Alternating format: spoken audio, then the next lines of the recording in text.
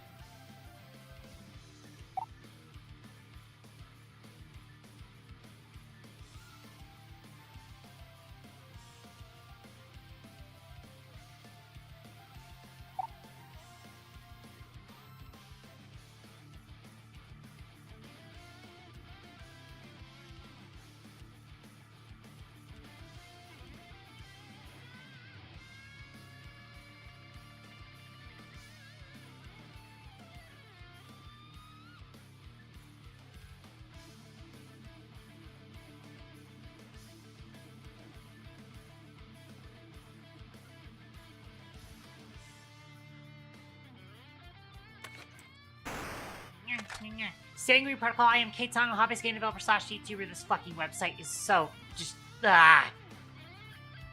sorry that it took me a minute to start that. I mean, so I was starting stream late anyways, but I am also like not fully ready to start also.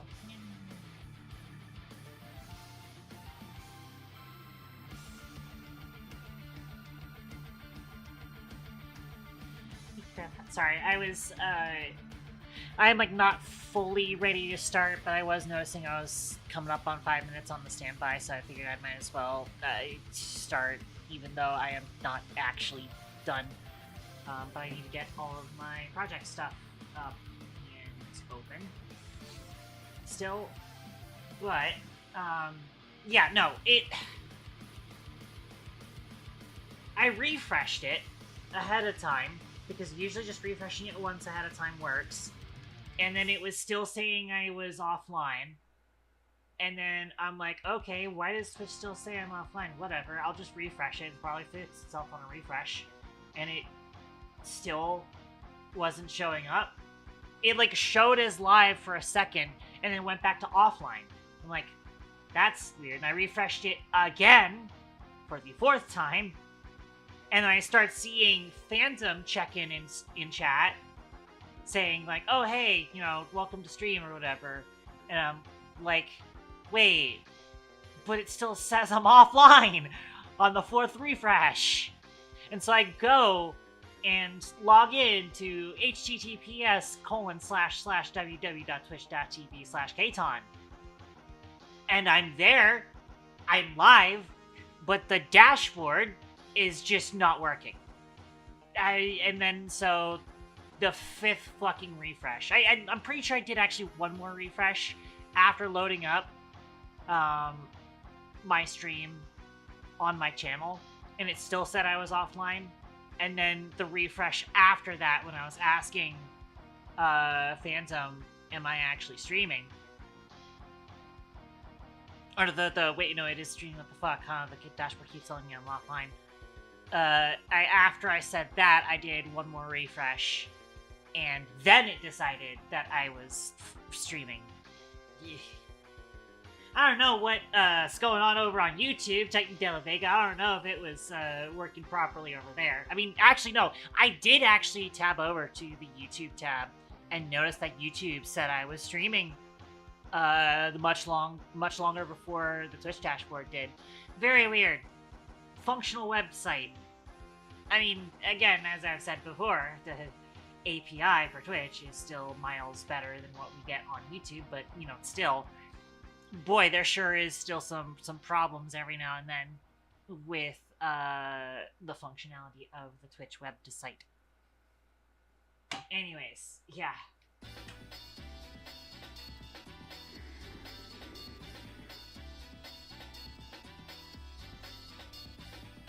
Well, Titan De La Vega saying, another day, good morning, sweesh. Another day of suffering? What the fuck is sweesh mean? What is this? What is this saying? As far as I know, Titan is, like, working in an office job, so I was gonna be like, yo, what is this, like, Zoomer brain rot speech? And then it's just like, no, Titan, I'm pretty sure, is an adult working at a tech job. I have no idea what this sweesh means. I don't know. Code Kid, you're probably the closest to that, considering you're, like, just in college. The fuck is sweesh? What is that?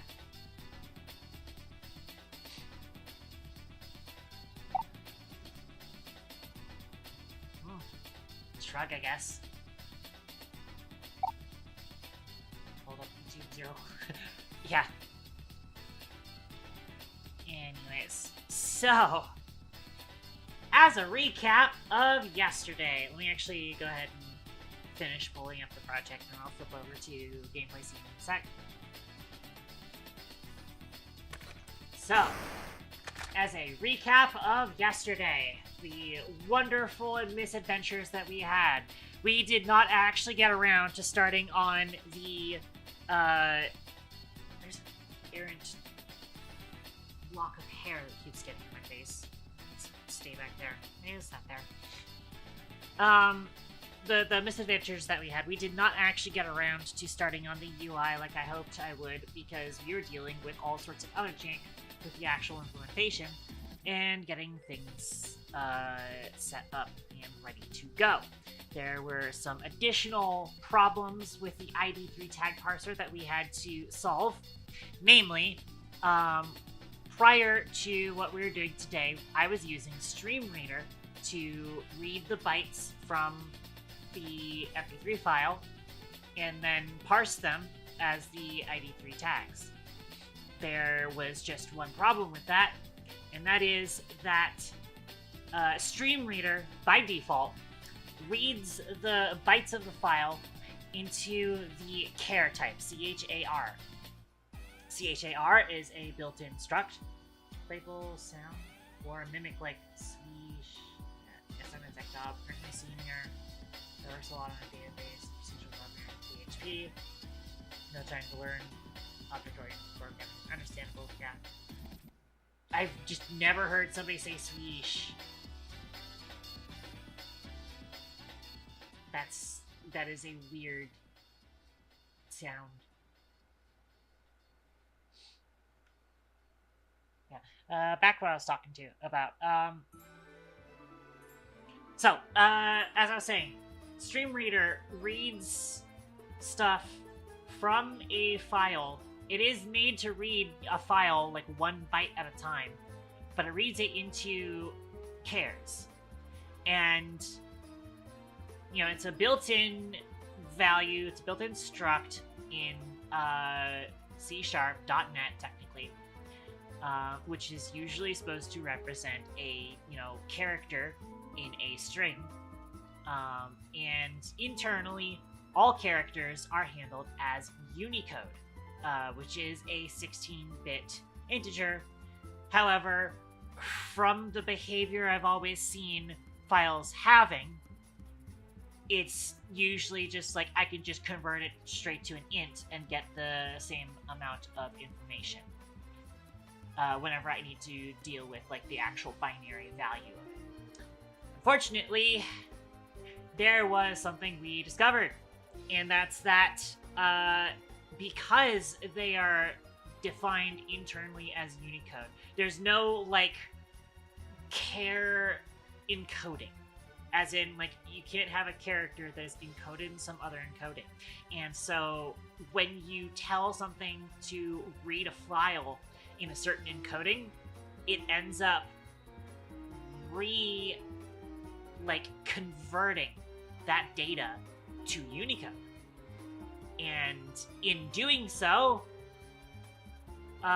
it ran across a byte that was part of a size header that the parser, the string or the stream reader didn't like, and like made some sort of assumption that it was some sort of weird character and replaced it with some other weird character.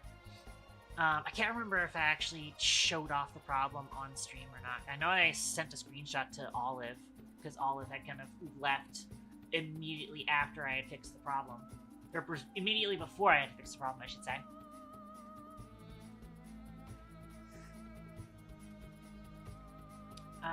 So let me actually go ahead and pop open HXD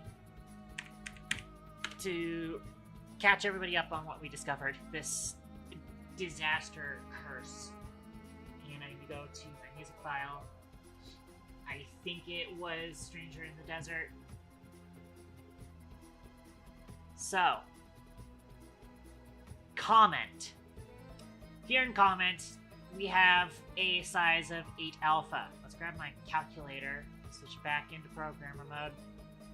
The hex 8 alpha being 138 bytes.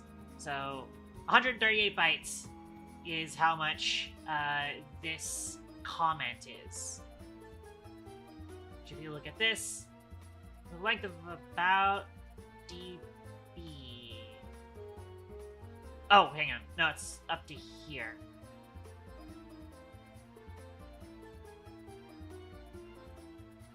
Yeah, that tracks. I think actually it's from here. Or it might even... No, because I think, like... There's 1 byte for flags. Actually, no, it's 2 bytes for flags. Yeah, there we go. 8 alpha. Again, I'm sorry I can't make this any bigger. That's just the limitation of HXD.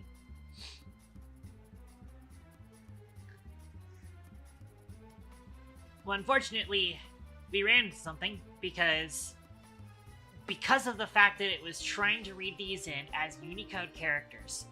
It did not like this 8 alpha at all. In fact, you can actually see here, the UTF-8 code point here is unexpected continuation byte, which I think has something to do with it not liking how that was written.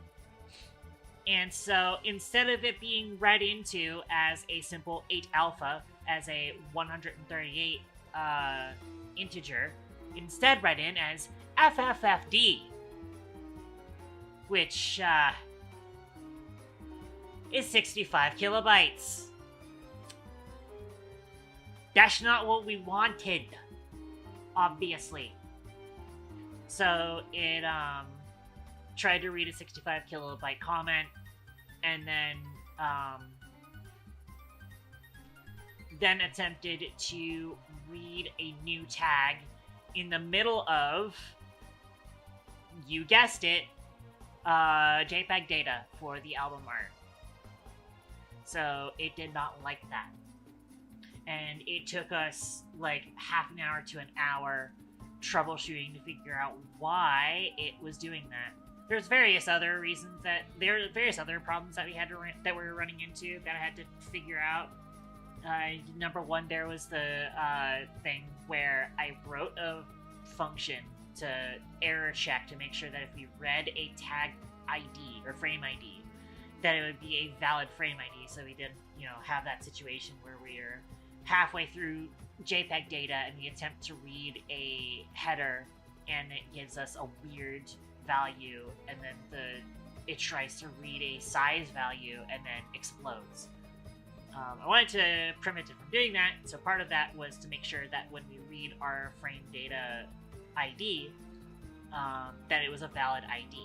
Problem is that I wrote that function with the assumption that all IDs would be just the capital letters, and I completely forgot that there are numbers in some of them. And I sat there scratching my head, like, why is it marking this as invalid? Because it didn't add, like, a better understanding of why my code was marking it as invalid. And also, I was marking the wrong offset in the error message, because I was marking the offset after the tag header, or the frame header, because I was doing the math wrong. Mainly due to a, what's the word I'm looking for? Kind of an order of operations and misunderstanding how my code was supposed to be written anyways.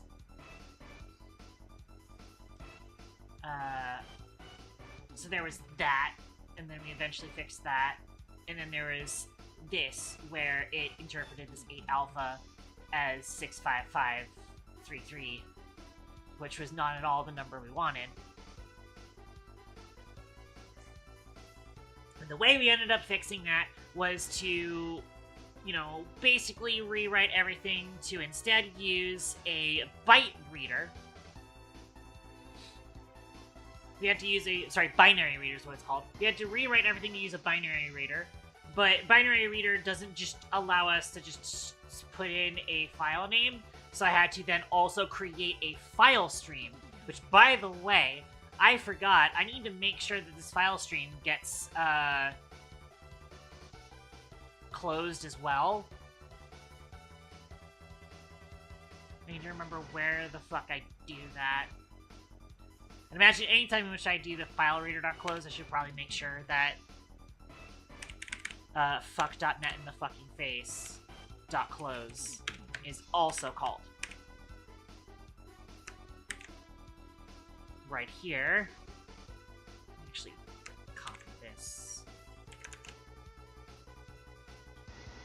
Find any other mention of file reader.close.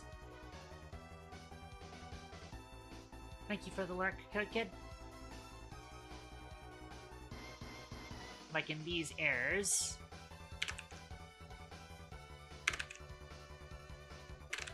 Really, I should go looking for any continue.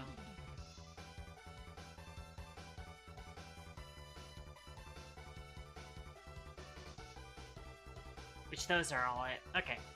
So now we have the file stream reader as well as the file stream itself closed whenever we are done with it.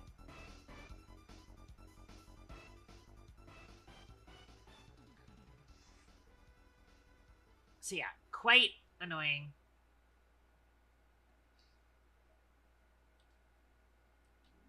But we figured it out in the end.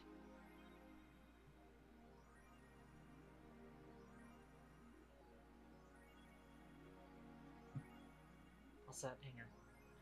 I did. Okay. Just making sure.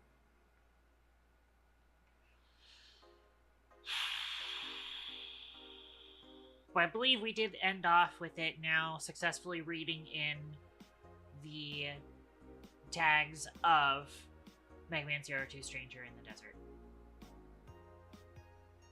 Hopefully. Hopefully it is good. And yeah, throughout basically all of last stream, the number of swears per line has increased drastically in this file, or in this project, because of how frustrated I was with this revelation that I can't just convert the char to an int and have it be the same value as what was put in there by the file.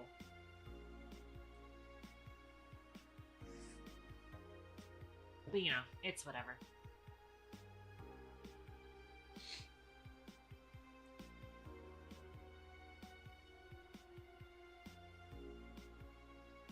So,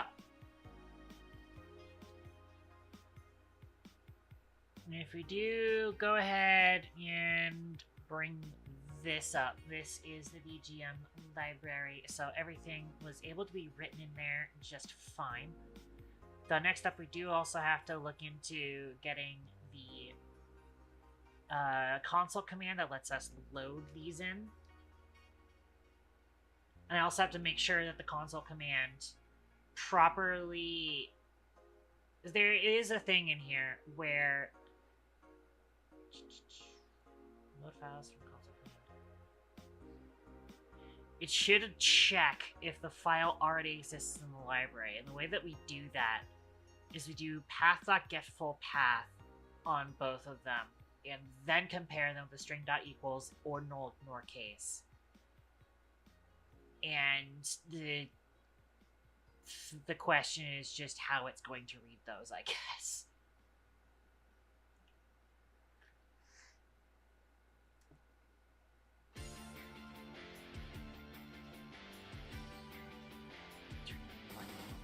Also, this is a little too intense. Again, it would be nice when I set up the thing eventually where I can filter through different moods.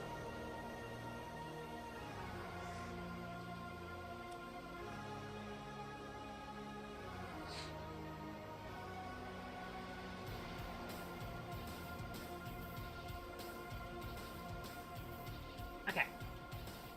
So yeah, now is the time for us to find out if that console command works properly. So we're going to boot the application up. I do also gotta see if I can set something up to where I can disable the raw input system in case that does end up fucking with things. Because like right now I'm not seeing it fuck with me in terms of like alt tabbing out, but it could entirely fuck with it. Alright. Yes, you have the only warning here being the trusted raiders list is no longer empty. That's fine. Alright. Let's try the following. BGM.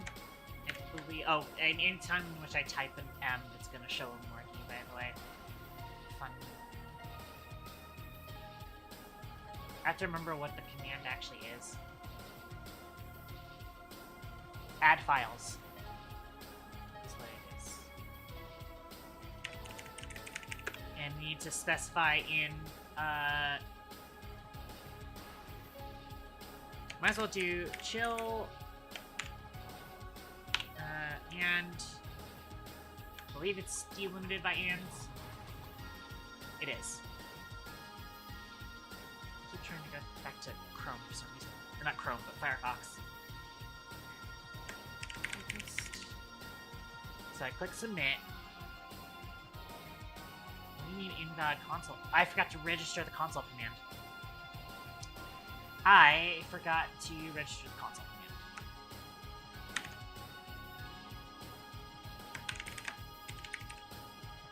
BGM add file now.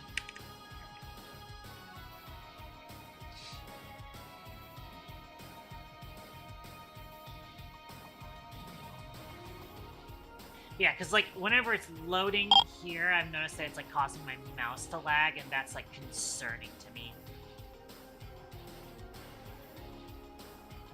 Yes. Stream. Then console, BGM, add files. Hopefully it'll actually work this time. Chill. And focused. That caused my mouse to lag a little bit, but it did open up the file browser. Import music. I'm gonna go to music folder. I need to make sure this is sorted by... Why do I not have modified date?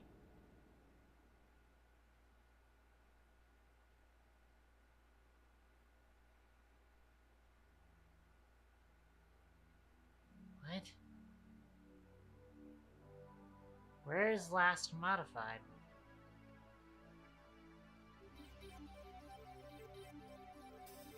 Oh no, it's date modified, isn't it? There it is. It's weird. Sort by date modified.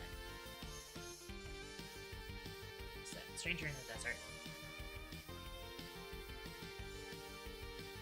Yes, there it is. File already exists in library. Perfect. That works. So now I know that between typing in the file path from the thing and doing a file import from here, it should properly work. Keyword should. So, cool.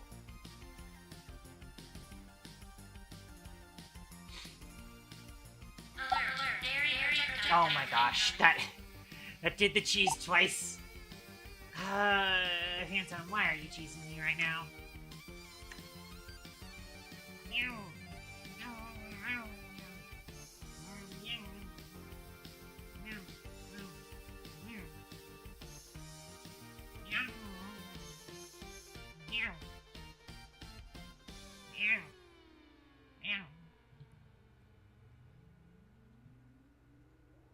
Okay, but we have confirmation that all of that basically works properly. Now it is just going to be a matter of I can go ahead and just put all of these with a throwaway tag because again we are going to be going off of basically a placeholder version of the playlist anyways here. So this is going to be where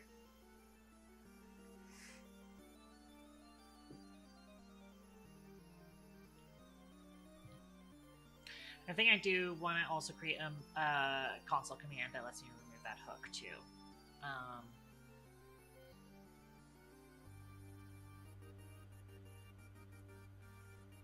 Just the way that we do it here, go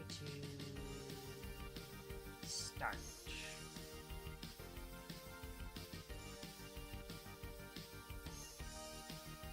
I believe we can just do raw input.stop and I don't need to worry about unsubscribing us from this event. My coding languages do you know? So I know a little bit of C#, begrudgingly, because I'm really not a fan of working with it. I know C++, a bit of Lua. It's been a while since I've worked with Lua, but I was very good at Lua back in the day. I know some Python. I hate Python, but I know enough of it and can work with it. My first programming language was actually GML, Game Maker language for the original Game Maker 7 back in the day. And I guess Game Maker Studio still uses it, but, or maybe. I haven't seen what GMS2 looks like, whether or not they have, like, more options, but I think they're still using GML. What else do I know? I know a little bit of Java, but it's mostly just an extension of comparing Java to C#. I want to learn more Java, honestly. I wanted to do at some point where I was just going to do like a stream of me kind of just learning it in the context of like Minecraft modding, potentially. But I keep kind of waffling on that plan. And outside of that, I think that's it.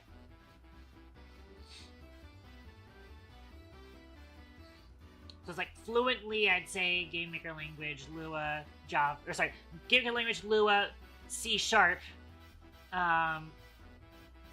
Semi-fluently would be Python,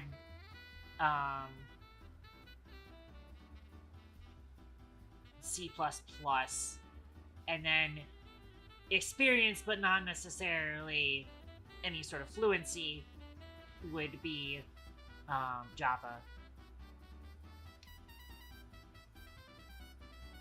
I'd have to like put them on a tier list, I think.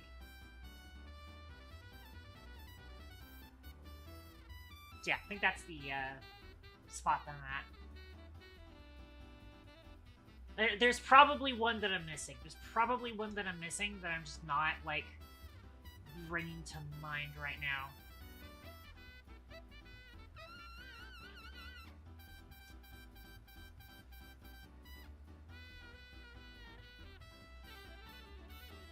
I will say I've looked at Godot script and I kind of just hate it. Just right out the gate. I don't really like it. I kind of get it, but also I hate it.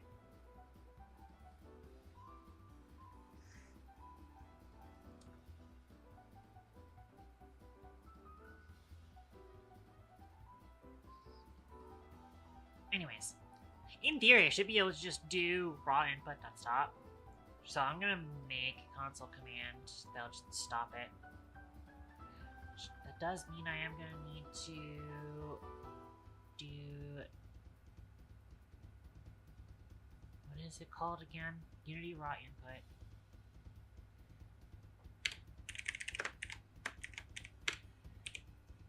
raw input.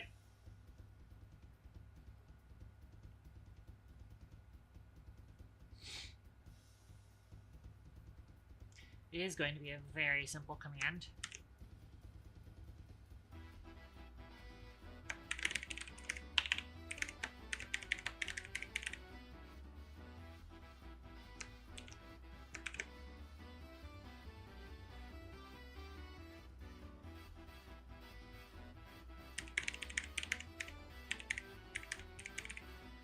Type in disable raw input.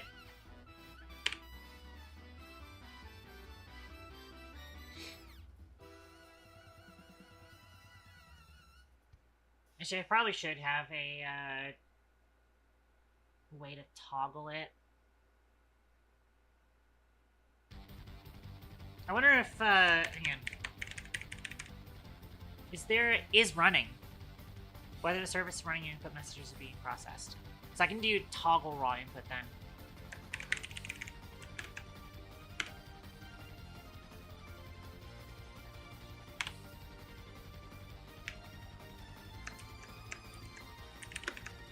So if raw input is running, then raw input stop, and go ahead and log in console manager. Yeah, thanks for the alert, Phantom.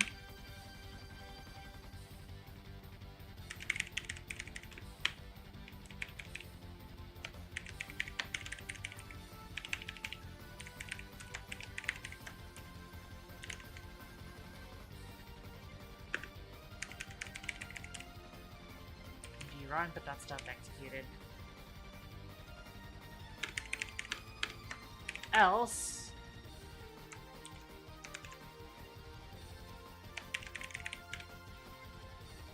you do start.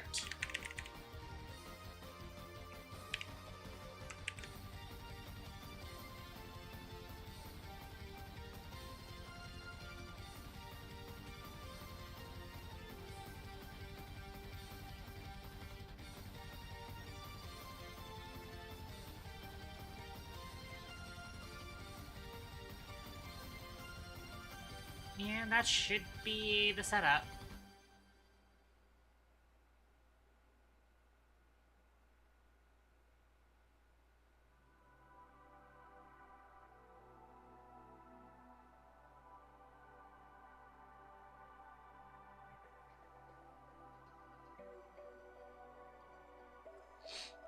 Okay.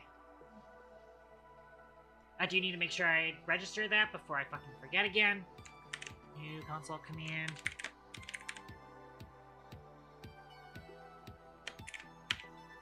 Toggle raw input.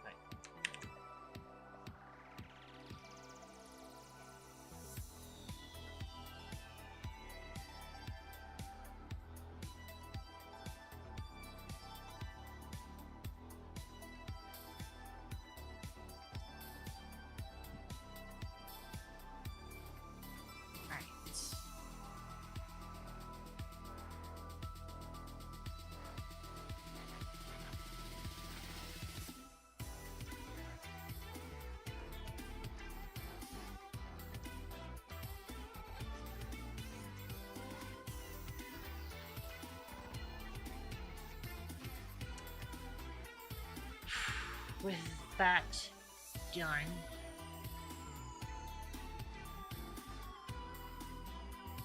next thing to do is to just see if we can get a playlist running and whether or not the playlist system will work.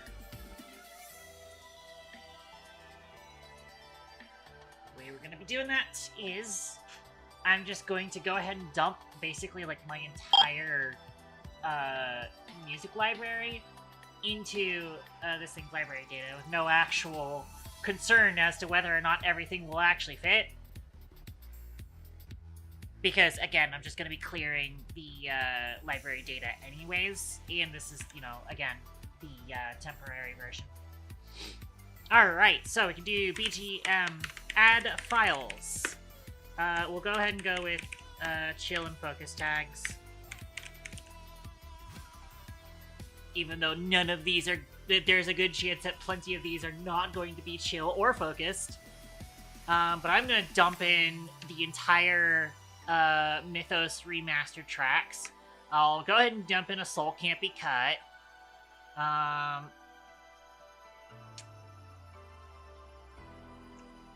Let's dump in the other OC remix songs from Mega Man Zero. Let's drop in preferably something that won't get me copyright striked. Could throw Please TNT in there just as a real Russian roulette moment. I wonder if anybody who's currently tuned into the stream even knows about this song. How long has it been since I did that April Fool's?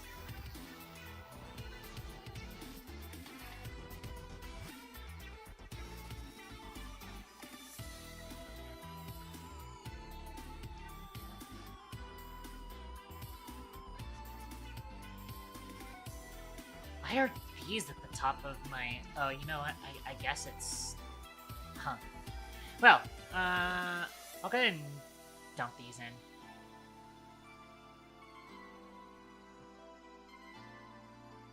So yeah, it didn't do that one. I have 281 log messages in here. But if I now look at our BGM library... Oh, wait. We did end up with a second edition of this. Hold on. How did we end up with this?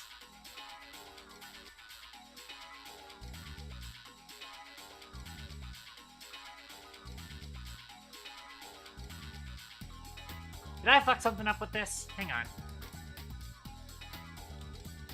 Let's go find that... Oops, I closed something that I didn't mean to close, I think. No, I just pinned something.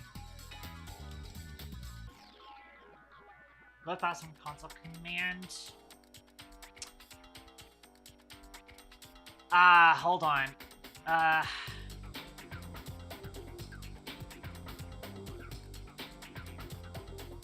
never set found to true here.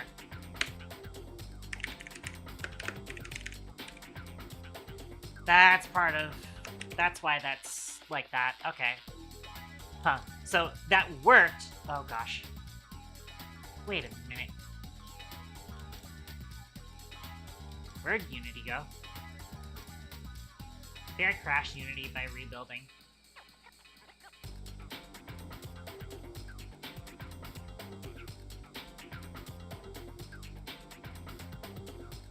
I think I accidentally made a script change whilst the game was still running. Oops.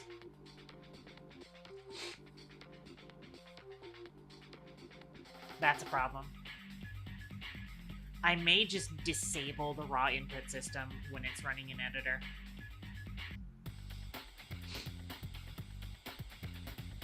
I'm gonna do that. Let's go to our start method here.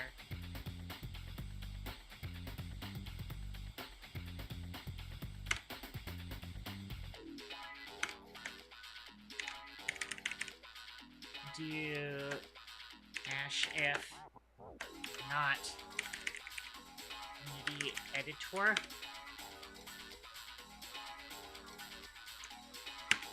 Just don't actually start raw input. Unless we're absolutely sure.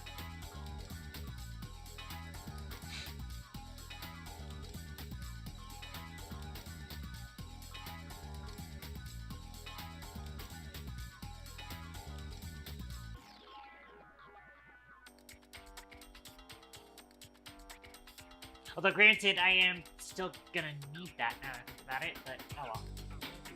I could actually set something up.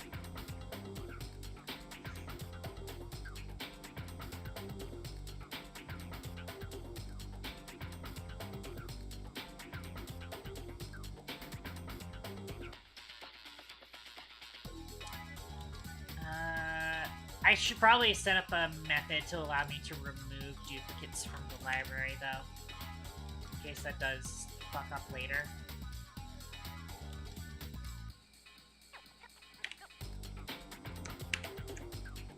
But if we go ahead, load all those in. Don't connect to OBS.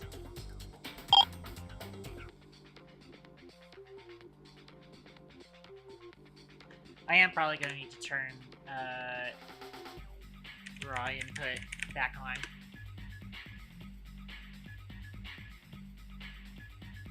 So, if I go ahead and press a button, I forget which button it is. Let me go find out what button it is. If I press F22 right now, we should have it start to play a song. And just to clear the air, I'm going to turn off my VLC radio, and we're gonna see. Hang on, actually, wait, first I need to make sure we're looking at BGM Library Manager. Audio source 1 volume is 1, audio source 2 volume is 1. That is interesting. Alright, but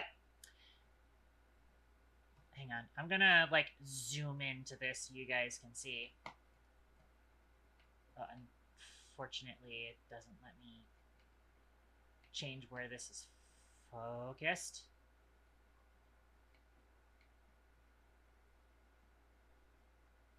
Can I...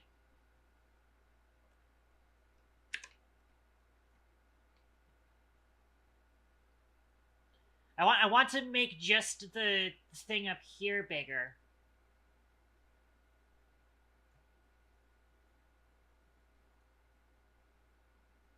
So that you guys can see this. But, okay, here is the moment of truth. I'm going to press the F22 key. That was very loud.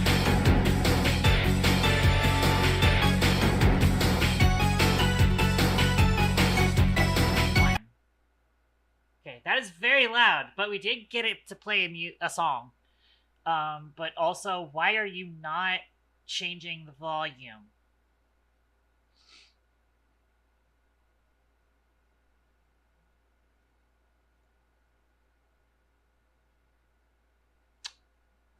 Probably because I don't actually have it. I need to also multiply it by base BGM volume. It's not actually multiplying by base BGM volume, so let's make sure it is multiplying by base BGM volume. There we go. That should hopefully fix it.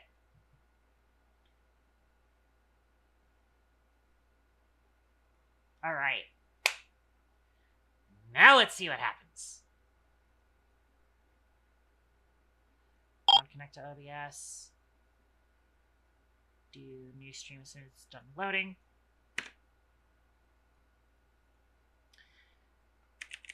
Again, I should probably set something up so that if raw input is off, then it should just use like a direct Unity input system.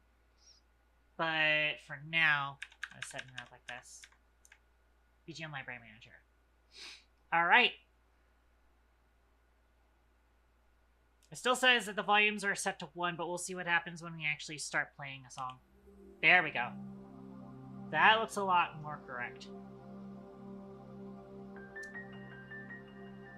Still a little loud, though, I'm noticing. Should be that this one is now playing. That is still surprisingly loud. If I change...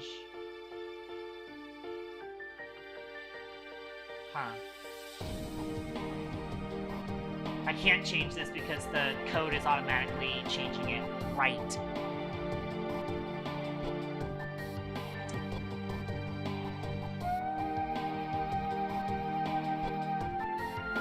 Well, just to make things a little bit more bearable for you guys, I'm going to go ahead and...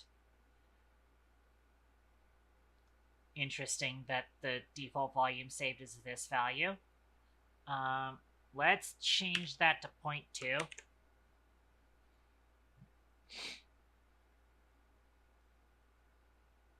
Alright. And then we load this up again.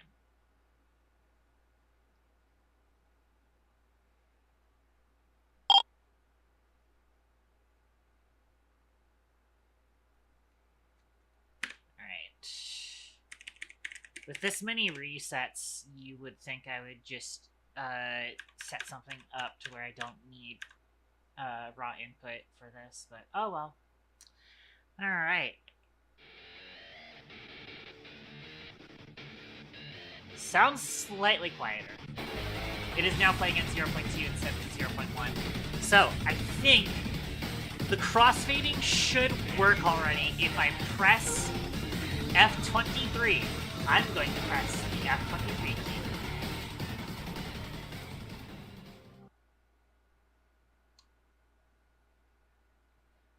Why did it go to volume 0.4? Also, why did it choose the wrong thing? Also, why is it not finishing crossfading?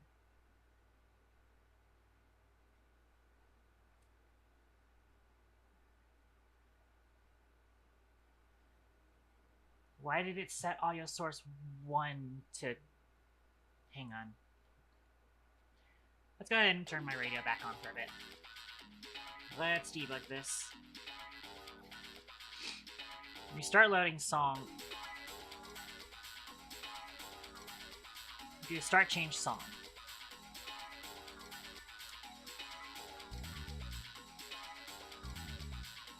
We're not currently crossfading, so we set crossfading to true, we set start crossfade to time. We then swap our active audio source. According to this.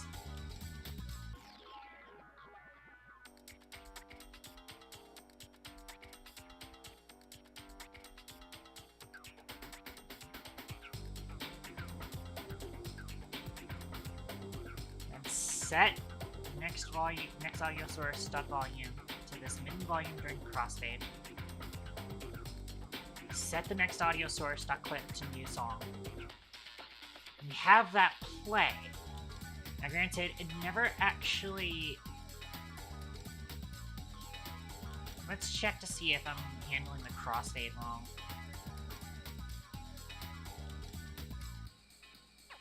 If we're currently crossfading, the inactive volume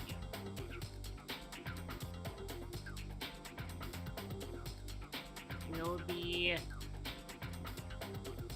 1 minus crossfade amount.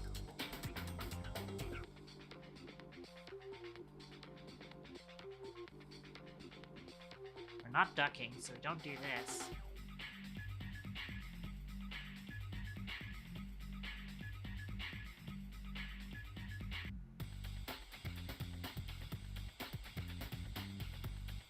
One minus crossfade amount.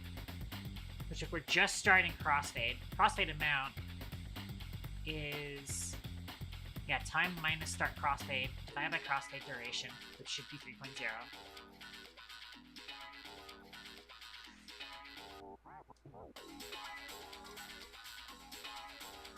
Keeps fucking with the default volume though.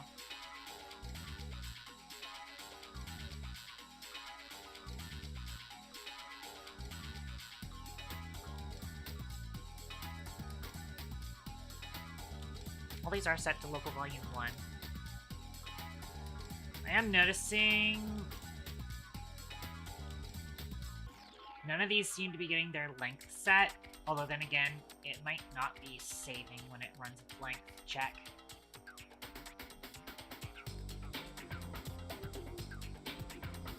So I might need to set that up.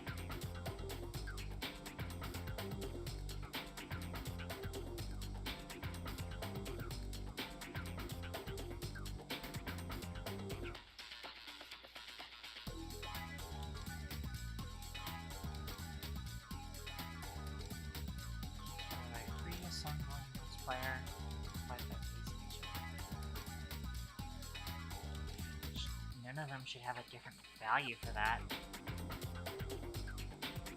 So what is going on here?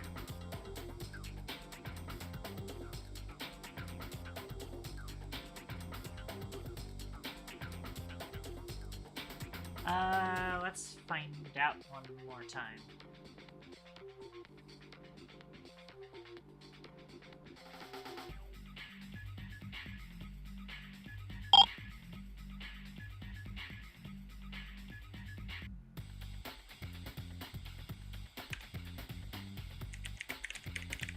Turn on raw input. Cycle us to BGM Library Manager. Stop that, and then... So, start playing a song.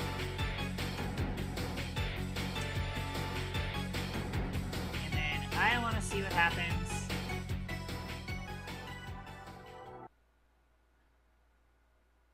Oh, it's almost working, but then at some point, it gets fucked up. At some point, it switches over.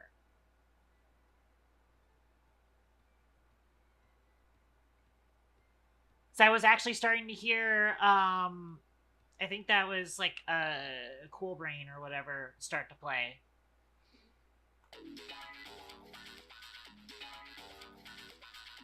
So it's almost like if crossfade amount is greater than or equal to 1, should be stopping inactive audio source. We're not turning off is crossfading though. Oh, hold on. And then we destroyed it. Hold on. I see what's going on here.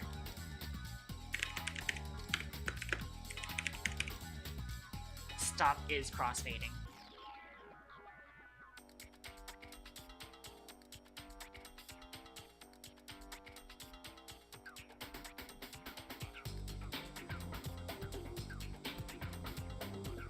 Yeah, there we go. That'll probably fix it. That's probably going to fix it.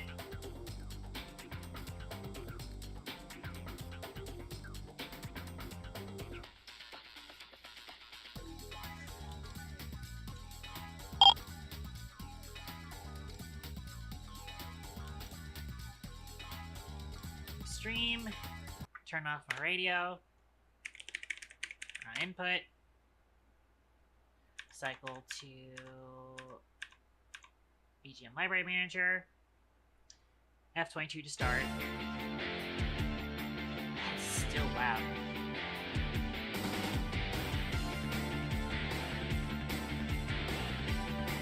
And then we're going to crossfade.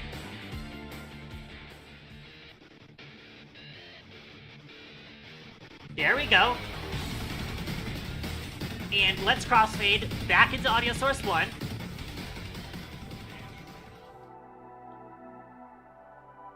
Seems like it's working now.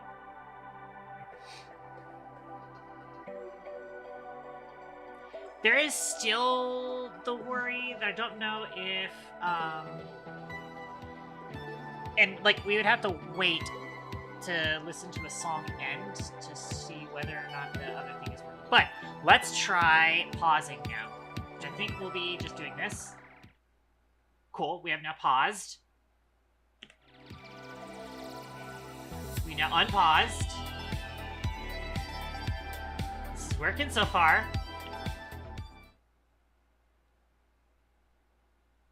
Is pause is true, is ducking is false. Yeah! It does say we are currently resuming and we are currently pausing in there.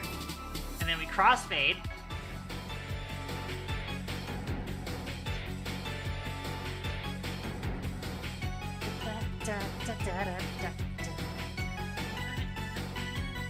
This is working.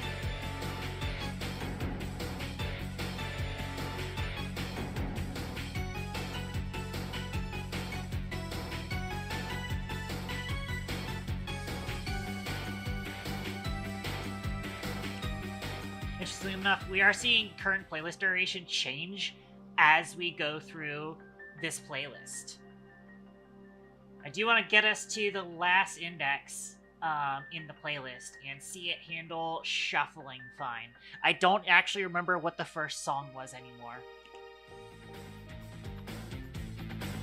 This is working good so far. I am definitely still going to have to tweak that volume, though.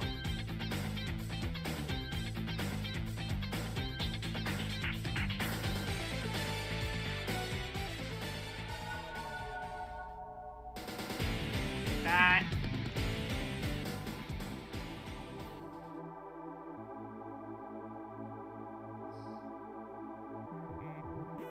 Wait, didn't we already have this song?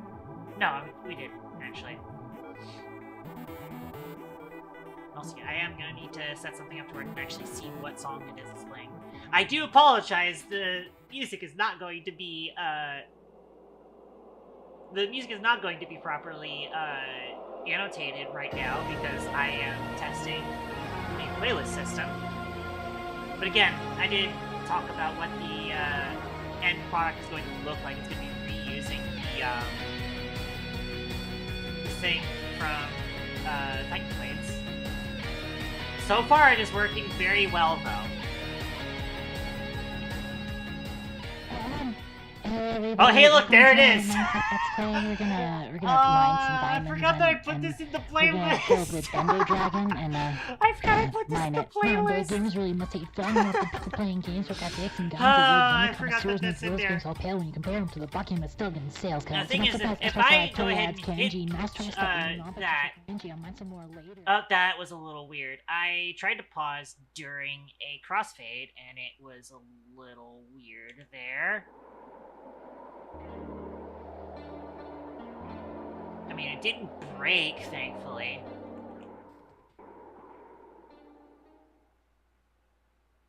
Uh-huh. I think the, stuff that I wrote for, hitting pause during a crossfade did not work properly, maybe.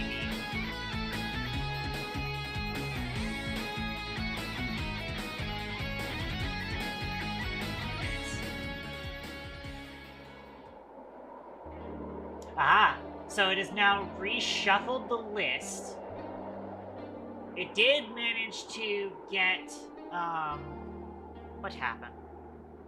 Oh, we're doing our check-in with Twitch. Okay, that's what's going on there.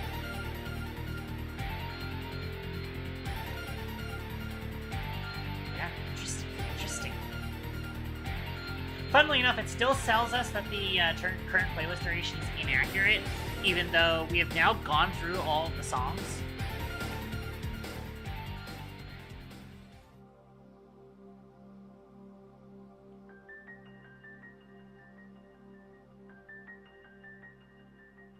Yeah,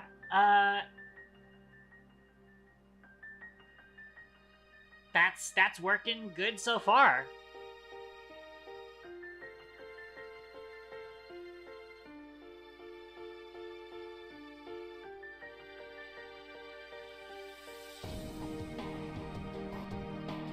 Very solid. What is the shortest song on that list, out of curiosity?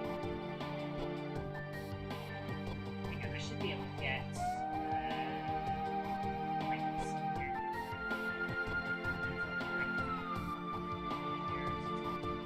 A little bit.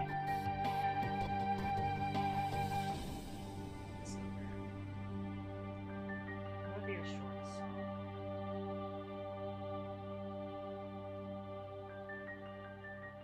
To be fair, most of them are around here. Soul Can't Be Cut is technically the shortest, so let's go find Soul Can't Be Cut and see if it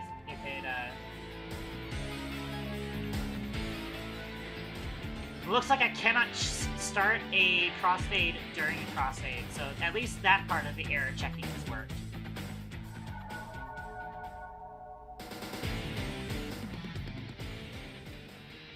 There we go. So this is the shortest song on the list. We'll see how...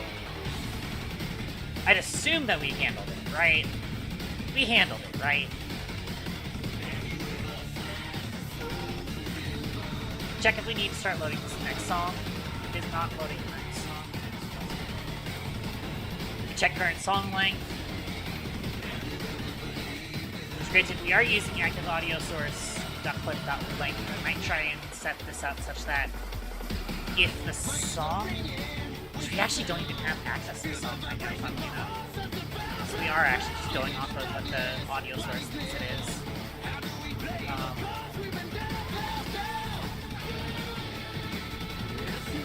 Yeah, so it looks like we do have a setup. Granted, we are not currently using... We're not currently using our crossfade offset value.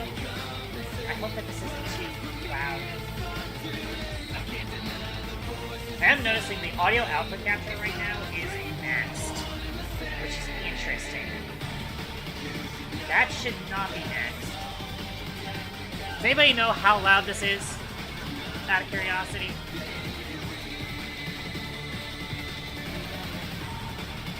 It shows max volume in audio output capture. Yes. Hold on. Real quick. I have to do this very quickly.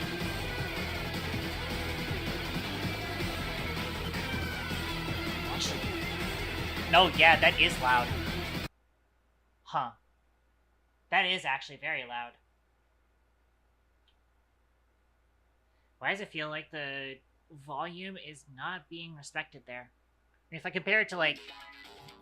That's how loud VLC is right now. Is it just that that song is... Hang on, let me actually just go ahead and play A Soul Can't Be Cut in VLC. At the 30% volume. It's pretty loud. And we have...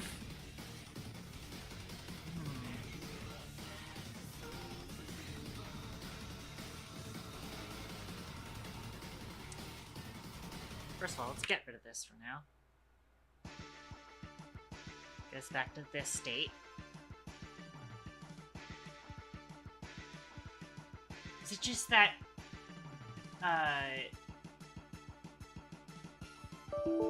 Oh, shit, I crashed Streamlink. Oh well. This is part of the reason why we're doing this thing today. Volume mixer. I do know that... Wait. That's part of... OBS is inbuilt. It's not actually, modifying itself in volume. Interesting. Nothing is objectively louder than itself. And make sure I reopen that out.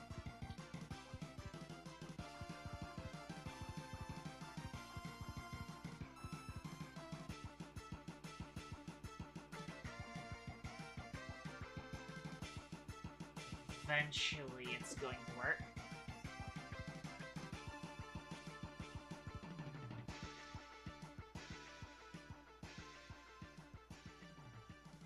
On.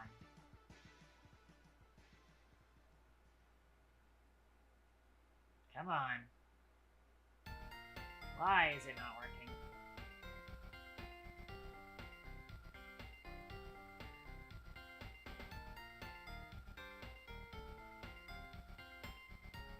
Oh wait, that's action log. That's the wrong thing. Hang on, there's Streamlink. There it goes. Yep, okay. The moment I found Streamlink and then refreshed it, it worked. Cool. Annoying. Oh well.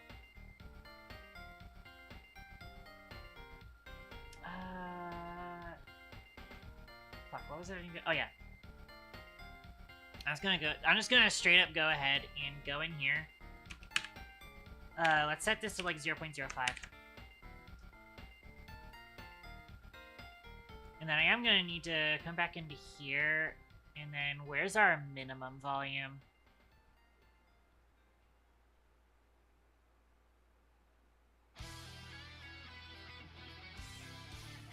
Okay, min volume during crossfade. Let's add another 0 to that.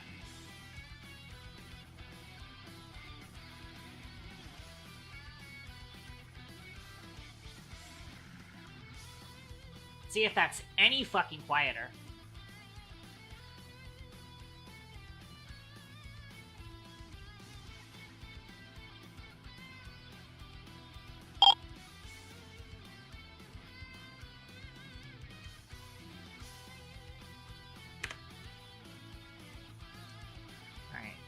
Raw input. On. Cycle to you. Alright. Is that any fucking quieter? Let's find out.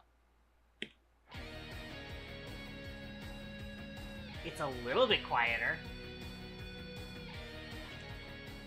See if we can find Soul Can't Be Cut again.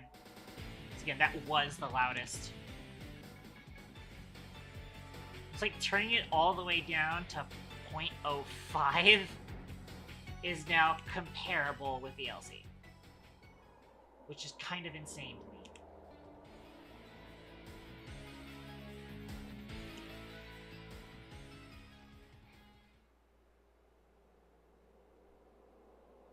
Oh, there it is.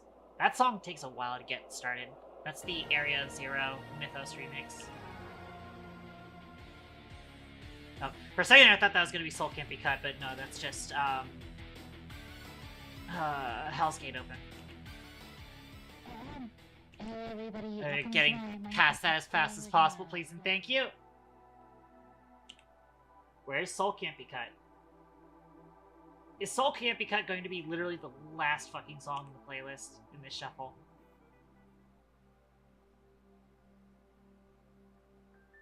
There's, that song. There's that. Where the fuck is Soul Can't Be Cut? Did I miss it?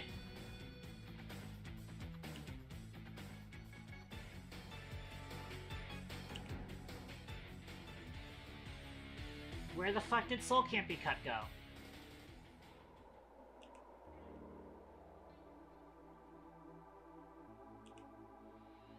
There it is. Did I skip it by accident and just, like, completely forgot what the fuck Soul Can't Be Cut sounds like? Yeah, I had to set it all the way to 0.05 for it to be comparable to VLC. Because again, if I... So I'm looking at the OBS layout thing here. Looking at the OBS layout here. We're going up to -35 here. Right? On the audio output capture. It's hovering around -35. So, I stop you. And then I'm just going to straight up play it in VLC again.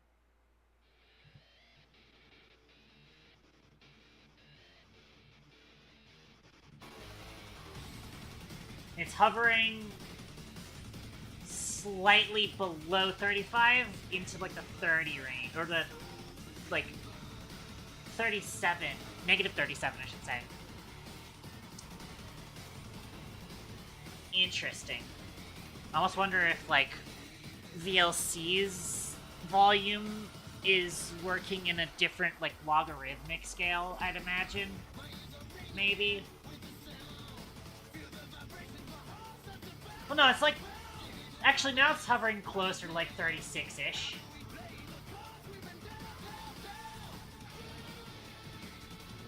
-36, I should say.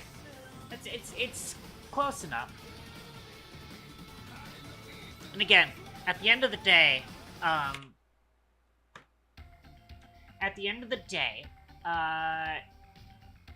the cool part about this system is that every song is going to have a multiplier anyways, to where I can change it here.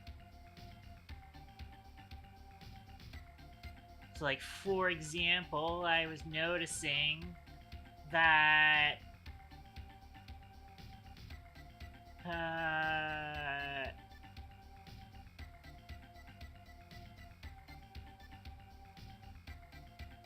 the Stranger in the Desert song was a little quiet at first.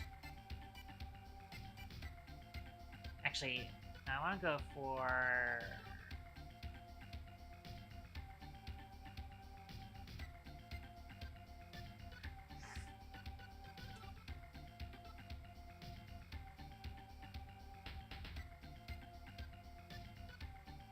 Let's change the volume of Amorphous Freeze. So let's say we set this to 1.5. Save. So now I can load up our thing.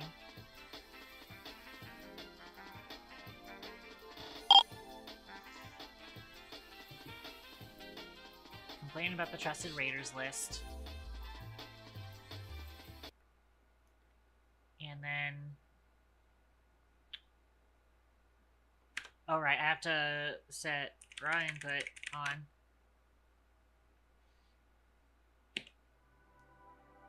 And then whilst... I think we actually just loaded up the same song. Oh, wait, no, you're... Wait, no, I did manage it, right?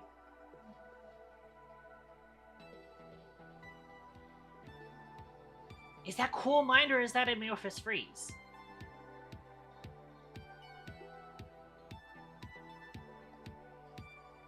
I think that might be Cool Mind.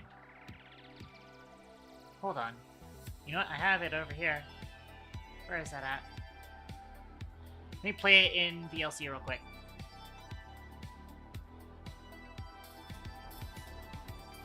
No, this is Amorphous Freeze, but it only did volume 0.05.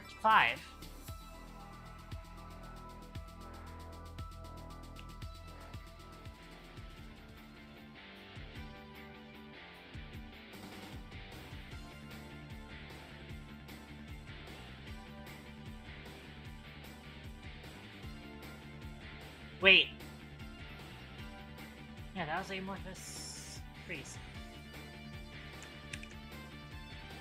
Did it... Oh, wait. Is that actually not implemented properly? Let's find out.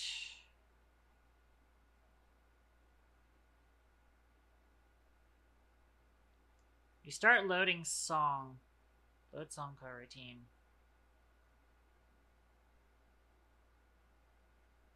Do you start change song, song.local volume?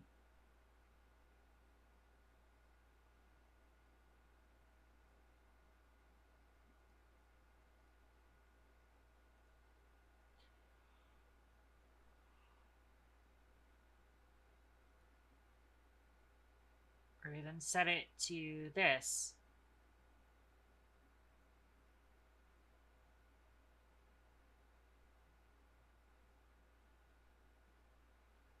Current song volume multiplier, previous... Wait, oh, I think I'm not using that value. Let's go find this thing again. No, yeah. Active audio source dot volume is multiplied by current song volume multiplier right here. So it should be working. Keyword should. But it's not. I wonder, shouldn't I be able to see... If I enable debug mode, I can see previous song volume, current song volume. Okay, cool. So, once again, Amorphous Freeze should have a local volume 1.5. So let's see if that gets loaded in properly.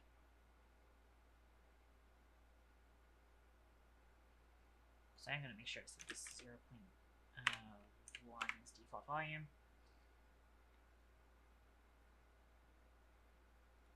Hit play.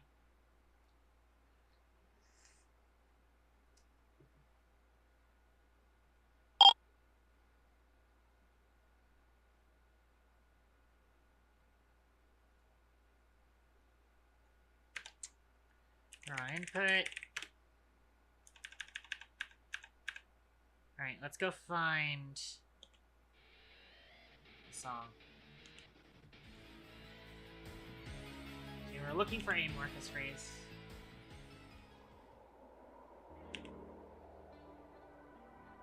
There, yeah, so current song volume multiplier 1.5. Wait, it's working now. What do you mean it's just working now? Huh?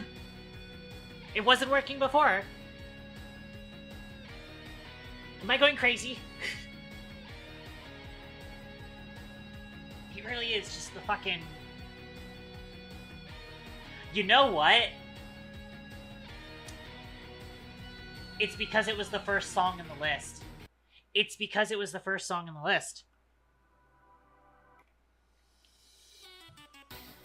it's because it was the first song on the list, which means we didn't actually run next song. Instead, we ran the manual thing.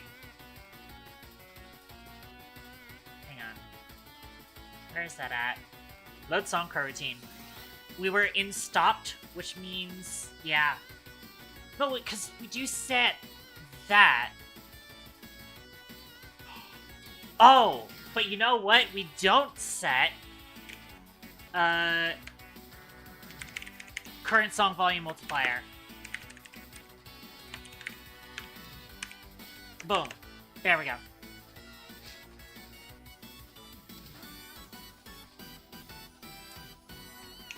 There we go. That's set up now. Okay.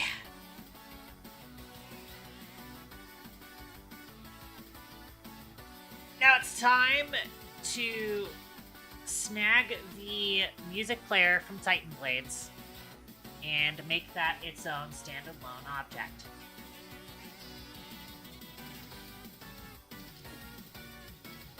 So here's a Titan Blade music controller. Is this also handling the UI, is the question. I don't think it is, because it's not referencing any UI stuff. Which means...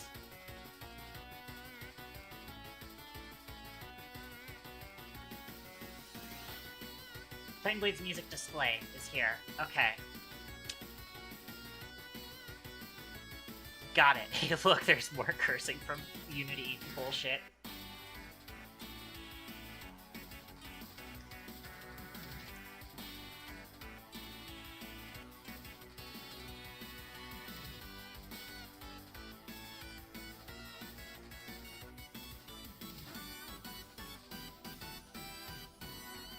Okay. This is very simple, actually. I think what I might end up doing is just duplicating this into its own object and start setting things up for that.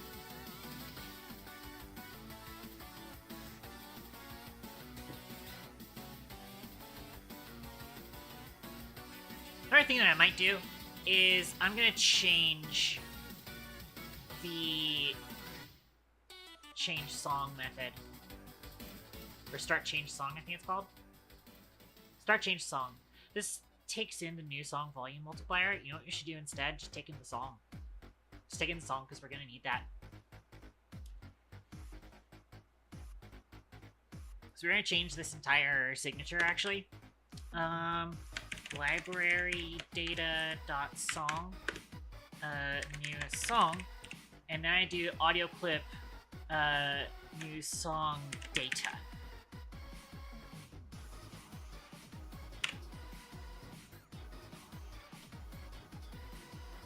And then this is going to be instead new song data.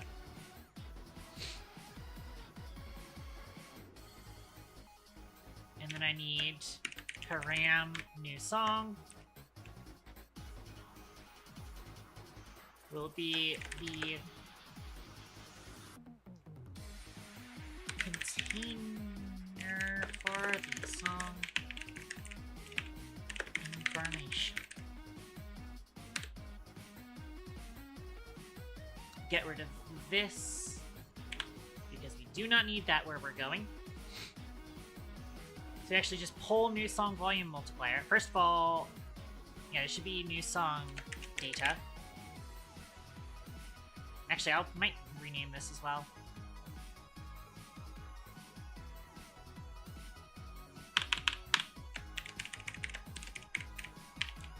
Damn it.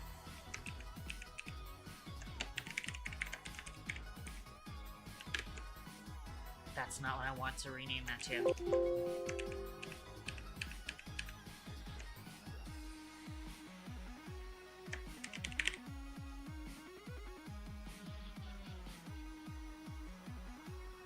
So let me do it the proper way by right-clicking, do rename audio clip. There.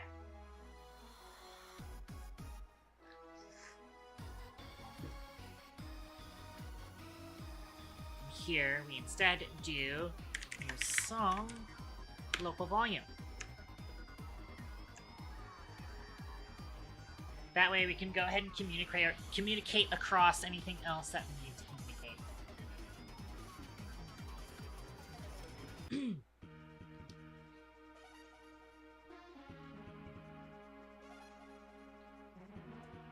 In fact, what I'm also going to end up doing,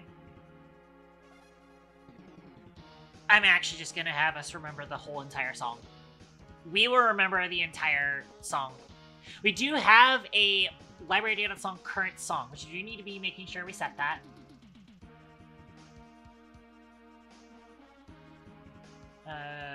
That's convenient. Go to definitions. So I want to set this.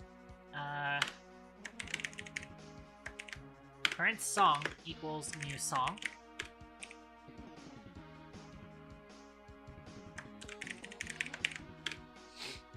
We set that to current song.local volume.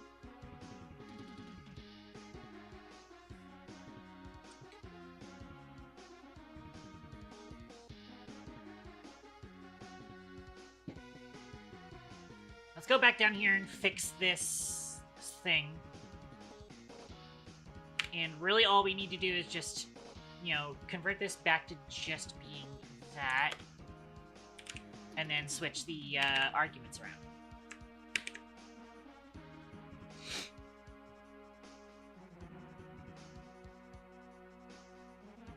So now that we have that available, we can now do, in our update method, check if we need to start loading the next song.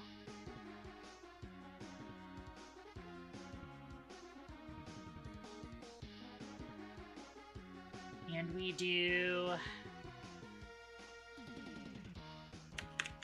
current song length.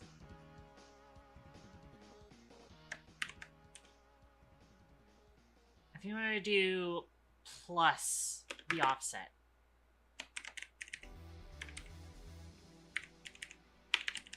Crossfade offset.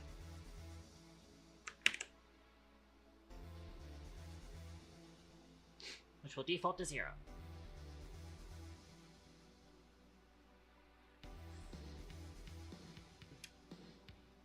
Cool, cool, cool.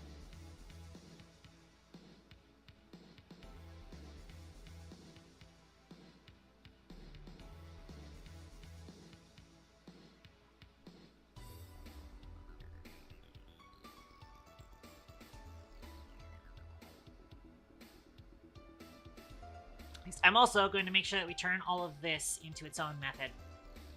So let's do that. Public void input play pause. Where I then do all of this stuff.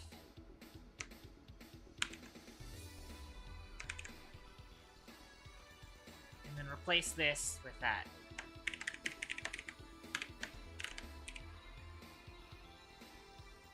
Then I'm going to do public void input next.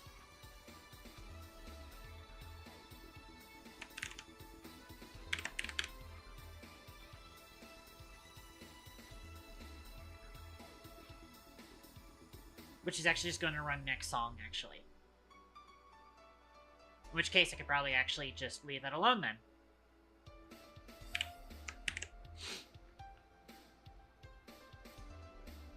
Next song in and of itself does get used during the thing detecting when we should load the next song.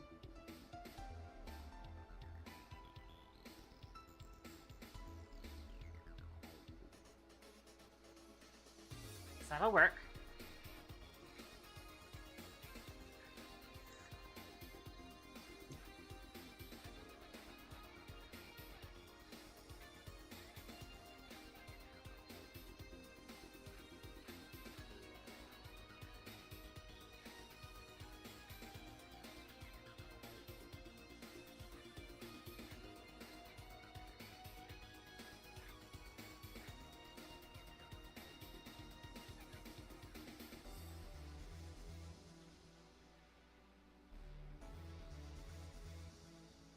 Okay. So far, so good.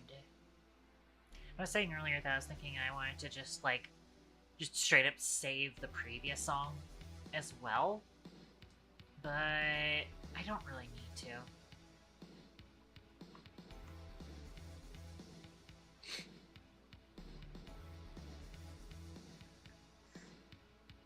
Another thing is that I was saying that I wanted to just rip the music display out, but considering the fact that the music display actually is kind of simple on its own, I'll probably end up rebuilding it anyways. As it stands, I wanted to rebuild it because I want to add a bunch of controls to it, as well as the ability to have that animation that I was talking about, where I would have the disc here spinning. And I actually kind of want to make it so that, like, when we start a crossfade, I kind of want it to, like, swap out the discs, almost like an old school record player. I want it to do that. One of those old school jukeboxes.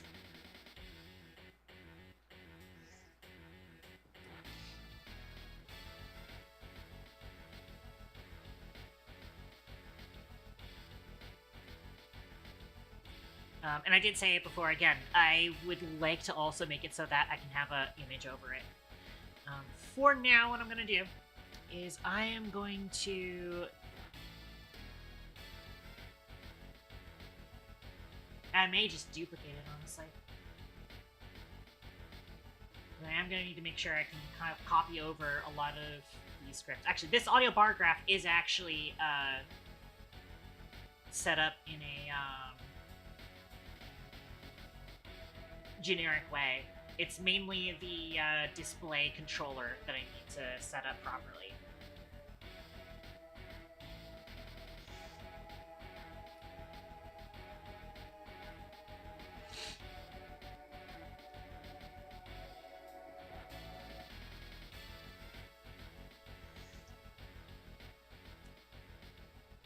What I might end up doing is I might make it so that I do still use the old Titan Blades track display, just because it is simpler, and I may just have the other one, because like I don't want the controls to be visible when we're actually playing Titan Blades instead.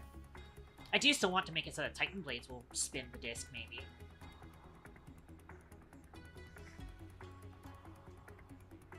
But I might give it a different thing. So, I think instead of just ripping this out and copying it, I will start building it from scratch, actually.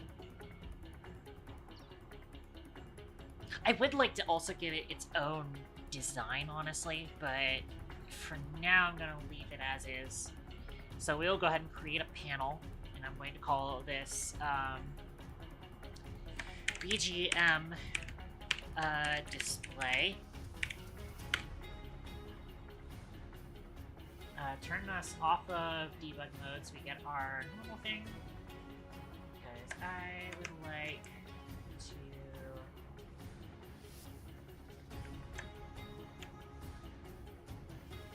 set this up like this. And I'm gonna dip it up here. I do need to make this a layout object for the OBS layout manager. Let's give it a similar width, although I probably will want to make it a little bit bigger.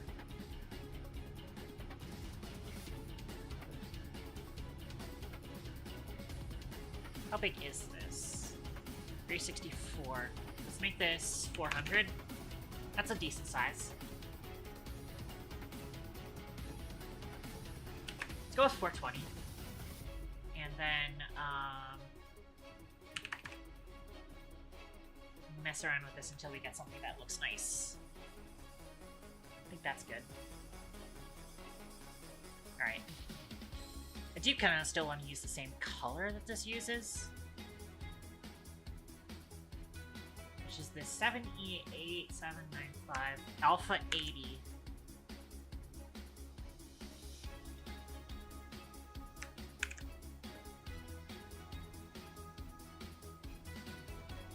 Might give it a little bit more saturation, though. Tune it a little bit more towards the proper cobalt blue.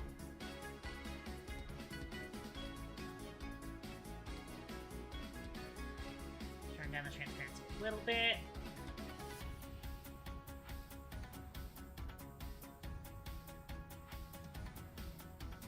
Keep it centered for now, even though I'm probably going to be moving it around on the new screen.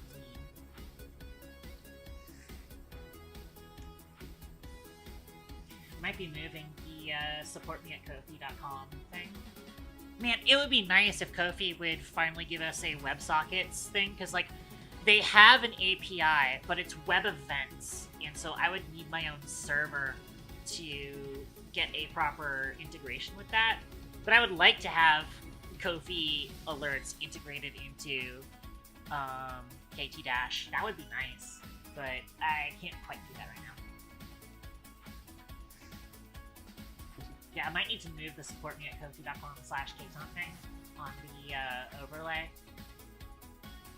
I don't know where I would move it. But again, it would be nice if I could just have that integrated into KT Dash, but I can't do web events.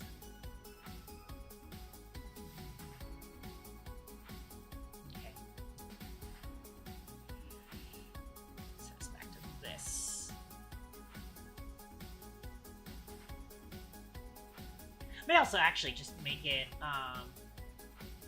fully opaque, actually. Since I am going to make it a component of the overlay, I think it makes more sense to have it be transparent.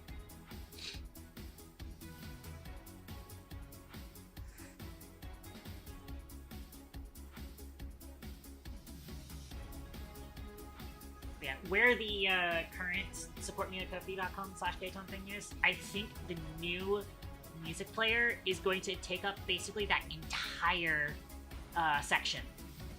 Because you'll see how the current Streamling display is kind of positioned. You want it to be basically from that corner down to the bottom left corner of that little window panel thing. I want that to actually be where the new music player is going to be. Alright. I may go ahead and just duplicate this Viz bars panel thing, though. Rip that out. And put that into the BGM display.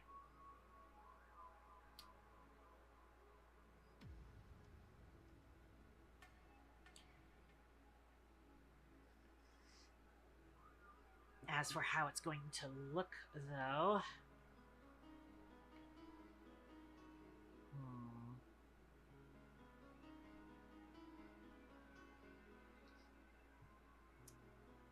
I do kind of want a progress bar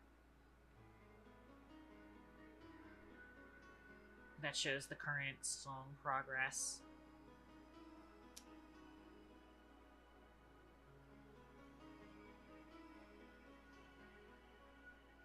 Also, I'm almost considering rotating it.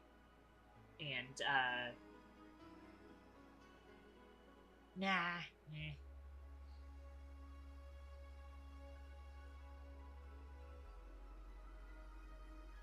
I think it makes more sense for it to be, actually, I could see it doing that.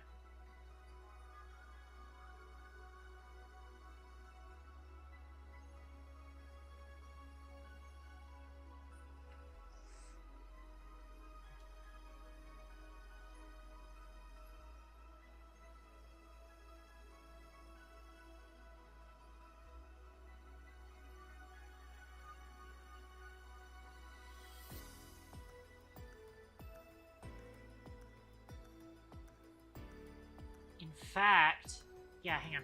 Is there a way for me to adapt audio bar graph to work horizontally? Let's refresh myself on how audio bar graph works. We get our spectrum data here.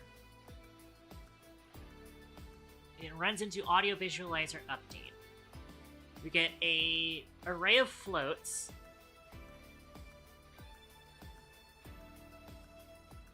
We got our count of bars. The array of floats is actually...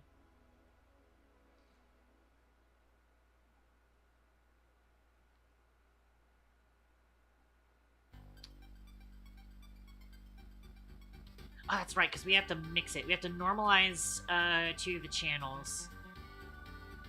So each channel audio sample resolution, which is 512. So yeah, they're 512 array of 512 elements is what we get put into here. And we do it into this size delta.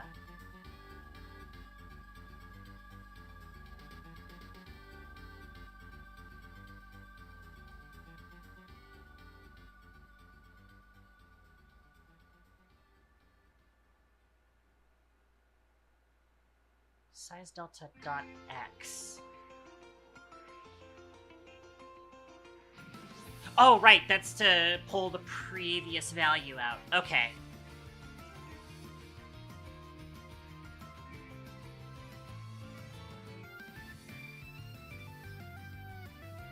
I see what we're doing.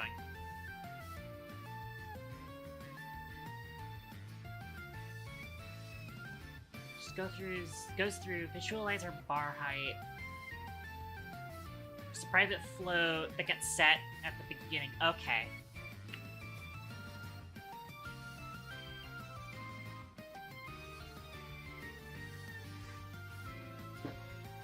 Let's start with the following then. I'm going to introduce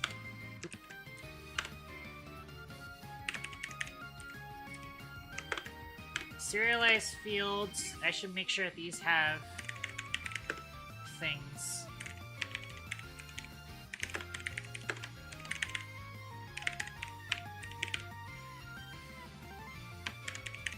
The horizontal bars.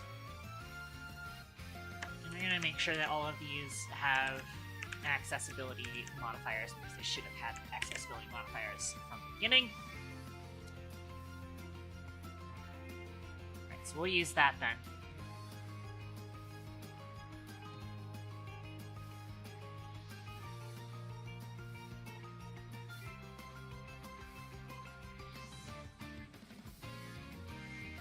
I'll still call this variable height, even though we're going to be... Yeah, horizontal bars equals false.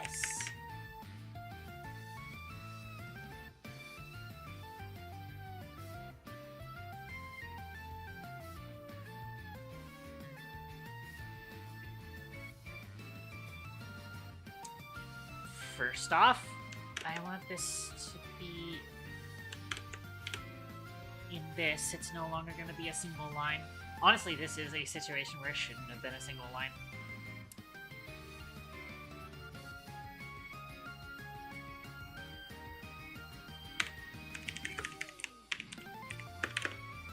Let's grab this. This rect. Let's also find out what the fuck this is. Use explicit type. It is a rect. Okay.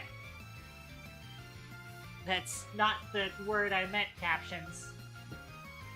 R-E-C-T as in rectangle.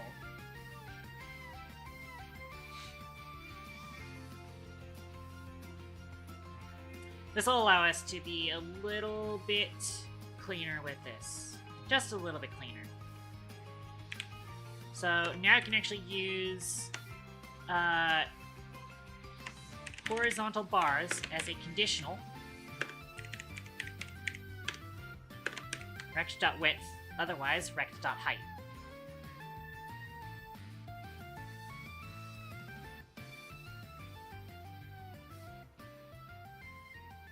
That'll allow us to set our visualizer bar height,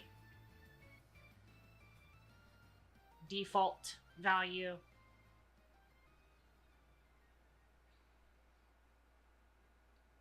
Honestly, that should be part of audio visualizer update.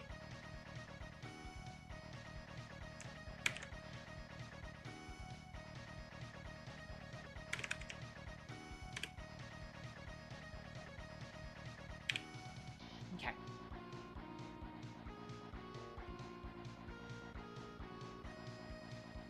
This is just counting how many visualizer bars we have. The order will actually be determined by the order that we put it into the inspector. over here. So we can reorder those if we need to.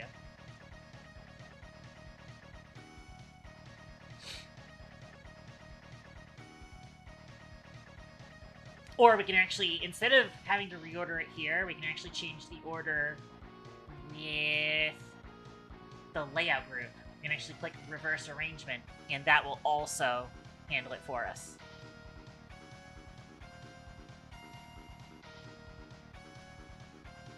So if we need it to be horizontal, what we can do is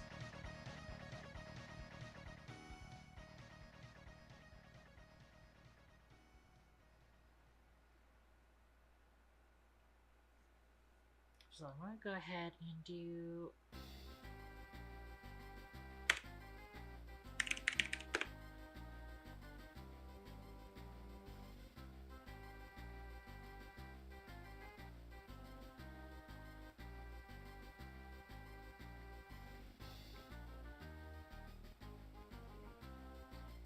I don't know if I want to call it height or width. Actually, I'll go ahead and call it bar length. And for that, we're going to specify in this isPlaying value.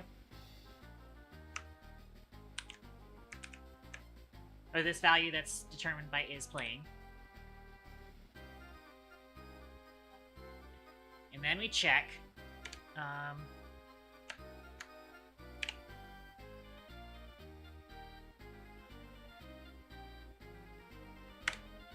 First of all, their old size delta will be set to this. Let's go ahead and use explicit type. It is a vector 2. Alright, so if horizontal bars... Actually, let's go back to you. Go to definition. Let's rename you so that I am better understanding that this is a private variable. But we'll use it as a conditional, where I pull the y instead of the x.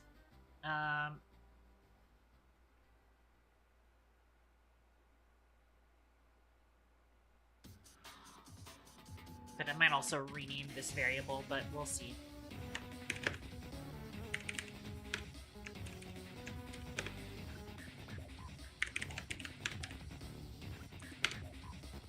So if it's true, we'll instead pull that. Otherwise, pull the other value.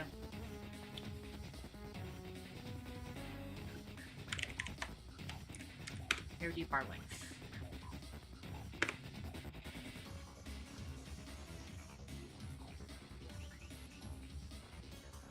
In fact, actually, hang on a second. I have a better way of doing this. Vector 2 is a struct. You know what we do? Go ahead and set size delta here. And then we can actually just do size delta. We can just modify this vector, right? So all we actually have to do is if horizontal bars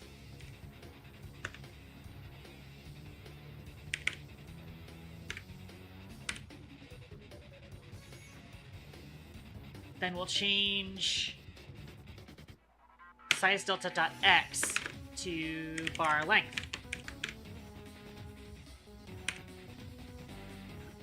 Else, size delta.y will be bar length.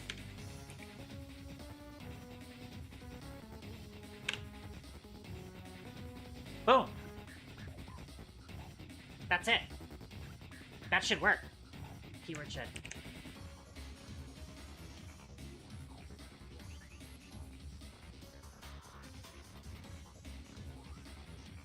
The main thing that we need to check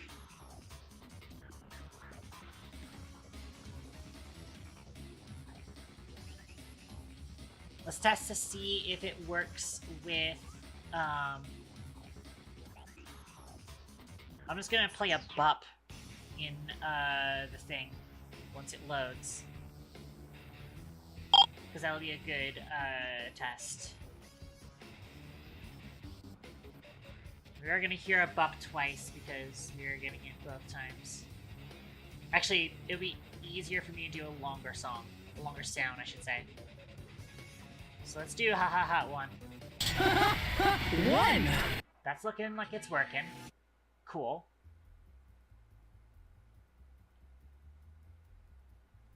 So far, so good. So far, so good.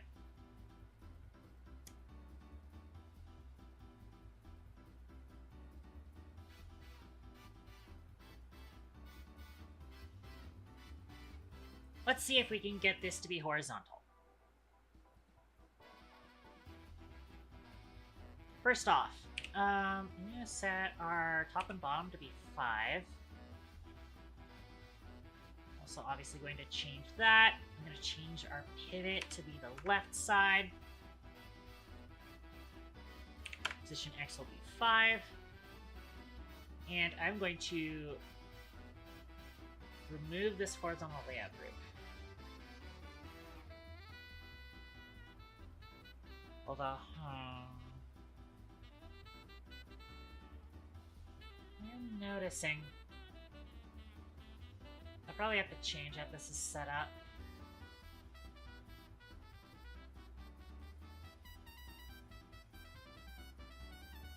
We'll see. It'll be interesting, to say the least.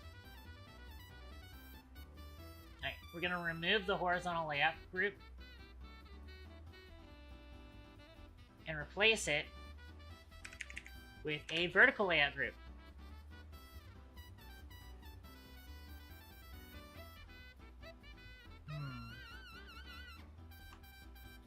The first thing we're going to need to do is change all of these, swap around their thing.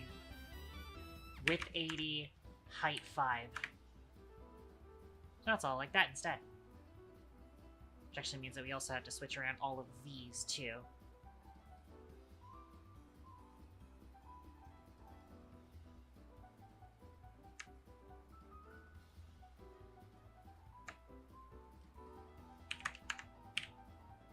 Like that. Cool.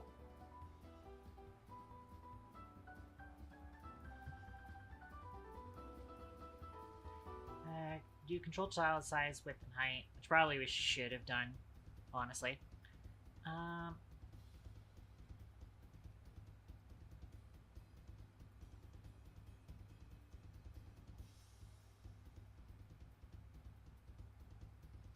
Change your child alignment to middle left.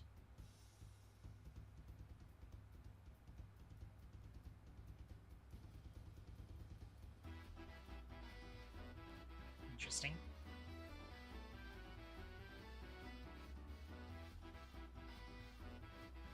You know what, let's change all of these pivots. I don't know why I set these pivots like this.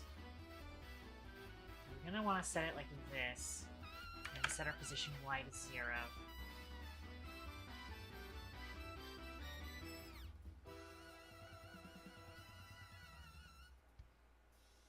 Oh, we probably need to set the pivots here too.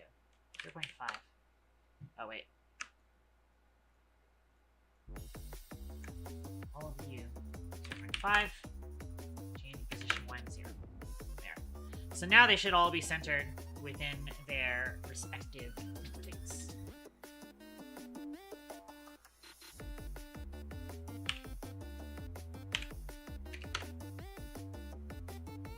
Interesting. Hold on. It's like nothing here.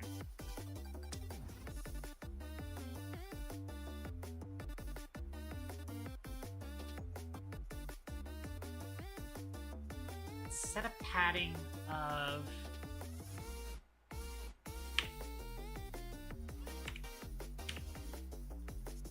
2, I guess. Alert. Dairy projectile. Like, why am I getting cheese right now? So why do you keep throwing cheese at me? Genuine question. Why?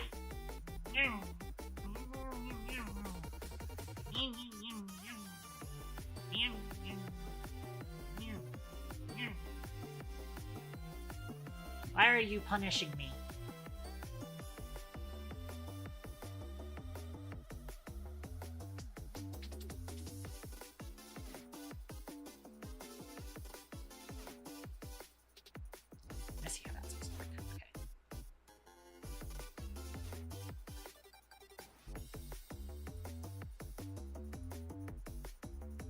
What I'm actually going to want to do is... This is going to need more fizz bars. So, we'll duplicate. Real quick, can I, like, turn off... Aha!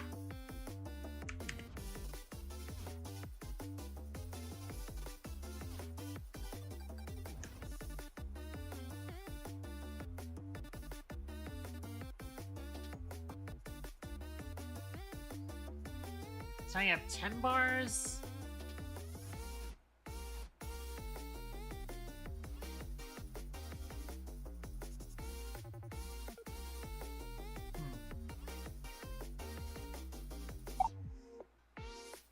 Like cheese, I run an entire cheese called. Okay. Intriguing.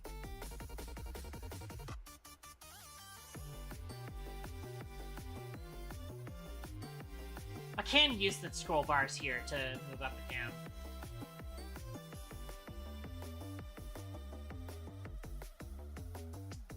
Okay, this might not be evenly split the way it should be. We have a padding of 2.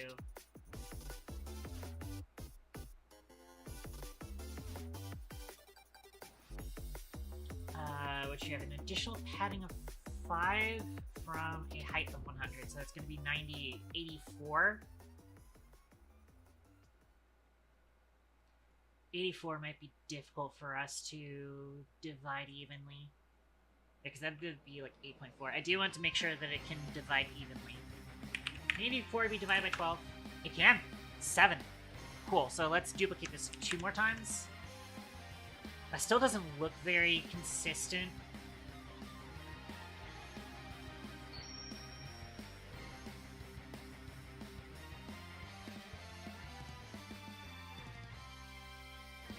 Turn gizmos back on.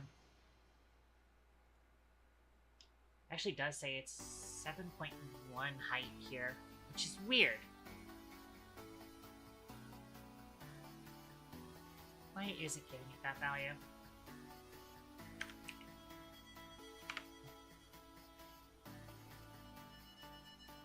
Let's actually try something. Don't child force expand height? Oh, what the fuck? Why did it set all of the heights to 0 doing that?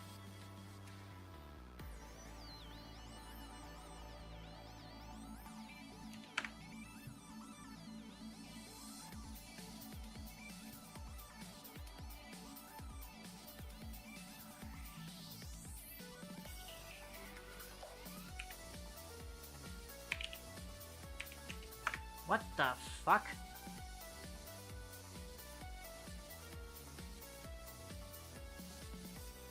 Oh, huh.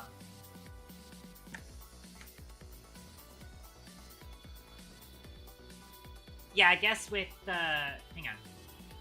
If I do child force expand height but don't control child size, it still looks a little wonky. Wonder why that is.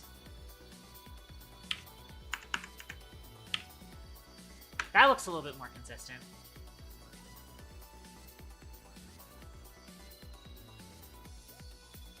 Huh. So I'm actually going to change the padding.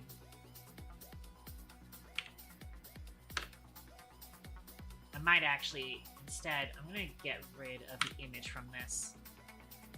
Make it like that. That way I can keep the padding consistent inside of there.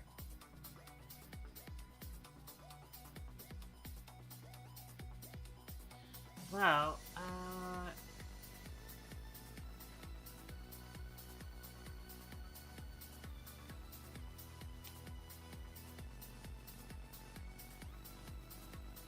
listen, because it's an odd number, the internal separation might be a little weird.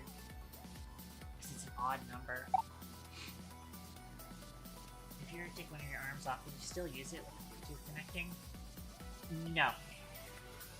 Nope. In fact, taking off one of my arms would be a very, very difficult and lengthy procedure. because of how many like connections and systems that are kind of piping all sorts of things. You know, again, there's like thrusters in my arm and elbow that require kind of a connection with the internal hydrogen fuel system. So, and that's a pressurized system in and of itself. There's several like pressurized and, you know, hermetically sealed systems in there that would be a nightmare to take apart and then a nightmare to put back together. My limbs are not exactly that detachable. I did establish earlier that I am waterproof to a certain extent. So, yeah, that's kind of the deal.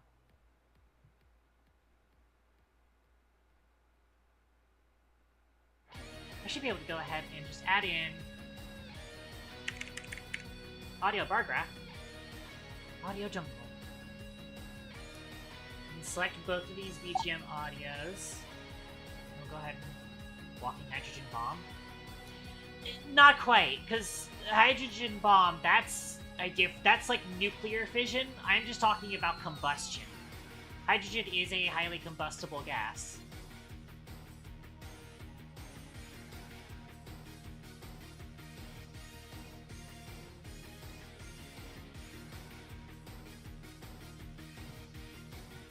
We're gonna make sure it's selected horizontal bars. Just gonna go look at you to make sure, because it is the viz bar itself, not the viz bar container. So I have to make sure of that.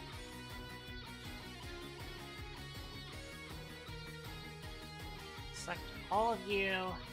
Lock inspector. Select all of you guys in order. And drag you onto that. There we go.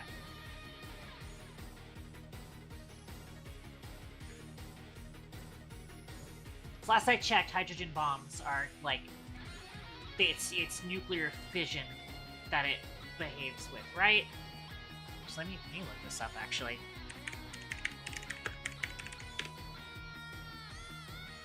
Yeah, no. A hydrogen bomb, also known as a thermal... Okay, I'm reading AI overview. I should not read the AI overview. I don't want to give that the time of fucking day. A thermonuclear... I mean, Wikipedia leads me straight to thermonuclear weapon.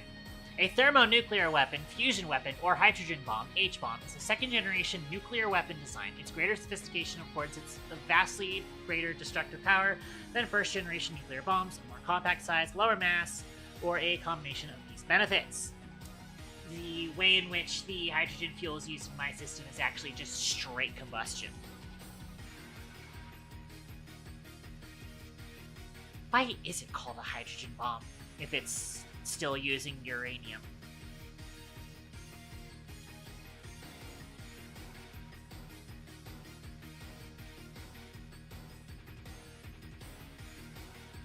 I would expect there to be a link to hydrogen somewhere in this article. Considering it's called hydrogen bomb.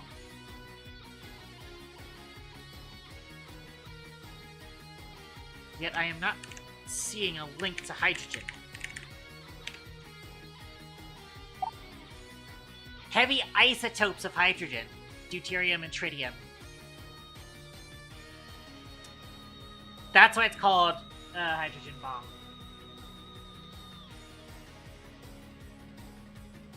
Yeah, deuterium is one of two stable isotopes of hydrogen.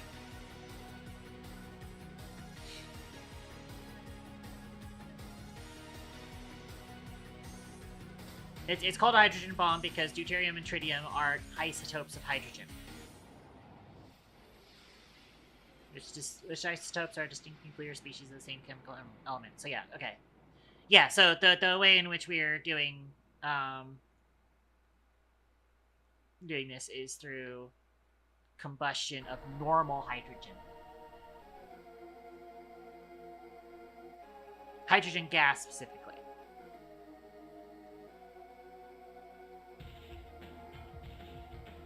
Commonly called hydrogen gas, nuclear hydrogen, hydrogen is colors of toxic. highly combustible. Yeah, there it is.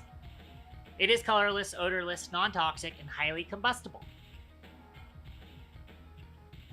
That is part of Katan's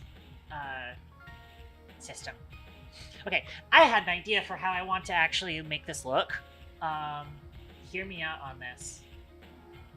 I'm going to add... You know what? I'm going to need this to be under a thing. Hold on. I need...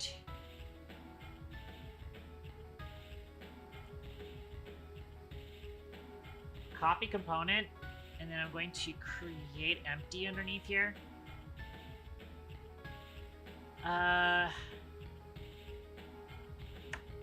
Viz bars mask. I've got an idea for this. Okay, so then I paste component values onto this so that this is in the same location here. That way I can put you into there. Wait. There we go.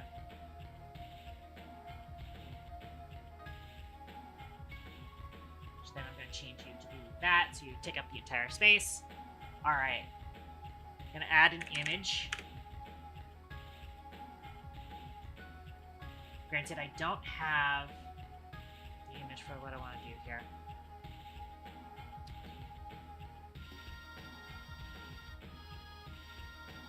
Unless I do. Let's find out. I have it in like a placeholder UI. No.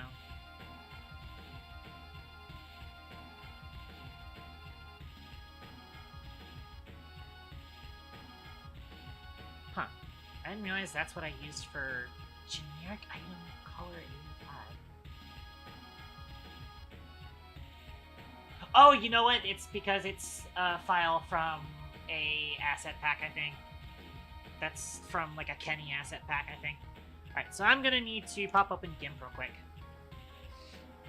Because I'm going to make a gradient.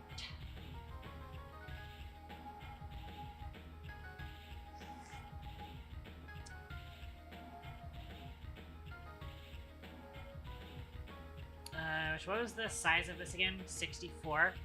Yeah, I think 64 makes sense. Make a new 64 by... I can go at 12, honestly. Or 16. Because it's just going to loop through it anyways. First of all, delete. Add alpha channel delete. There we go. And then we're going to do this. Although I might want to throw in a little bit of an offset there.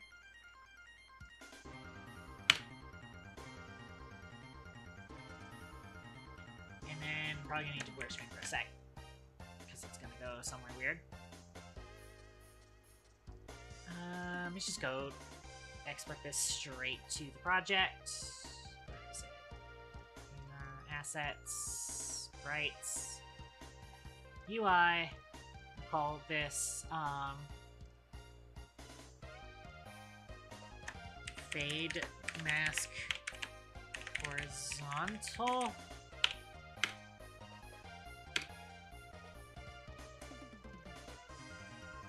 Should have that here, which did import default as a excuse me, as a sprite.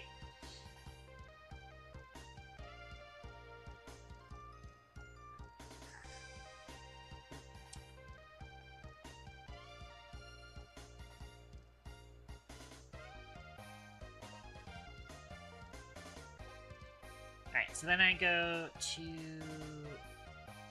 view, throw that image in there, so you see it fills out to that, and then I'm going to add a mask. And don't show mask graphic. Why are you not working?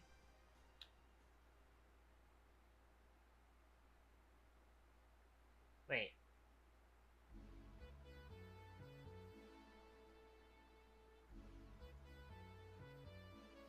All this should be maskable. Why is it not... Why is it not masked?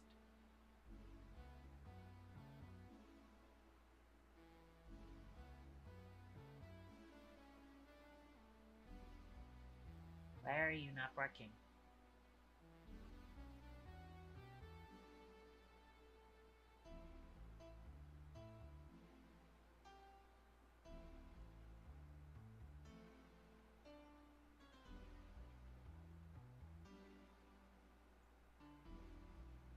Wait.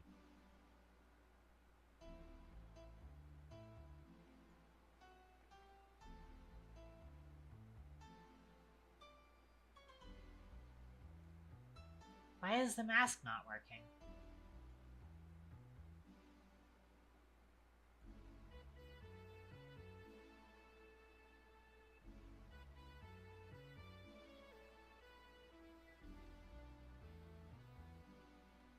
Excuse me?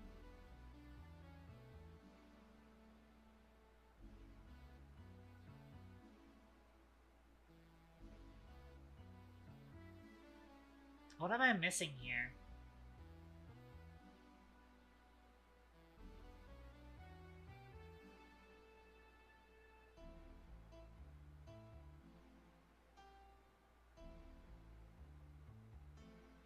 If I use, like... I don't know, what is all this shit anyways? Let's use this. That works. Oh, you know what? I think mask doesn't allow me to use transparency.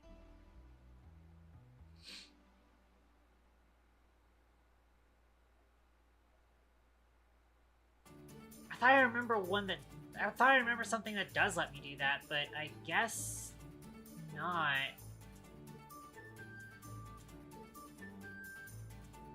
How do I do that then? How do I have something that's faded out over a gradient? So I thought I was able to do that.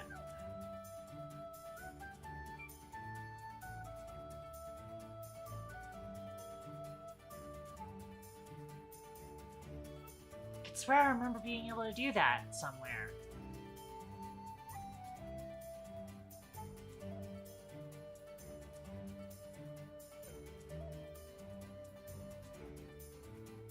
What exactly am I doing wrong here?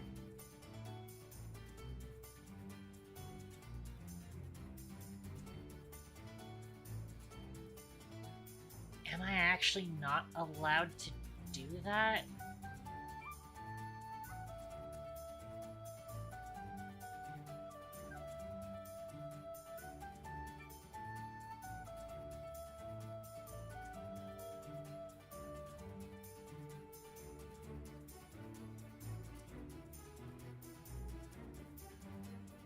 Shit.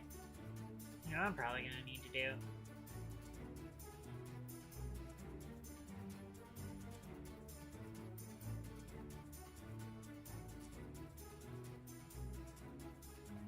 So...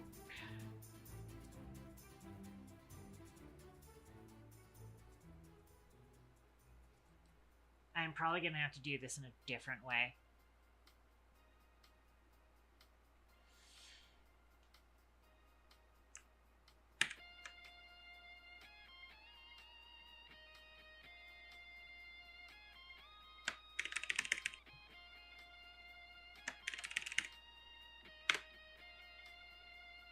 Going to have a secondary version of this that uses images instead of bars. Specifically, we're going to use the fill amount stuff.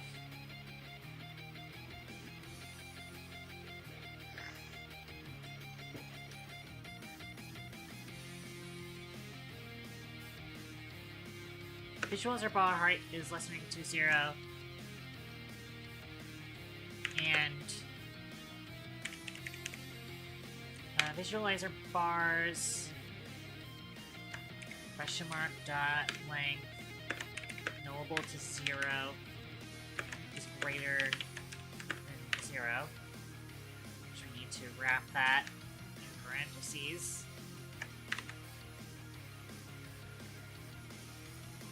Actually, what we're probably gonna end up doing is on start, let's validate whether we're using bars or images.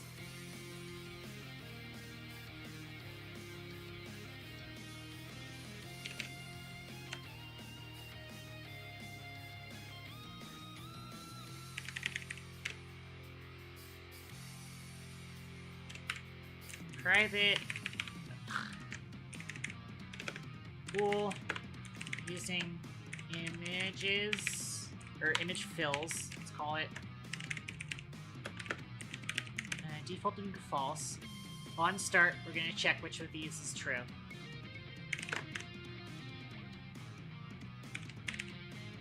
Visualizer bars, question mark, dot, length, rollable to 0, is greater than 0. To wrap that in parentheses.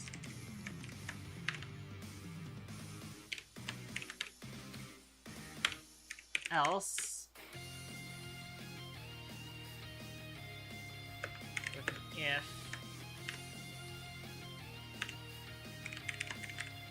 visualizer image is the same thing, then we'll actually just copy this code and then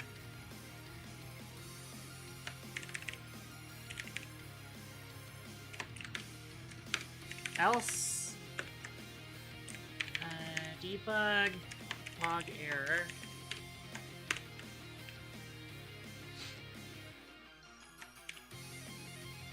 Audio bar graph of bars. They're missing bars. Let's go with it.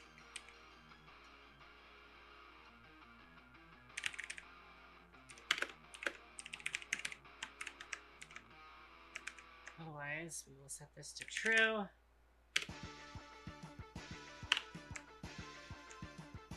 Actually, I'm going to go ahead and add braces to this, and then we'll disable ourselves.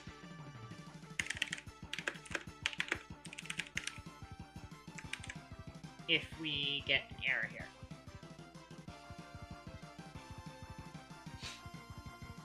Alrighty.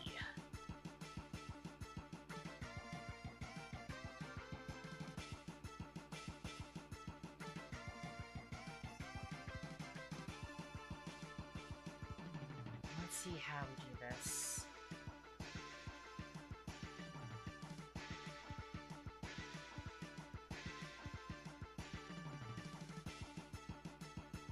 Max audio data divided by how the samples work unity seems to be the alpha that we want to use. Let's do float alpha equals the max audio data divided by how the samples work unity. Let's actually call it bar alpha.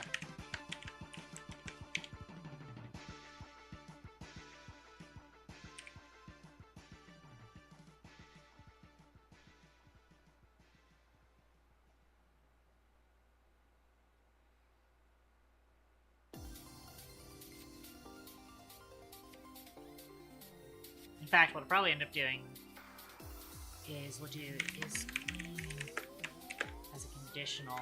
We'll do this, otherwise we do 0. At which point we then go mathf.clamp, which is going to give us the clamped to 1 if it's set up like that. But first thing we need to do is check if we are using image fills, in which case we'll do something else. But else, we will do all of this.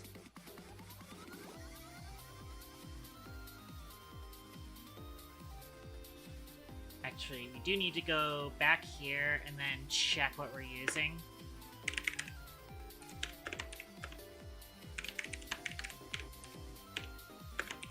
Use that instead. There we go. Should be it. Should be good.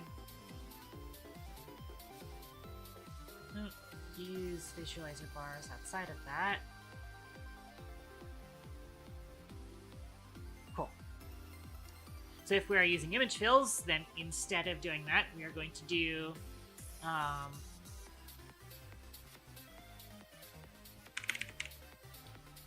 Visualize our images by bar.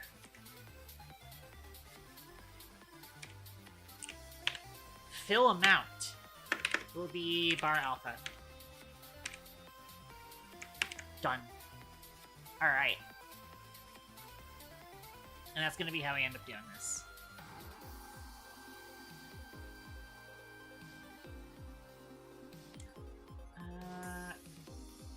Let's remove this. Move that as well. I'll just leave that there for now.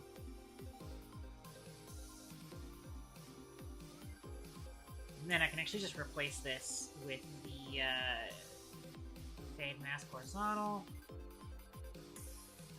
And then I'm going to do the same thing for each of these viz bars.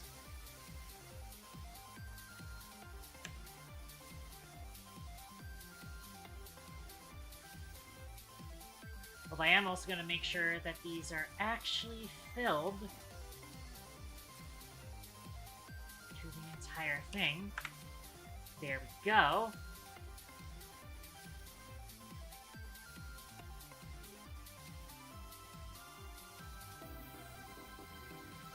I'm just gonna change the width of this to be like 40.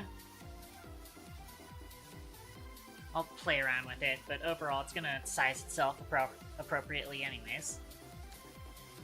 And I also do need to make sure that all of you guys are now going to be image type filled, fill method horizontal, fill origin left. So now it'll be like that. There we go. Come back up to you. Lock inspector. Clear visualizer bars. And instead, grab all of these viz bars. And push your images into there. Done. We are selected horizontal bars, however that doesn't matter because we're now using images instead of the bars, so it'll actually never read horizontal bars.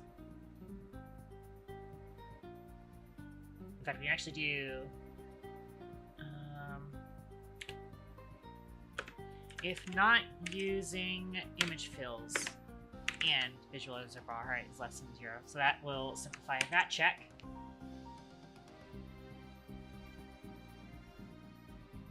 You can also go ahead and add in UI image disk.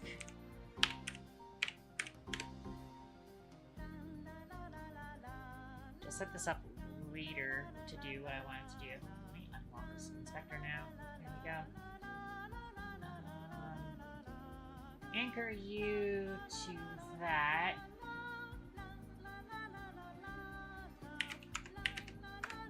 Width and height of 80, maybe 70. And then I'm gonna need to find... yeah, here's that generic item from before. Keep our pivot in the center. Although I might need to change it, because I want to change our rotation. Although it looks like...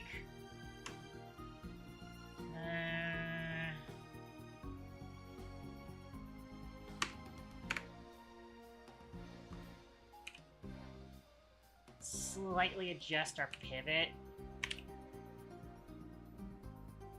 until we are rotating perfectly. Well, that is not good. I seem to have made it worse there.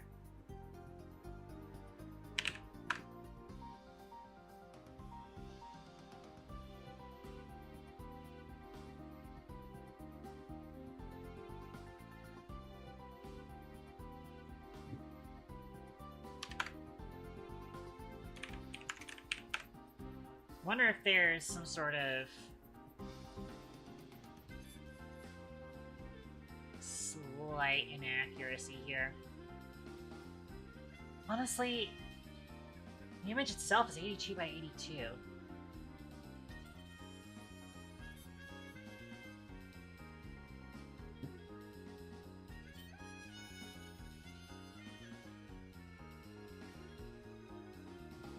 I turn gizmos off.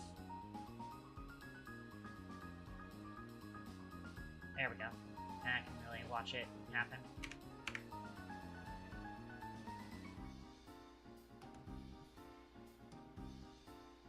It does look just very slightly off. But it's probably close enough, actually. Actually, hang on.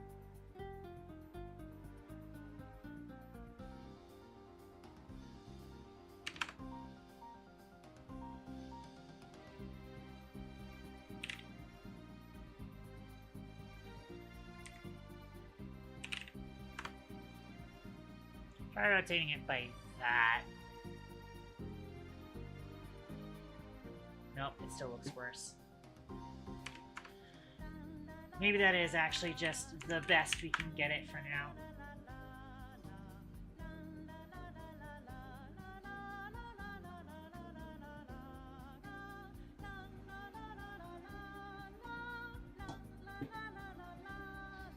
As it stands, it being a even number of pixels image, that might contribute to part of it. As it stands, hang on. Find this again. It is an 82 by 82. It looks a lot more pixelated than it actually is.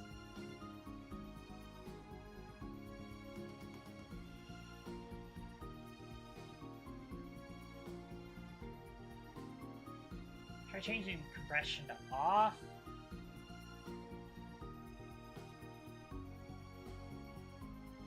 Still looks a little weird.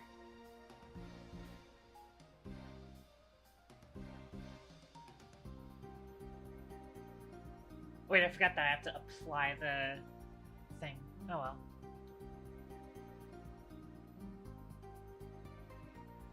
I think this is actually the closest we can get it. But also I may just, you know, make a new image for it, honestly.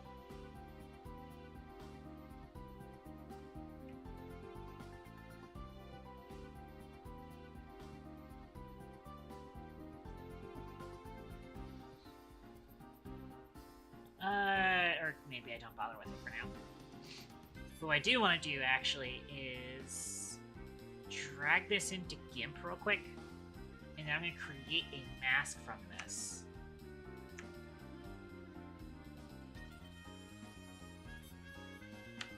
Specifically from these areas.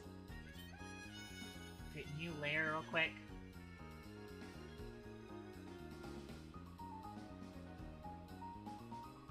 Fill this with white. I'm also going to kind of paint in the areas left behind.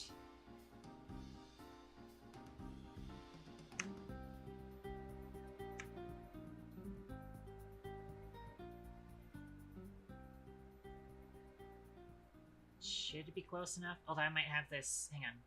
Alpha to selection, and I'm going to do like grow by 1 pixel.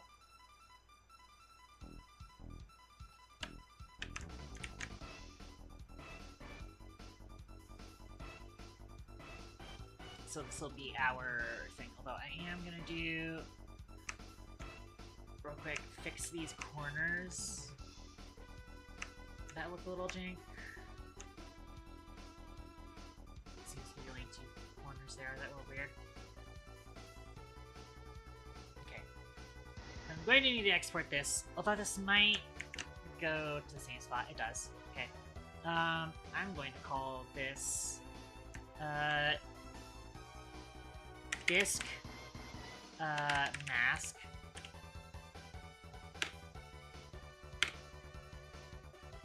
Cool. So then, for example, let's say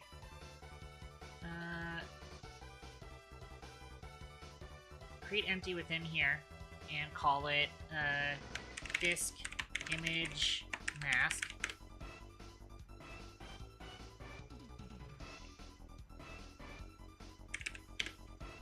Do an image here.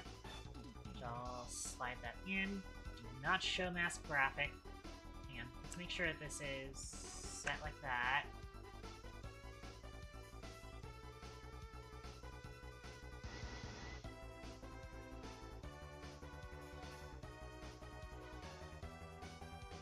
just noticed I'm using a blue color for that, but that's fine. So, well, no, it's fine. And then, for example, let's say, and then I'm gonna put UI image album art image. And then once again, I need to make sure that's set like that. So you can actually see here, it is kind of showing. You can also just toggle that off whenever we don't have an album art. Let's say we put in that. Boom, so that's the album art. And then we can have the disc spin. Like that. Whee! That's the album art on the disc. Wow.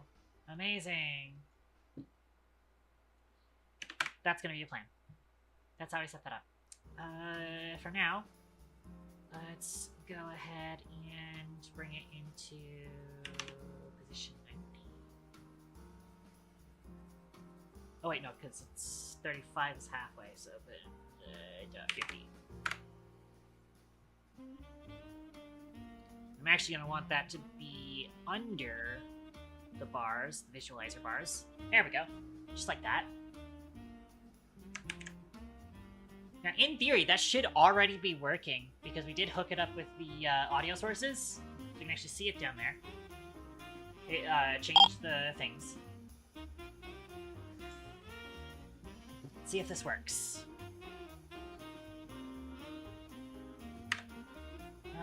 Turn on raw input. And then play. We're starting to see them show up down there. I might need to multiply. Considering the, you know, it's at like 0.05 volume, it's not entirely surprising that they're like barely showing up. There, now I start to see that. So I'll probably need to make sure that that is adjusted. There should be a way to within itself, but I guess not.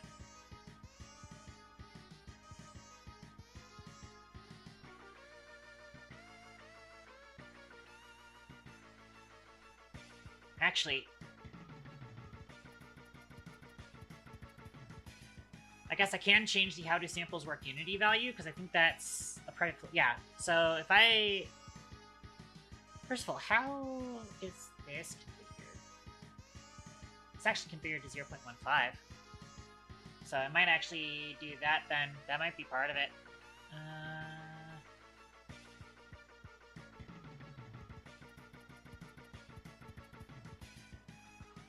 Hang on. I'm actually going to make sure I just put this here, and then I'm going to copy component, replace these values. And then I can get rid of the mask, because we're not using the mask anymore.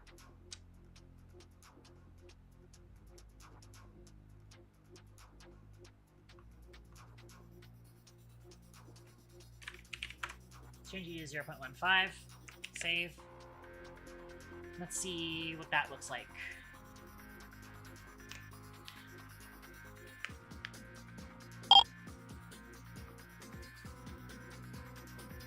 So yeah, I might try and set up a minimum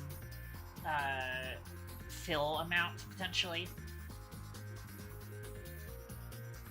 Honestly, I don't even need to set up new stream. I can just do...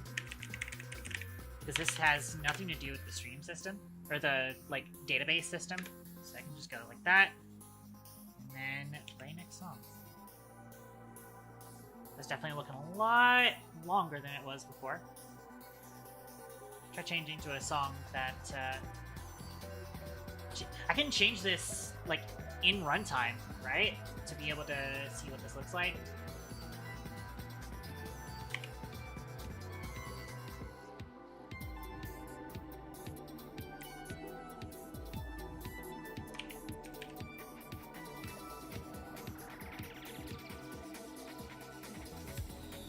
I am noticing it's skipping one of the bars.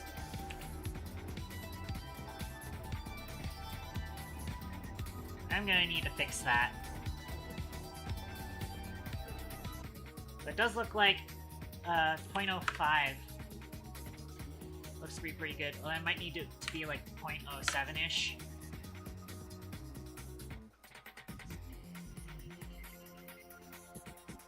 Yeah, I need to figure out why it's skipping that last bar.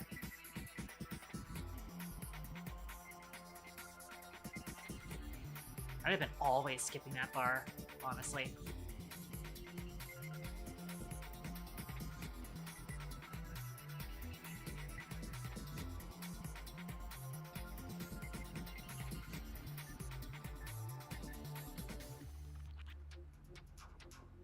As it stands, we're using FFT window.rectangular.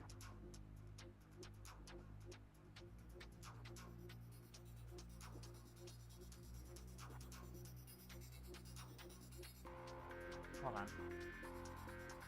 We have 11 elements here.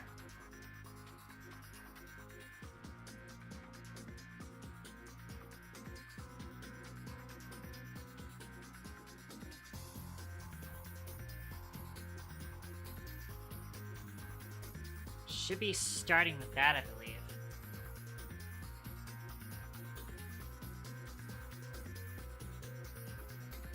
Out of curiosity, if I go here and do ha ha ha 1, does this also, like...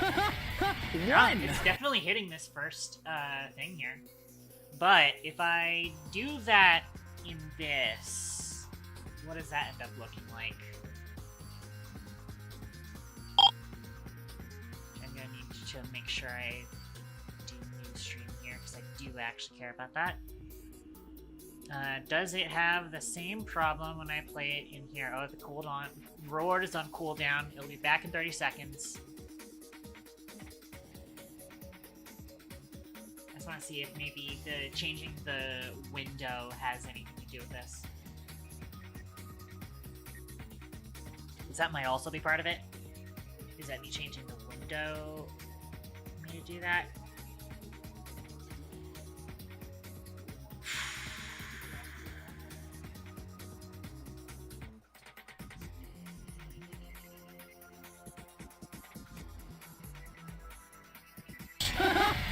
One! Works here. Interesting. So why is it not working here, is the question.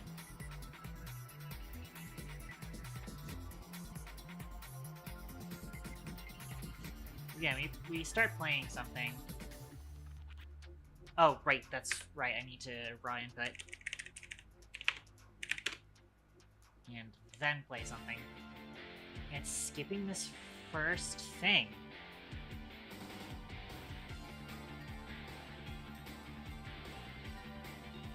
So why is it skipping that one?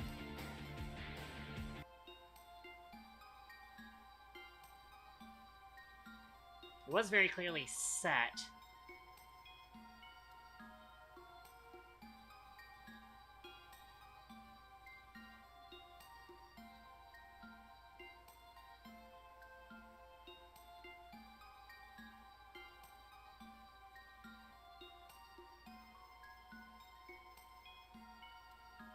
The question is, why is that being set to 0? Let's try something. Let me try limiting this back down to 8 and see if the problem persists with only 8 of the bars. So now we'll see 4 of the bars are going to be set to full, despite not actually being full, because we are doing that. It might just be that at a certain bandwidth, it just ends up skipping the first one. Let's find out.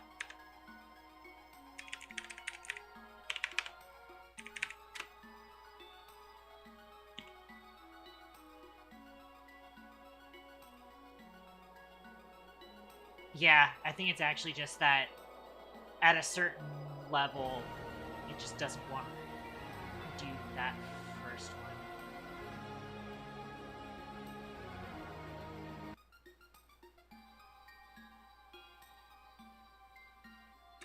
Let's see what level that is that it doesn't want to do that.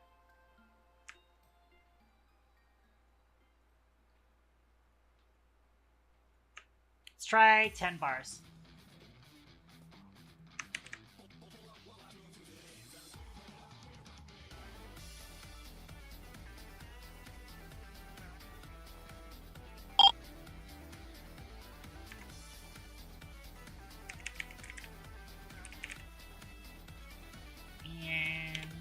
that. Start playing. At 10 bars, it just doesn't want to do that. Interesting.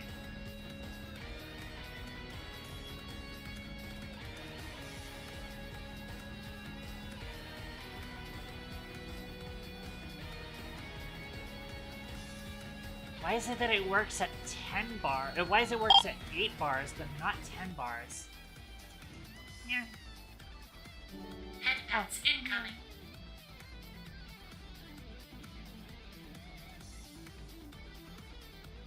Thank you, Pats, Olivia.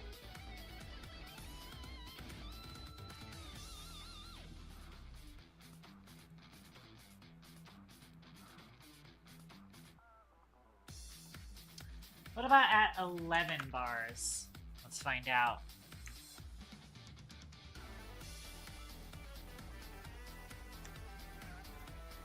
Let me make sure that everything here is the same with all of these, which it looks like it is.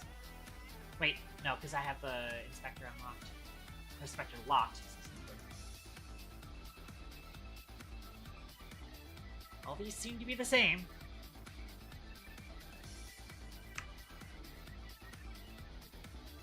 These seem to be the same except for the position Y, which is fine. Lock inspector and you. 2, 3, 4, 5, 6, 7, 8, 9, 10, 11.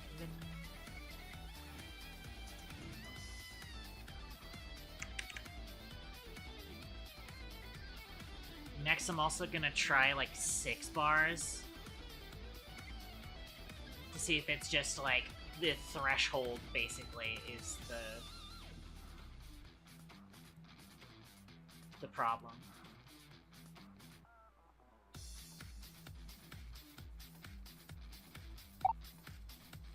Yeah. Thank you, Brooklyn Cinnamon. How are you doing?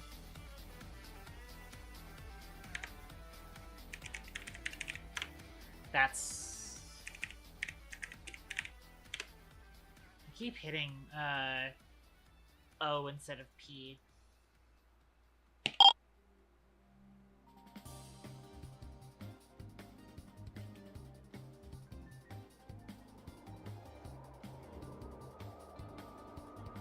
Oh, what the fuck is going on here?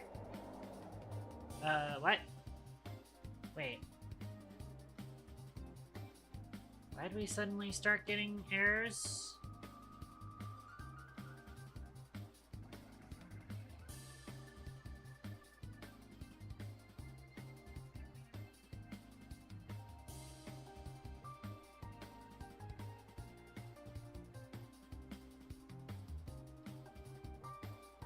Huh?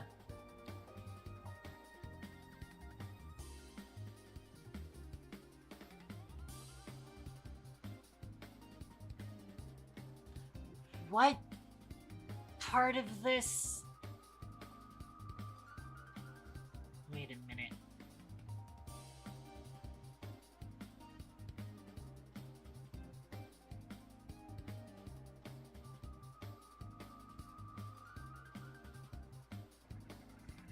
Wait. Huh?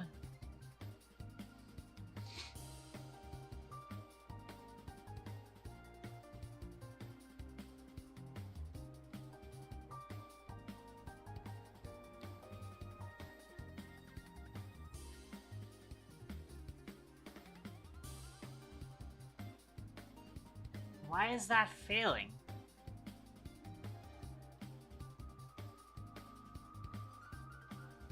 Oh, wait a minute. Oh, I think I know what's going on here. Wait, one of those is not playing.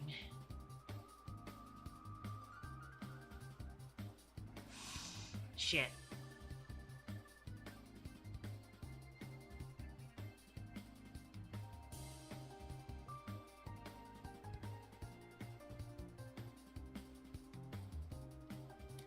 Okay, I know it. Hang on. I know what to do then. What we're gonna do is if Nut is playing, but this one is playing, then we need to establish audio data 0 is new float array of audio sample resolution, and it should establish all of those as zeros. But actually, we can actually just do 2, because that's the mixed one. There. That's all we need to do. That's the main problem.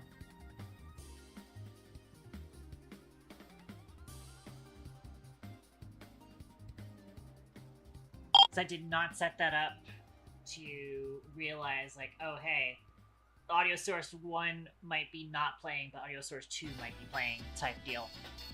Anyways, raw input.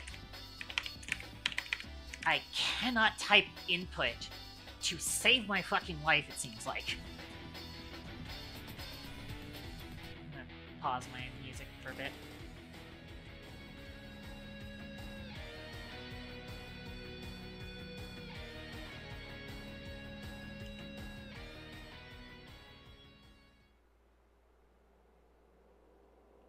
I tried 9 bars, right?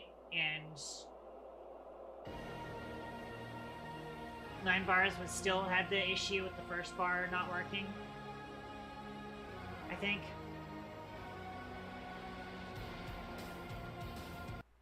We're gonna try 7 bars. 1, 2, 3, 4, 5, 6, and 7.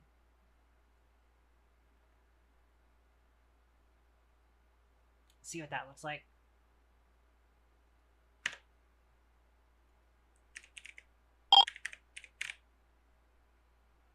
Wait for us to finish loading.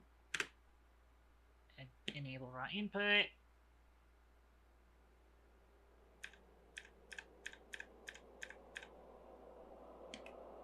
That has data in the first thing. So let's press the wrong button there. Interesting. So beyond the 9th slot, it just... In fact, can I, like, change this midway? Oh my gosh, I can. And then once I add the 9th one, it just stops getting stuff in the last thing. Which is weird.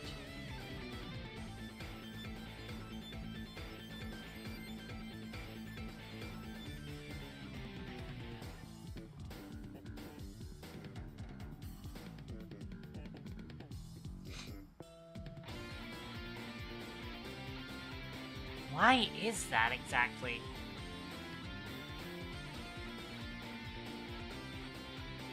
I wonder if it has to do with the resolution. Let's try bumping up the resolution. Give us... What's 512 times 1.5? 768. 768. Let's give us 50% more resolution.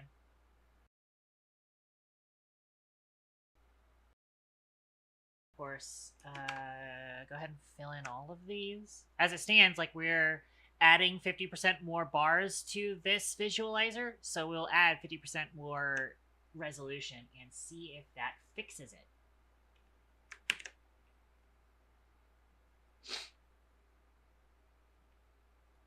We play.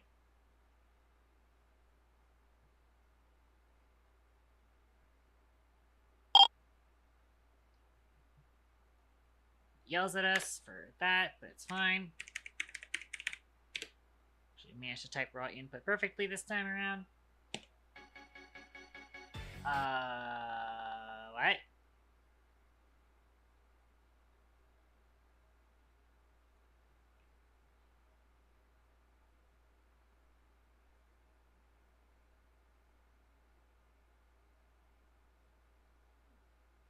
Get spectrum data failed. Length of sample buffer must be a power of 2 between 64 and 8192. Oh. Oh, okay. So I guess it's gonna have to be... double the resolution then, which is concerning. Oh well.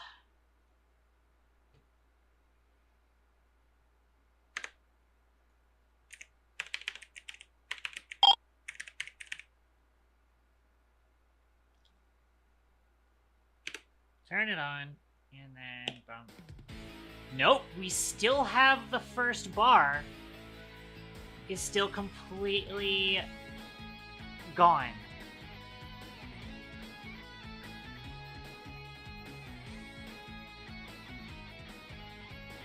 That is weird.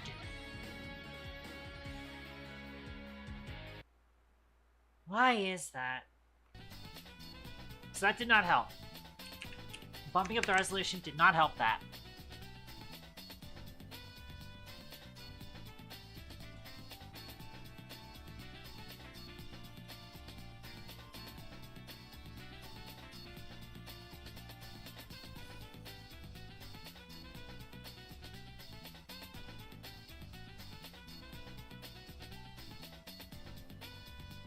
I wonder.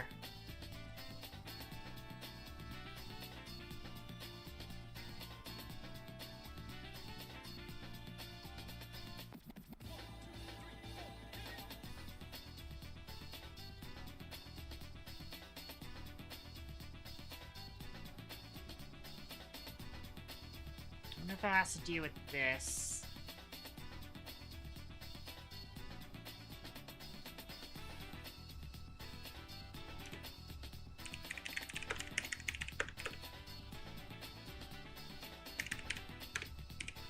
Start with an empty string, and then I'm going to do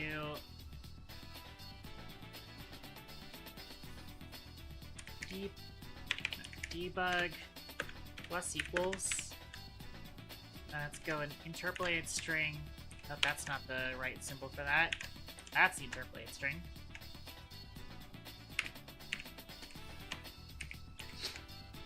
Do sample min through sample max.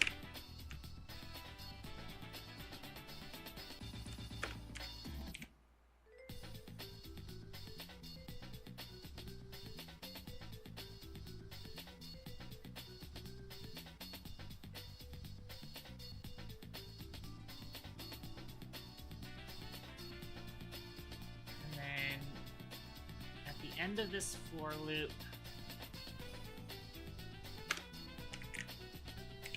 debug. Actually, no, yeah, we do debug.log. This. Actually, what we're gonna do is if input dot get key down L. If I am holding the L, then we'll show this debug log. Let's find out what that does.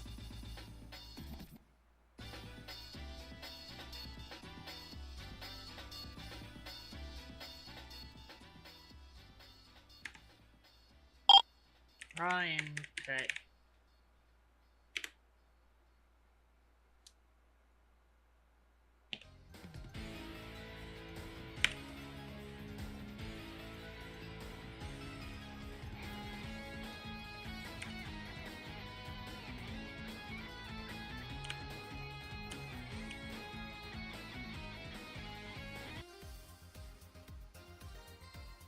Hold on.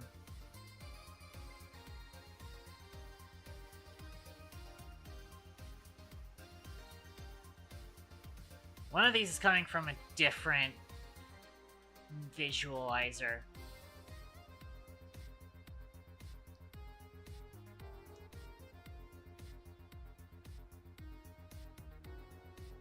There are multiple visualizers in this scene, I am realizing.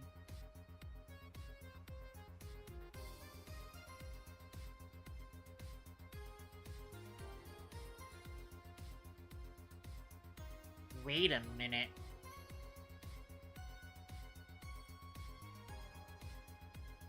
We're not making it all the way to the end of the spectrum here, I'm noticing. So obviously, this is going to be our 12 bar. And anything... There are like 8 bars here, and I'm pretty sure that's going to be the Titan Blades one. Let me turn Gizmos back on now. Let me be focusing on the 12 bar one. We're not getting all the way to the end of the spectrum data, I'm noticing.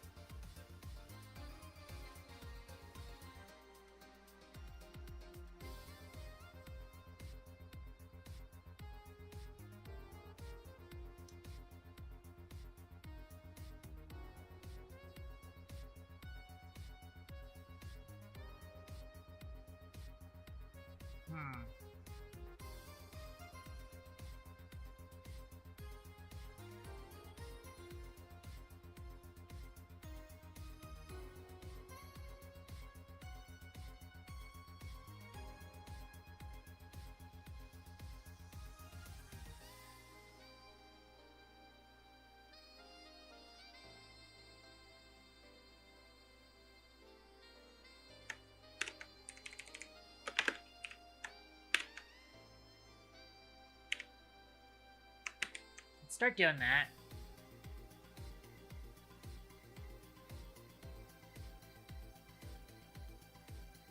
We'll start taking from the next one, honestly. It seems like it's almost always going to be... I mean, granted, with this, it seems like it's over there, but eh.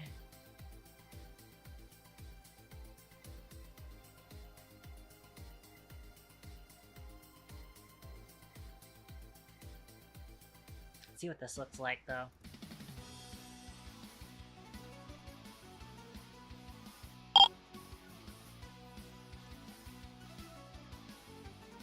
It does look like we're, like, off by 1 somewhat.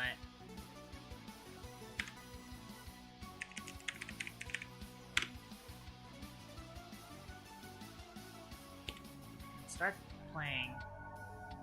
I do at least see that now. Except it looks like we are now barely moving the needle in the last bar here. Interestingly.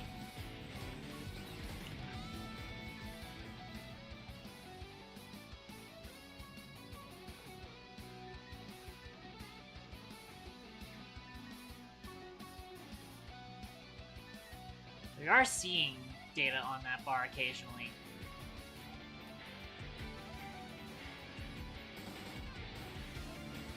But very rarely are we seeing data on that bar, though.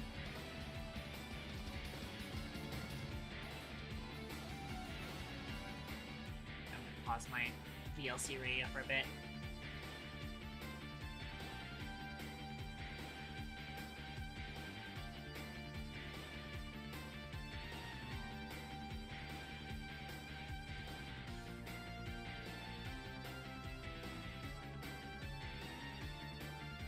Yeah, we're mostly seeing stuff show up on that bar whenever there's, like, a drum hit.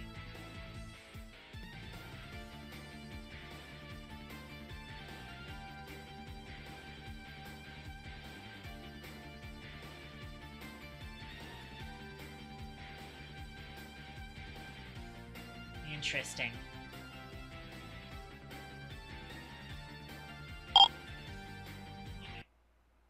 No. Absolutely not.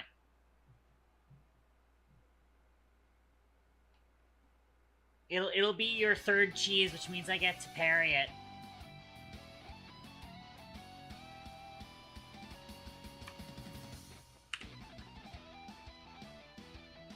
Gross, this should actually take us to our, like, maximum there.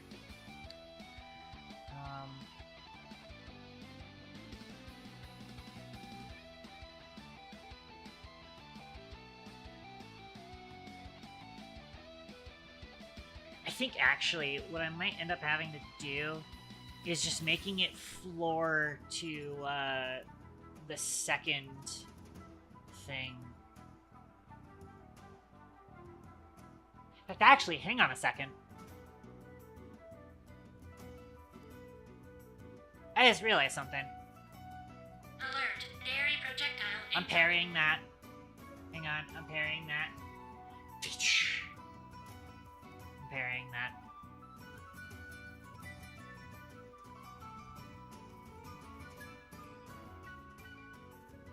Because I am trying to work.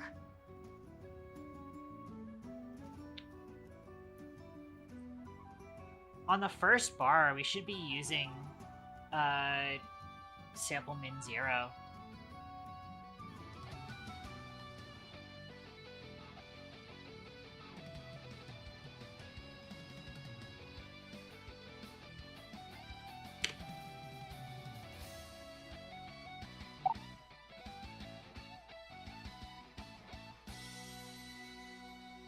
No, that was the third.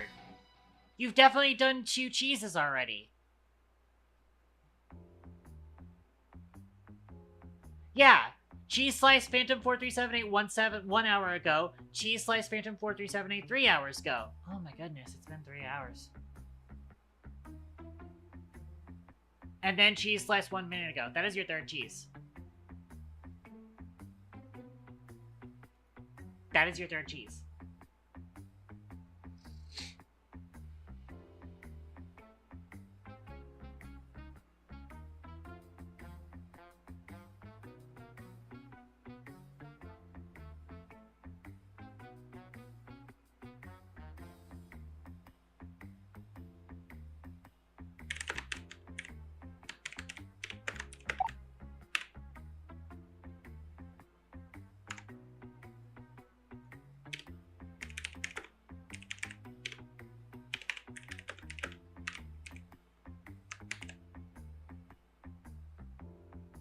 Yeah.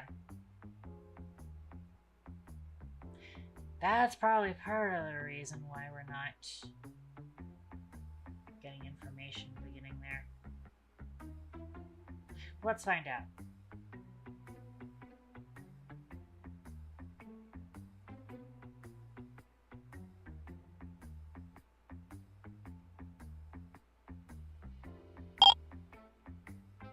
But actually, yeah, that means I think we're getting like a divide by 0 error then. I almost want to say.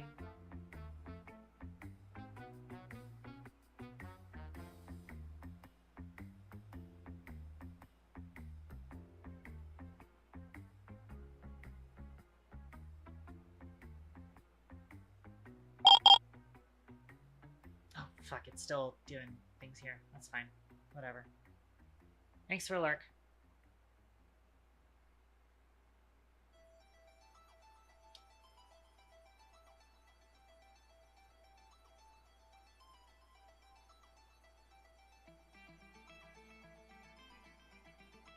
Wait.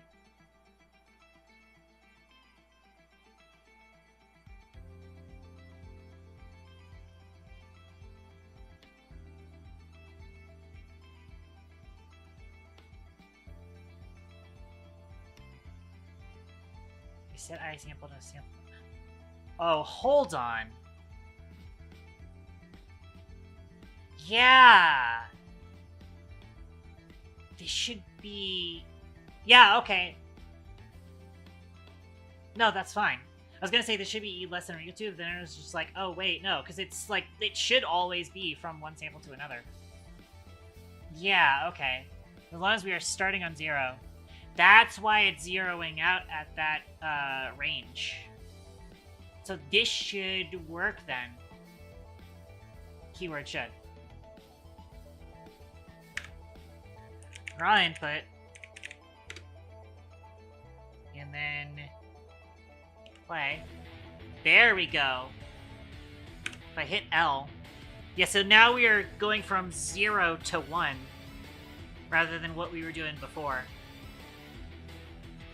Which before we were running 1 to 1. So yeah, that should now get proper setup of the whatchamacallit, the spectrum. That's much better. It is still missing the last half of the samples, unfortunately. But I don't have a good way of setting that up, I think.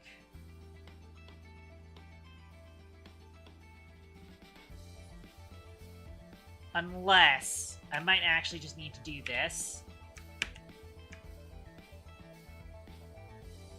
This might start to give us a more accurate, quote-unquote, representation of the spectrums.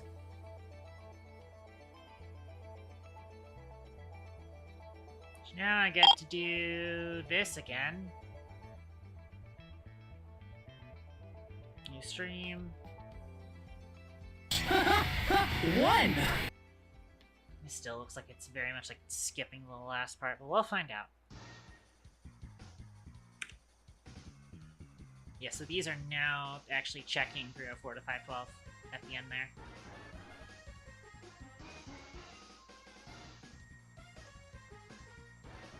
If I do raw input... Come on, there we go.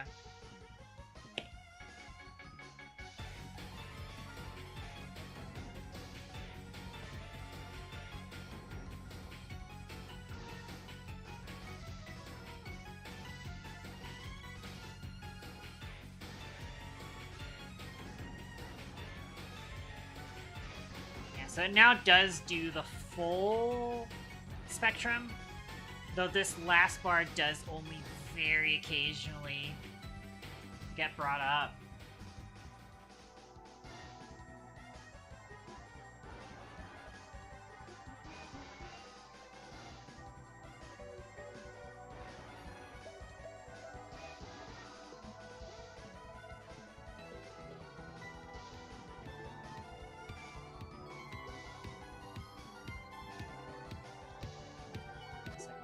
Pause the background music, honestly.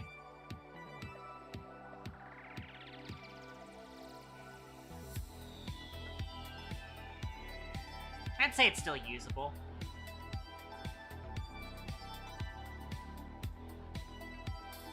I kind of do want it to hit that last slot every now and then.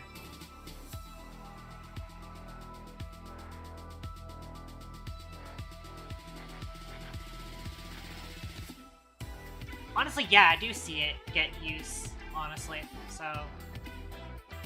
you'll probably run with that.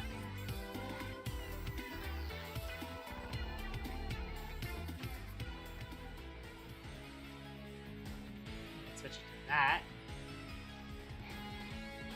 But I will probably want to set something up to where there's like a minimum value for each of these bars, so that that will not look awkward like there's a bar missing. That'd probably be best.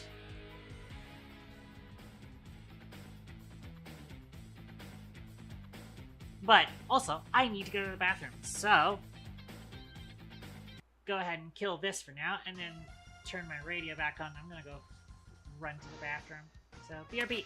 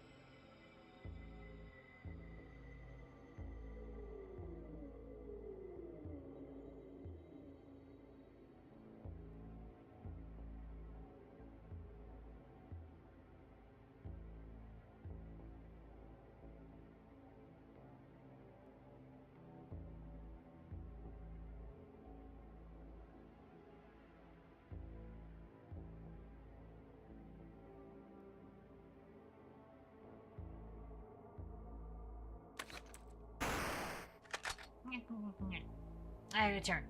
I might actually grab myself a granola bar. I am feeling a little bit snackish. It is 3 hours. Nowhere near cutoff time, but understandable for me to be getting hungry at this point in the day.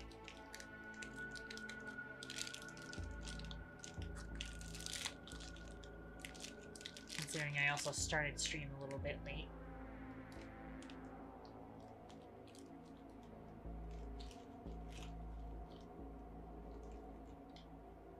Okay.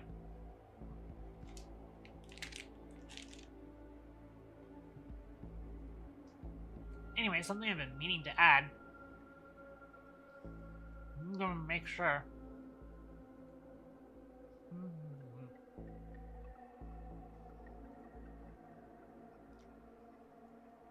Go into our update thing. I'm gonna go ahead and set something up. If raw input is running, if this is false, then we're gonna handle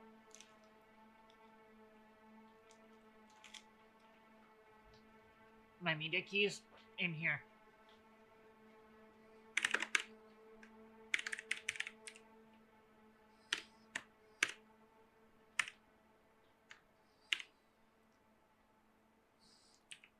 No way. Does Unity not actually allow me to use keycode F25?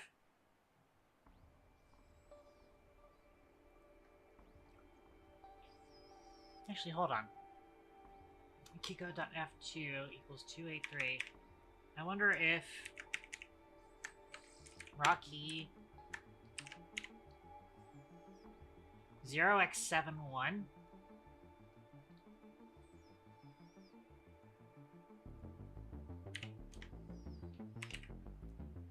Oh no, it's something different.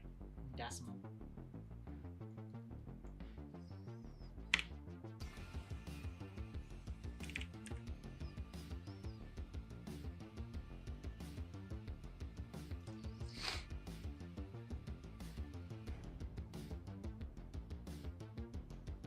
Is there really no,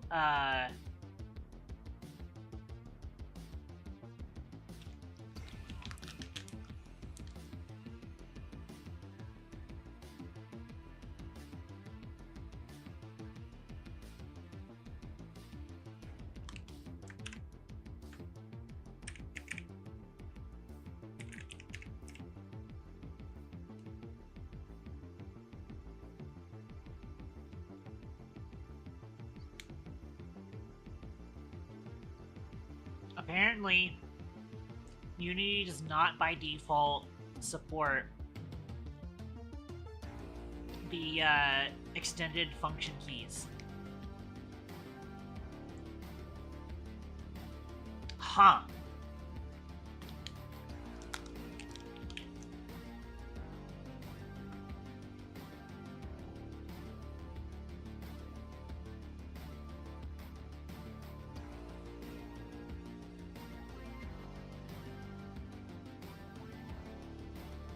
Why doesn't it support the function keys? That's weird.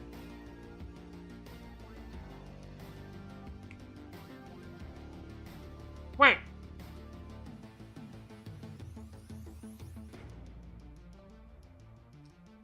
It supports F13 through F15, but it doesn't support the other extended function keys. What?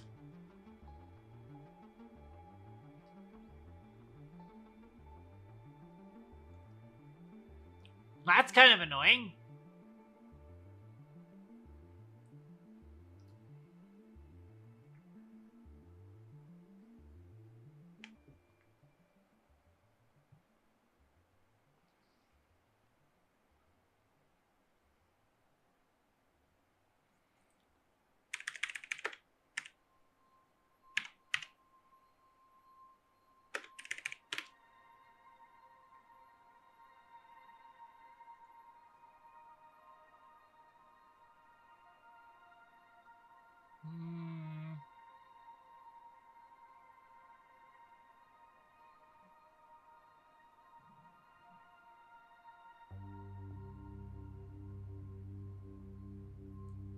get async key state.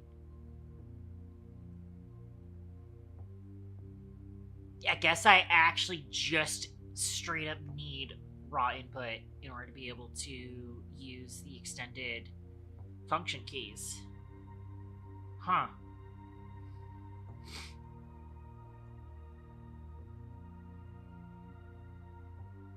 Intriguing.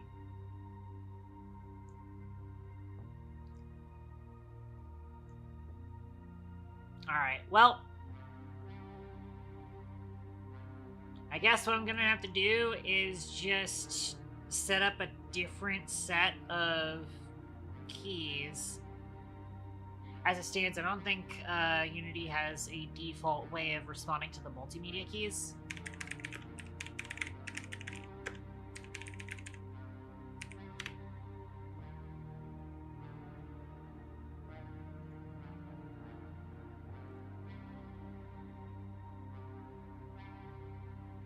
Hey, even this link that I just found just links to the El Ringus Unity raw input.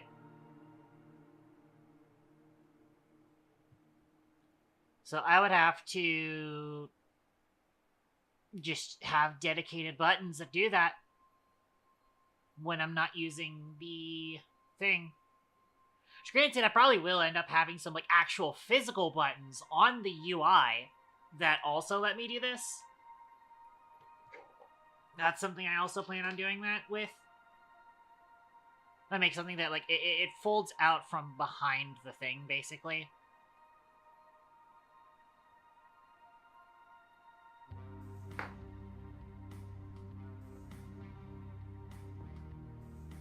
But what I'm going to end up doing is I'm going to do a Control F,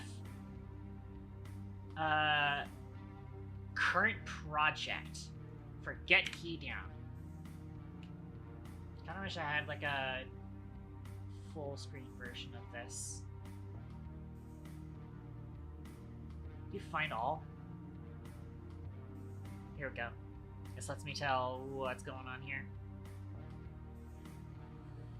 Yeah, we have the keycode.l that does the thing, which I'll probably have to get rid of.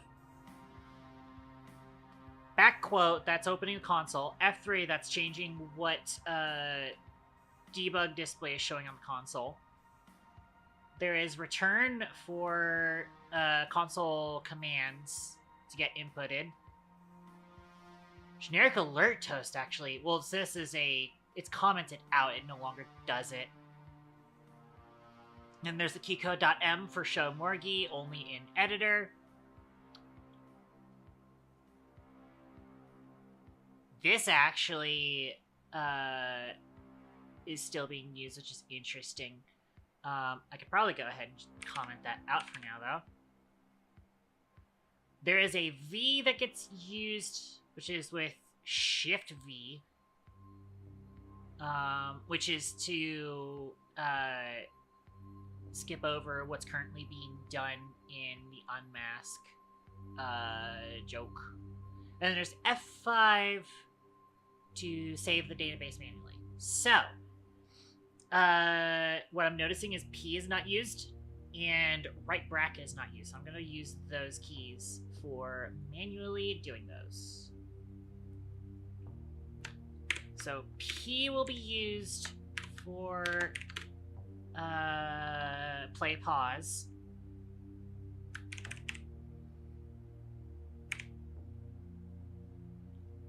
Input play pause. And then if input get key down right bracket,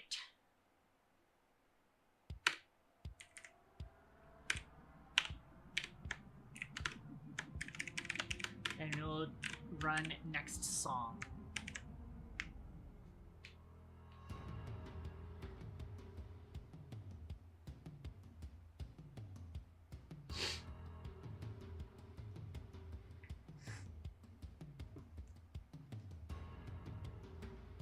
There we go.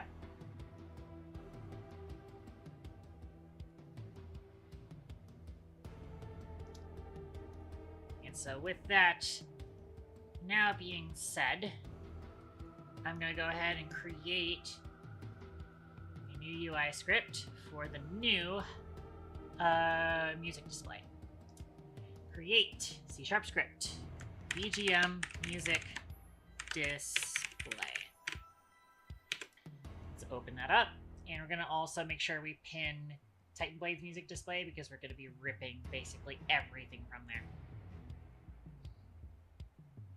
You can also go ahead and just unpin ID through tag utilities for now. Alrighty.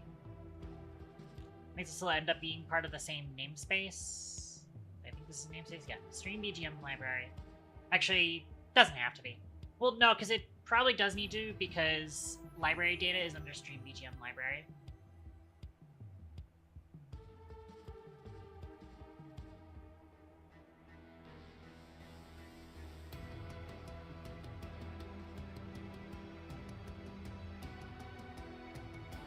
It's gonna need to be, yeah, for sure. Move to namespace. Stream BGM library. It's gonna need all sorts of things from that, actually. Especially because we're gonna have, but we do want to make sure that we have the UI namespace referenced as well.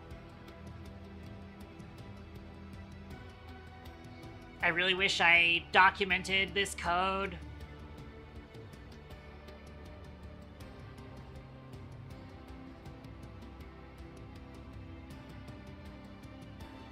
Extended position.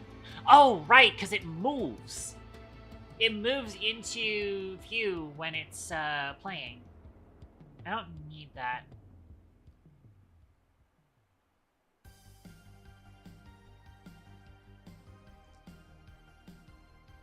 What I do need is title scroll speed, title scroll, and hang time, song title, text, song artist text. The audio source, which we're gonna have to set that up in a different way.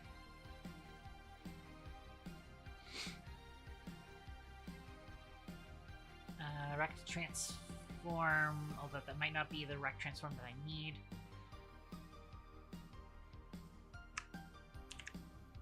Copy all of this stuff. We probably don't need current name puzz, or current main puzz, because that's probably... Yeah, that's part of the main thing moving, which we don't need.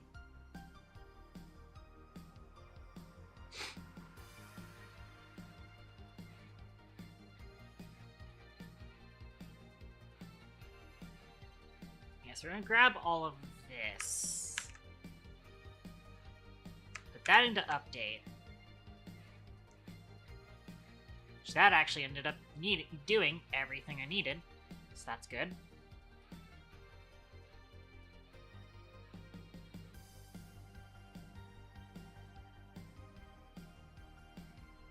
I'm going to need to make sure that we do this whenever we set song. In fact, I'm actually going to go ahead and use this method, even though... I'm going to copy this method, even though it's probably going to be set up in a different way.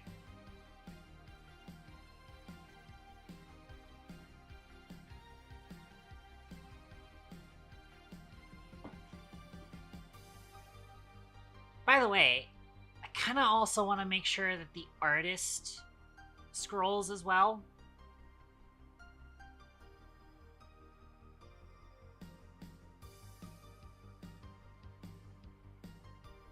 In fact, you know what I kind of want to do? I should have a genericized component for a marquee text like this.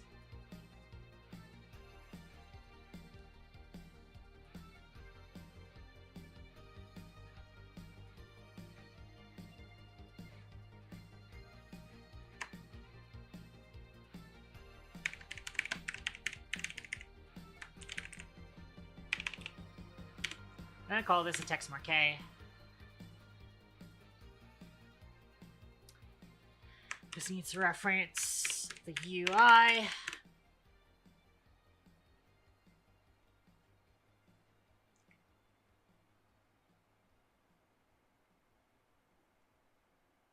gonna copy some of these things. Copy.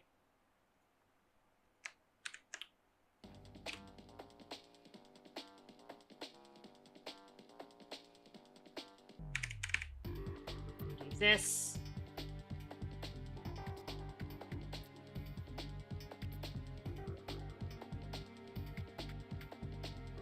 Actually, hang on. Instead of doing that, I'm gonna... Again, we're gonna copy things again. But we're going to modify it. The reason we're copying it as is because I want to rename all of these, but we're gonna rename them.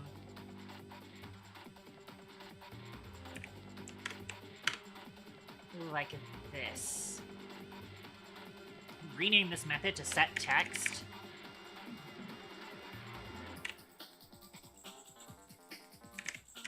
Text. Get rid of the artist thing, we don't need that.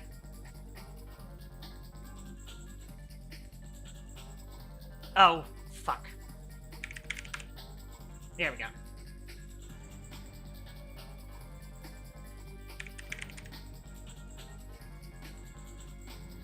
Do that instead. There we go.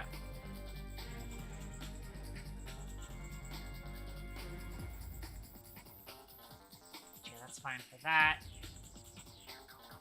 No longer need the song artist text. We don't need the audio source.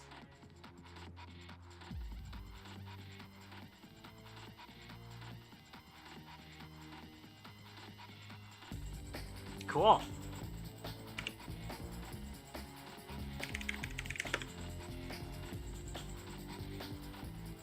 That should just straight up be all we need. And then we just start renaming these. Rename to scroll speed.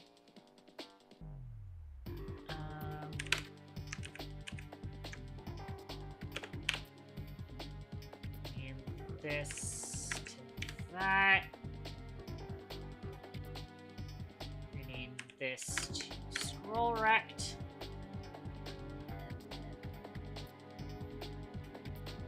Change this to just be current scroll puzz. And why is my captions not working? I wonder. Testing, testing.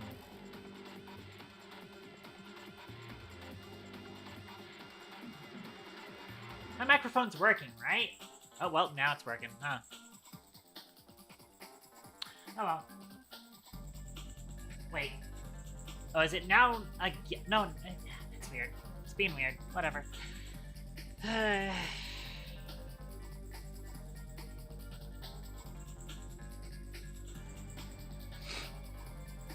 This should be all I need for this.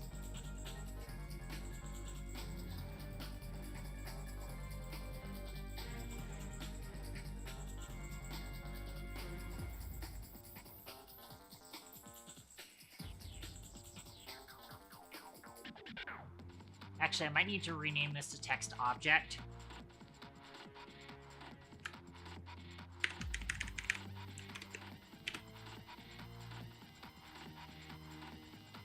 Which does no longer necessitate those. Because now we're going to have public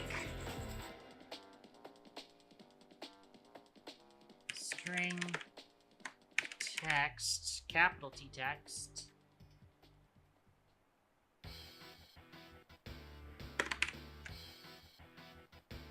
Actually, we could have left this the way it is. Hang on, watch this. So what we're actually gonna do is get will be text.text. Cool. Set. We do set text value. And there we go.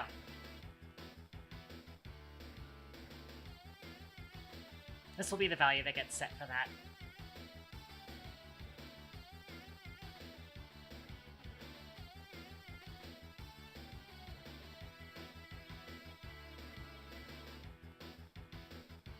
Yeah, in theory, we can just push that all across into text marquee.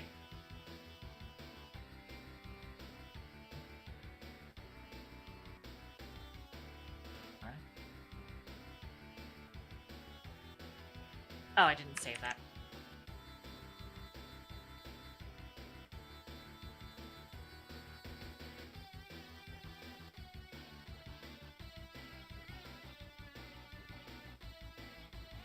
Let's unlock the inspector so we can see what we're doing here.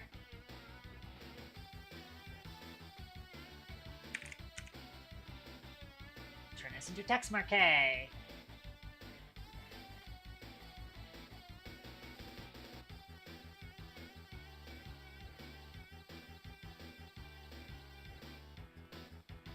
Press scroll speed 50, touch scroll end hang time 1. That's all good so far.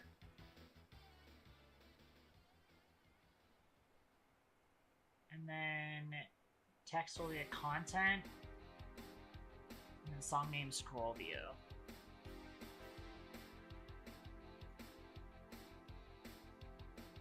Cool.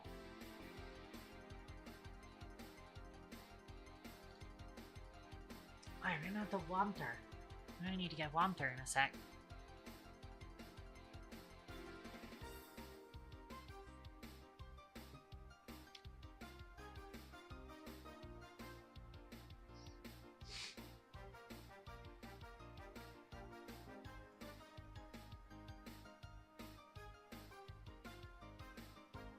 So now that I'm done with that, I can then go back to you. And in Titan Blade's music display, we're now going to, instead of the song title text reference here, instead going to reference, actually we'll change it to text marquee.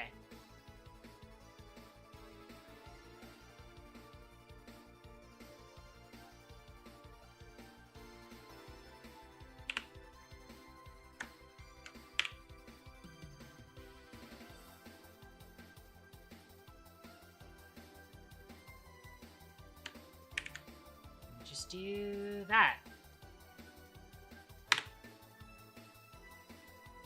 Cool.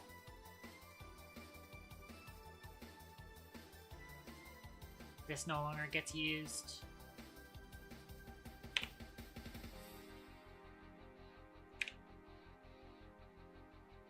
Because now when this is... That's not what I meant to set. When this is ran, it will do the set text, which does end up doing the layout rebuilder and all the other things that get done here. And yeah.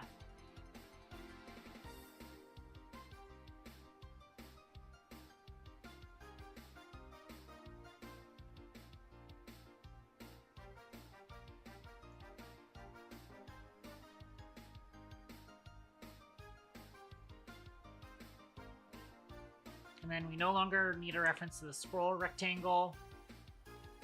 No longer need these scroll speed things. And there we go.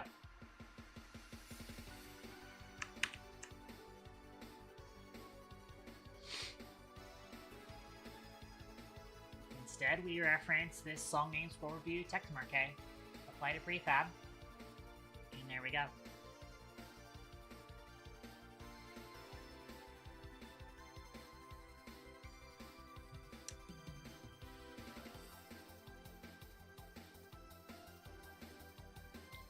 Now we're going to start trying to get that done on the BGM display. Granted, I will probably actually need to kind of reference how this is set up.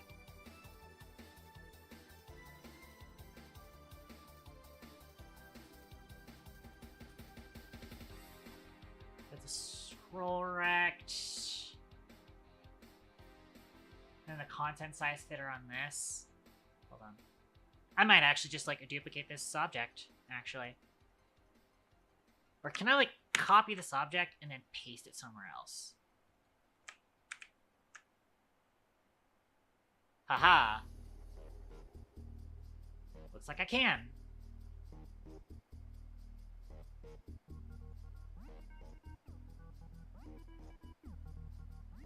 Oh, hang on. Oh, that's fine.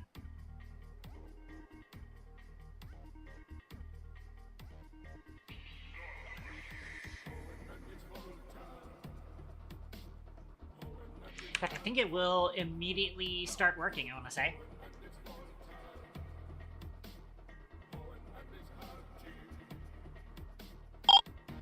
Or is it?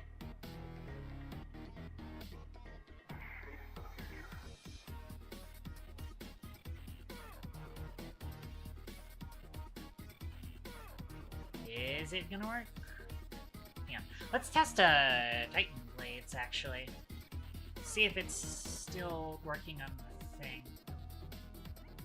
It's actually still here, working here.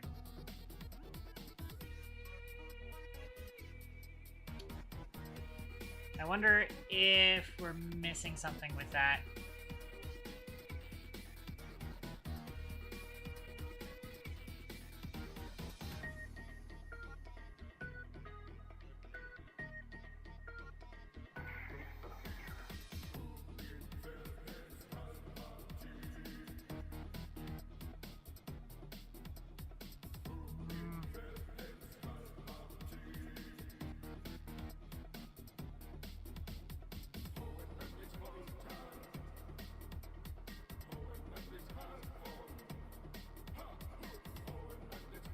I feel like it should be working, but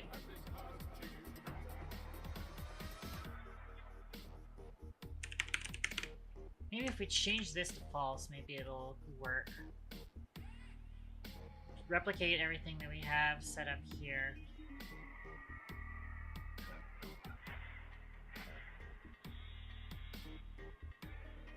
As it stands, this is set up like that.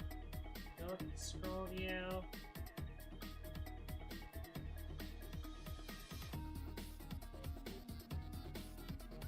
This doesn't actually give me a value I can change. Oh well.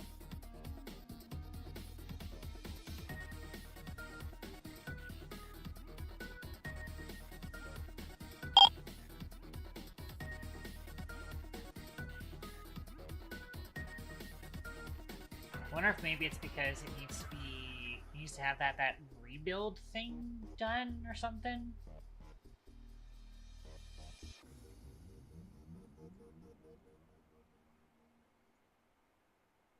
Again, the other one's working just fine.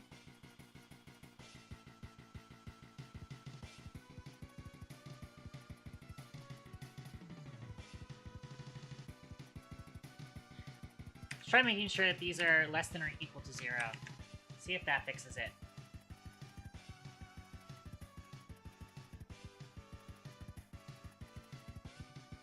Because, like, it shouldn't be 0 anyways. It's still not moving. Again, this one's moving.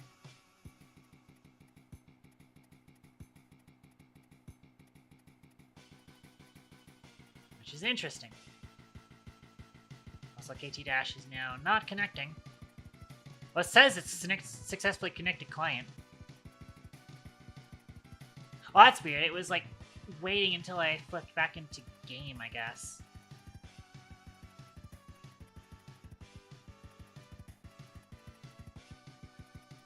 Why are you not working?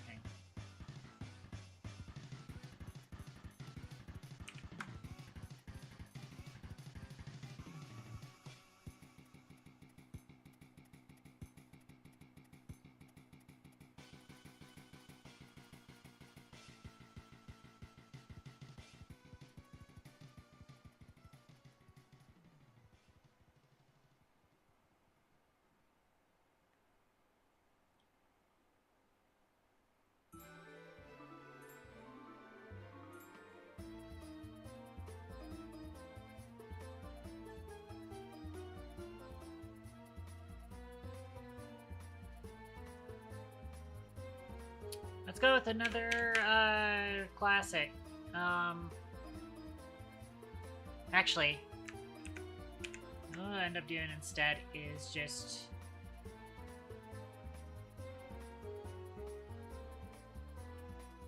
let's attach debugger. As long as we leave raw input off, we should be able to do this. We hit play.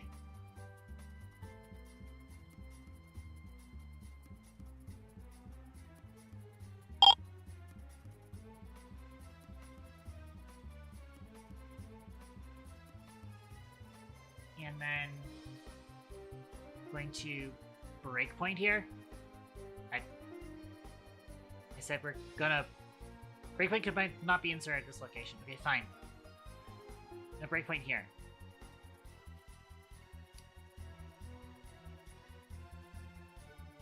This does actually tell me name scroll width 215, name text width 215.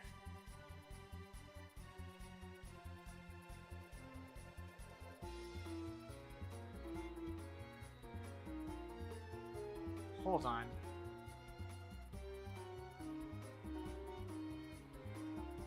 That doesn't make any sense.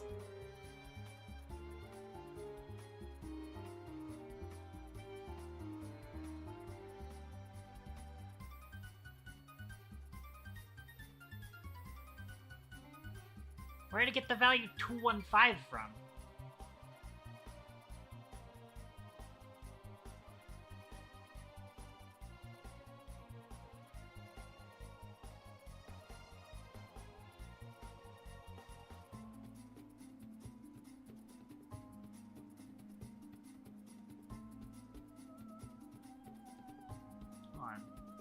Oh, that's that value. So it didn't get the text width properly. Why is that?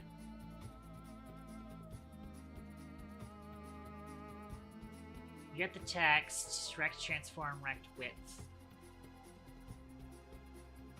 Why do you work, but why does the other thing work, but this one doesn't? That's the real question.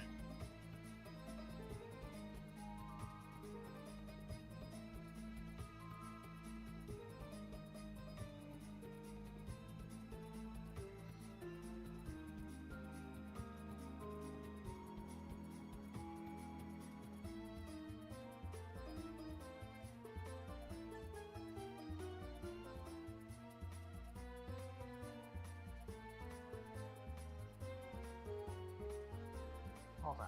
Let me change this back to like that.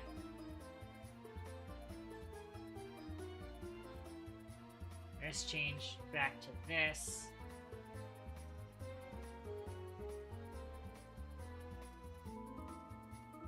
Again, this should be getting the content text, which is under there. This is getting that. Why are you not working?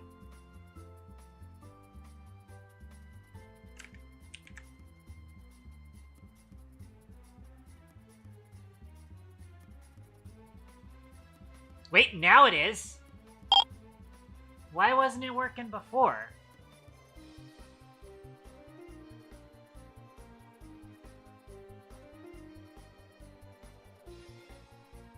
What did we even change? Wait, what did we even change? Huh? Wait. What?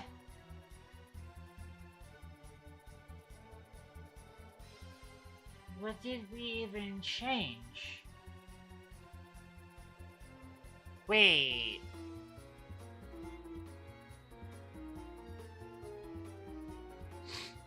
I mean, this is still the same way it was before. Unless... Because what we did change was this is now anchored differently. So is this. Huh. Whatever.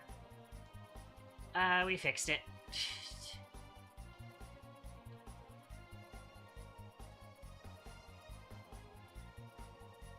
No need to get too fussed over it, honestly.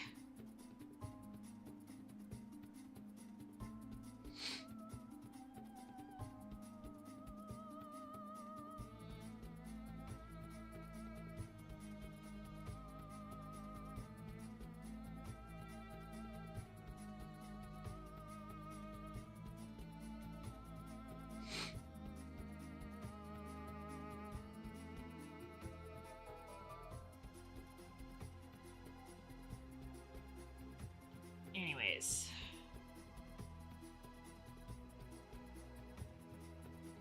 For now, I'm going to change this back to this sort of setup. Wait.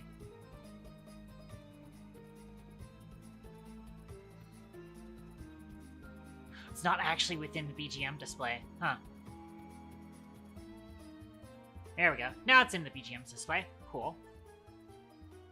Out of curiosity, so the disc is 70 in width. It's 50 across. So I guess that means this needs to be at 100 then. 100.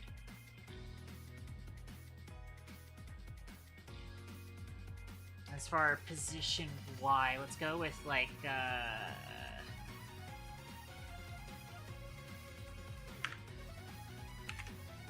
think a 10 looks like a good spot.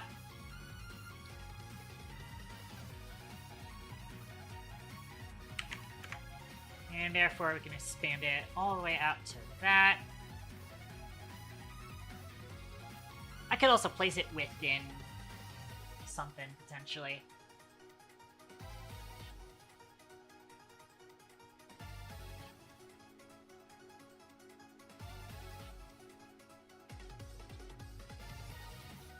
Out of curiosity, you know what?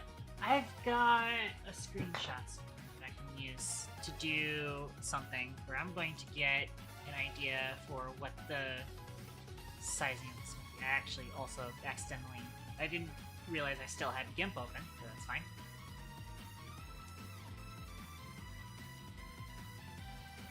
I need to go look for a screenshot I took recently.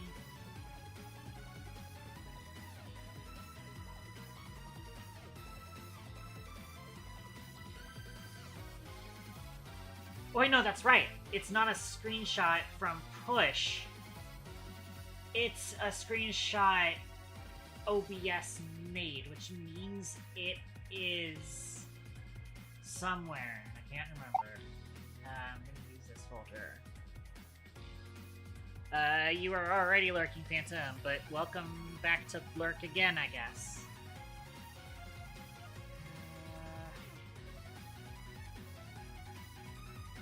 So you need to go to videos. It's on Chunky videos. And then I think it's in record, actually.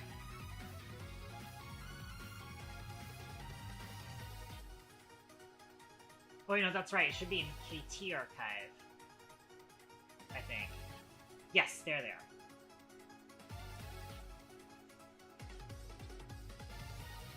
Another screenshot of my thing. This is in the 1920 by 1080, which we do need to rescale it for 1280 by 720. Since the application is 1280 by 720. So, the size we want is 388 by 103. So about 100, honestly. But we will go with like a 380. 380. That tracks. I probably could... Actually, I can get away with 420. Because, the tip doesn't actually... There's a solid, like... 10 to 20-ish pixels. We could probably sell for 400. And that'll probably fit.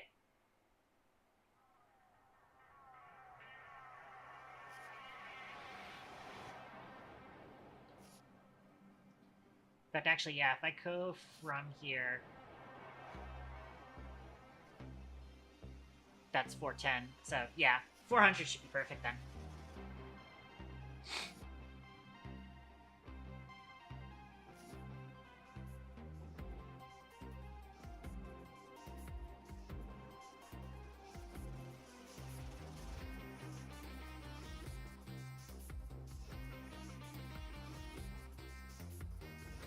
Oh, you know what? I need to go grab water, so I'm going to BRB. I might probably end up going to the bathroom on my way, but the main thing I need to do is refill my water, so I'm going to BRB.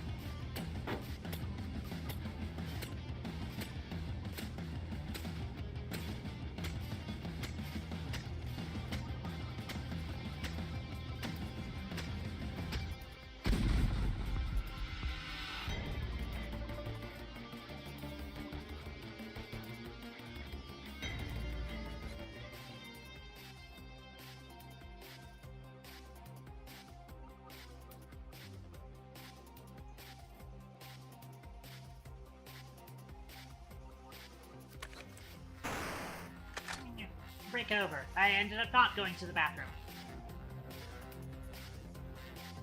But I got my water, and the water is important. Okay, so...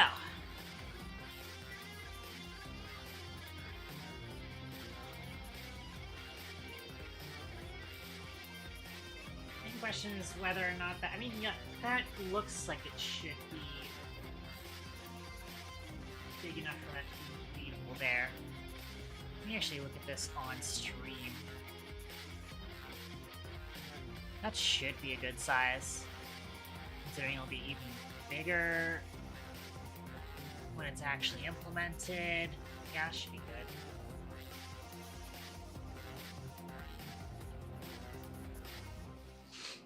Okay. I think I'll probably leave the title like this for now. Although I do kinda also want to, the thing is, I don't know if it's gonna behave properly if I use, a Text Mesh Pro. So I think I'm gonna leave it like this for now.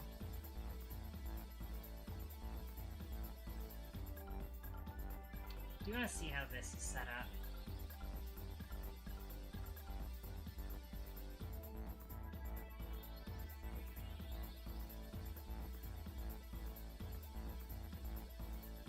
Bold 18. Okay. I'm gonna have a secondary scroll view though, because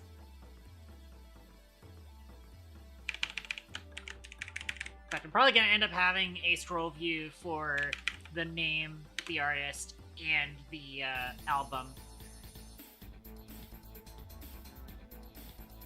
Actually, I think I'll probably end up putting the album as part of the name, maybe? Or the artist, maybe? Or, nah.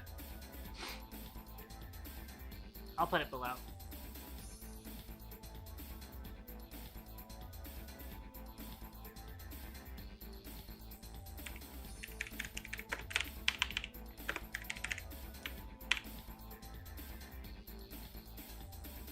Leave it as bold, actually, on this one. We'll make it slightly smaller, but not by much. And then we want to have it be, like, slightly blue.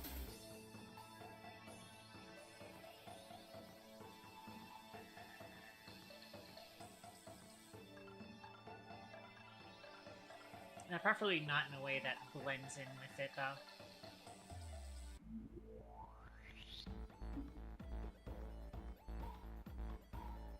That's not what I want to do. I want this to be down here. Here we go. That. There we go.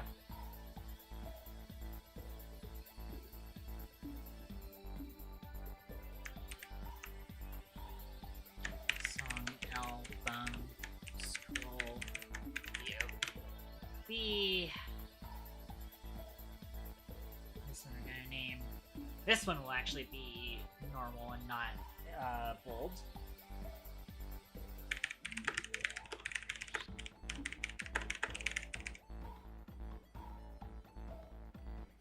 This one I'm actually going to be kind of silver. I might actually do italic. And then we place that below the artist name. Like that.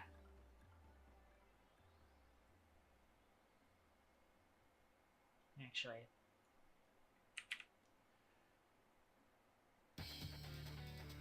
Place it slightly closer. There we go. It'll look like that in the end. Which is slightly harder to see, but the important ones are the artist name anyways. And the title.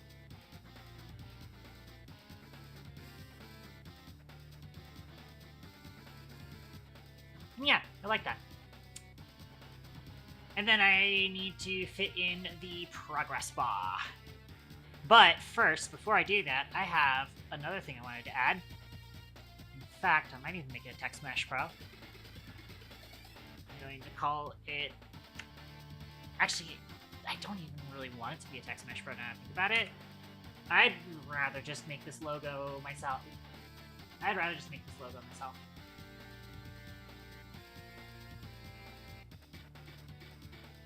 Though I do need to figure out what kind of sizing we want for this. So I'm going to do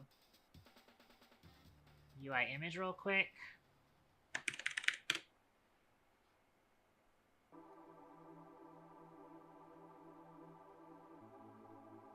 Something like that.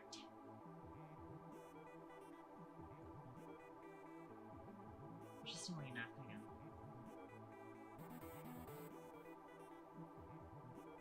Oh, I was wondering why this position is so weird. It's because the width is a weird number. That's fine.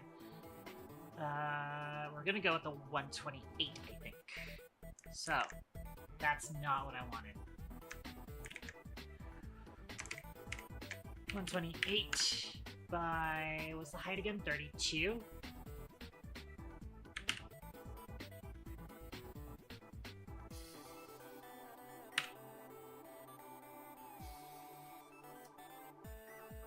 Once again, we need an out channel here.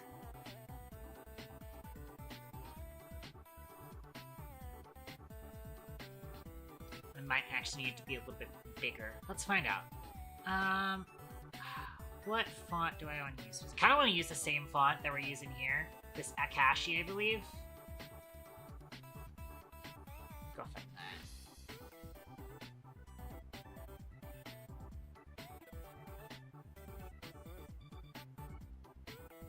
Here it is. Akashi.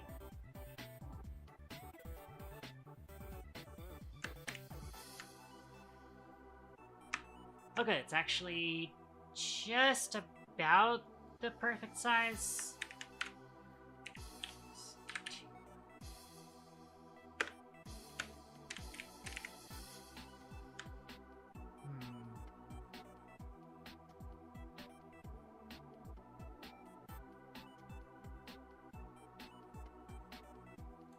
It might need to be slightly bigger, or I might... I have an idea.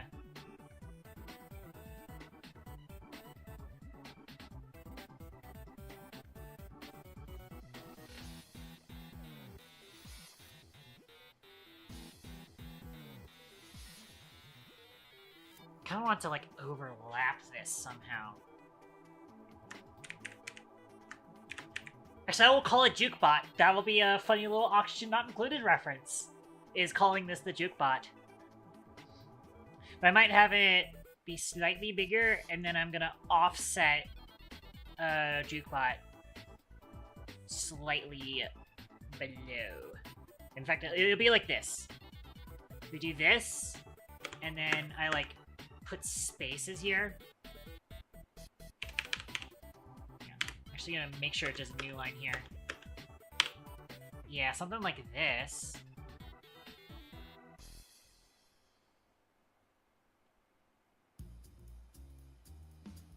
But then I'm gonna change the color of these two, though.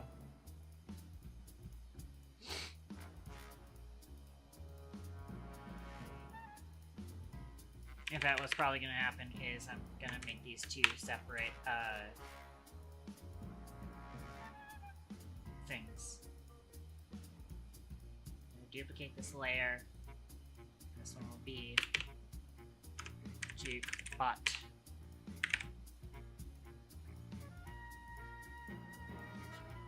So that'll be placed underneath. I'm going to do a left align on you and then a right align on you, so I know where everybody's placement is. So it'll be like this. There's no bold Akashi, and I kind of feel like these should be bolded a little bit. But I could probably also just do an outline on it, honestly.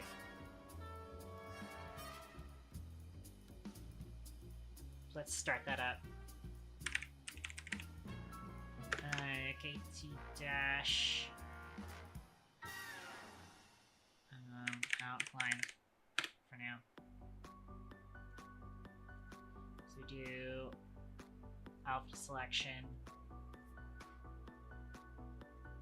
1 pixel should be enough. Yeah. Kind of want to do a gradient of some sort. We're gonna do something metallic, obviously. Possibly, in fact, this metallic something gradient that is part of GIMP.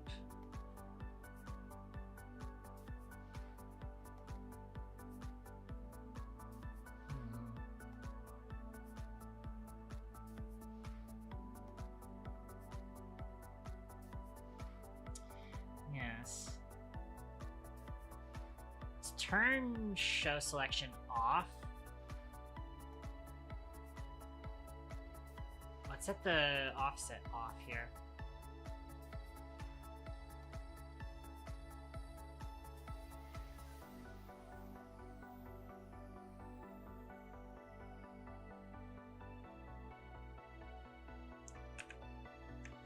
Hang on. Let's hit escape real quick. I'm gonna come over to the KT dash thing. I'm gonna change its color to black. Am I still selected? I am still selected. Perfect.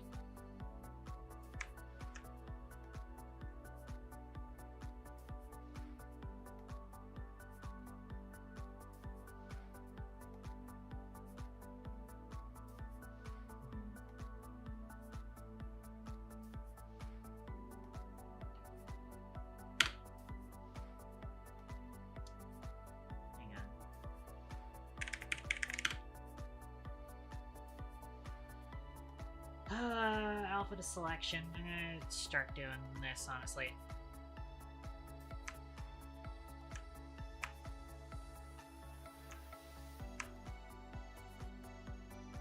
Something like this, honestly. Although I might need to make sure that the outline is now darker than that. Ooh, this looks good. Setting it to this sort of palette, and then I need you. Let's actually just straight up use brightness contrast.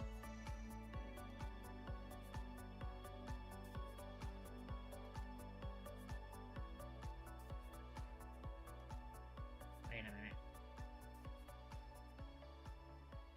Did I fuck this up? Supposedly it didn't.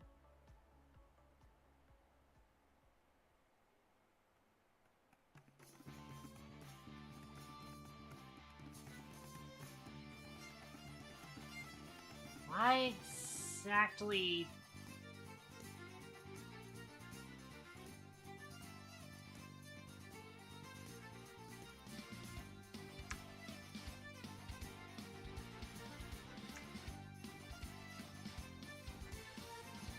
Why is it that using brightness contrast is like... Oh, because I have a selection. I turned the view of the selection off. Okay. There we go. Now I can see what the fuck I'm doing. Whoops!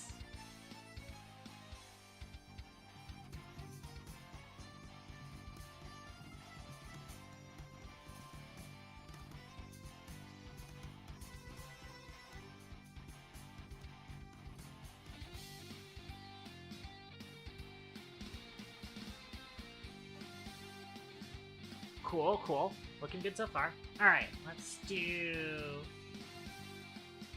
the jukebot next.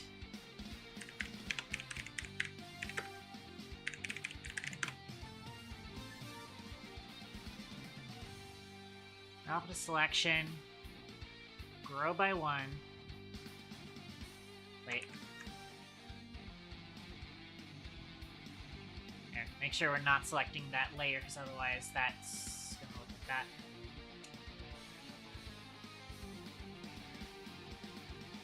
I also want to do a different thing. I even do this shadows 1 here. Or even the golden one here.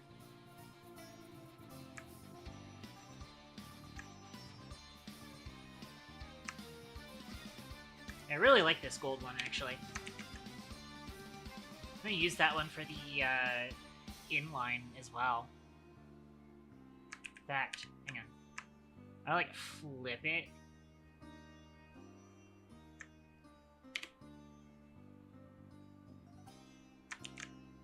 Then I want to do brightness contrast. Ooh, look at that. Those are some good colors. I'm actually going to move it slightly down.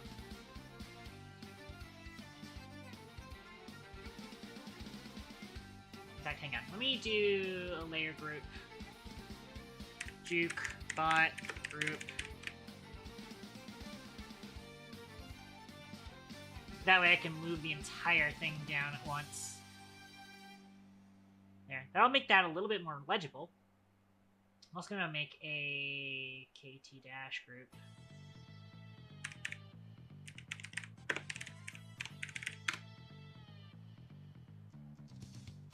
So I can also move this up slightly, because we can afford that. Looking good so far. Okay. Jukebot inline now. Alpha selection. And we'll, again, just reuse this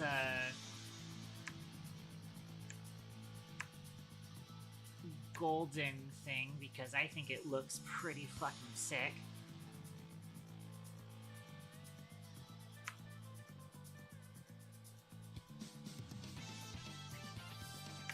Hang on. I'm actually gonna flip it upside down.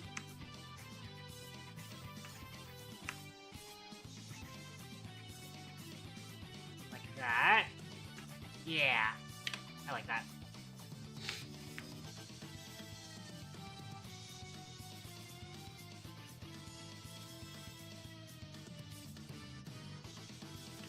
I'm also going to slightly move it to the right, as well as the KT dash.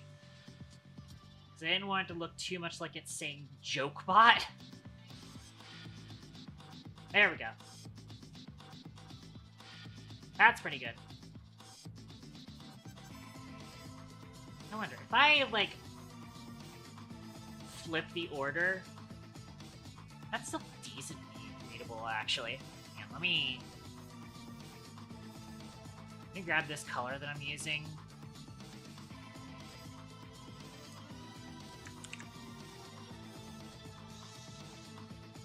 And put that into you.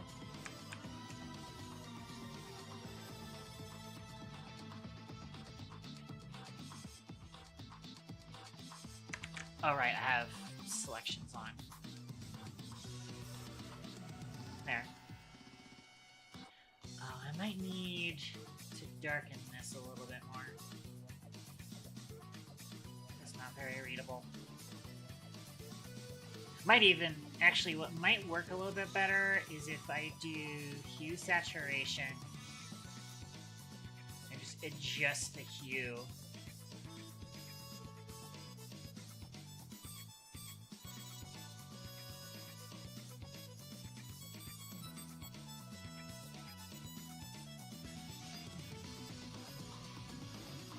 There we go.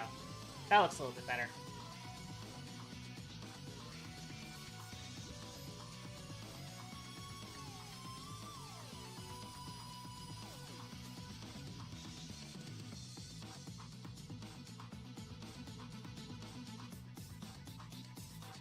Honestly, I might just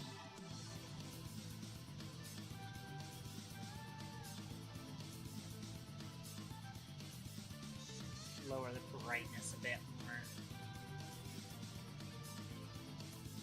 So I mostly am just like, I want to avoid completely getting rid of the gradient of it. That looks decent.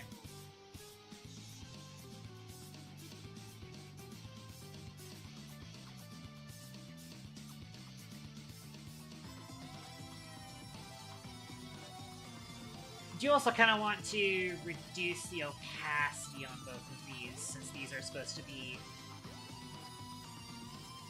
very faint logos anyways. If I do it like that, that works. Let's see what this looks like on like the stream. It's kind of barely visible, actually.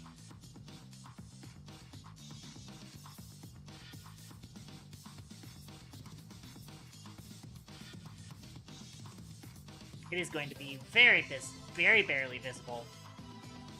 But imagine if it's, you know, at a reasonable size, it'll be make-outable, right?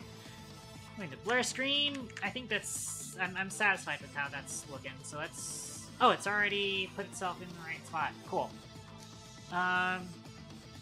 Juke bot logo.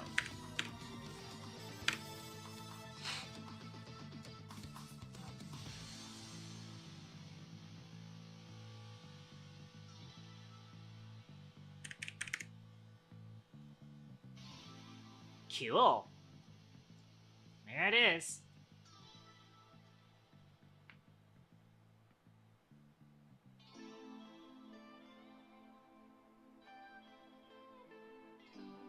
It is a little bit longer than what I was hoping, though.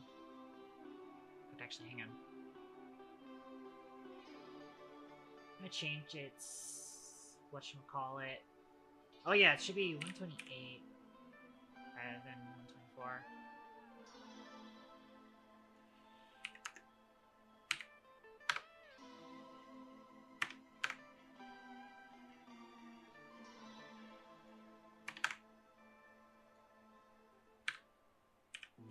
Three, like that. Slightly offset it. There we go. That looks pretty good. I'd still make it slightly more transparent, honestly.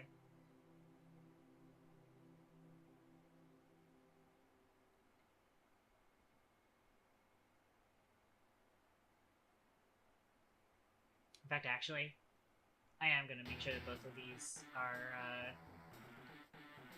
the max. Re-export it. That way I'm setting the transparency from a realistic standpoint.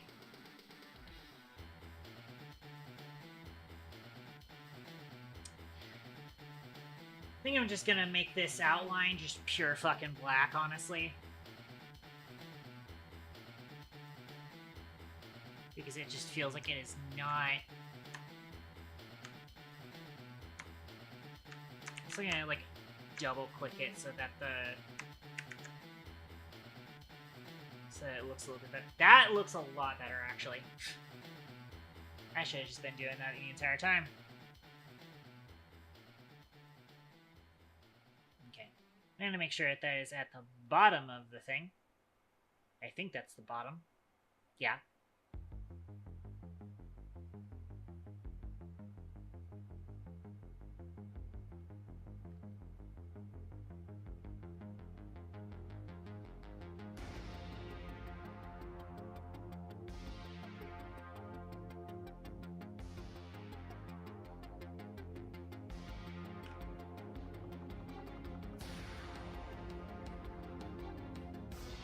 Okay.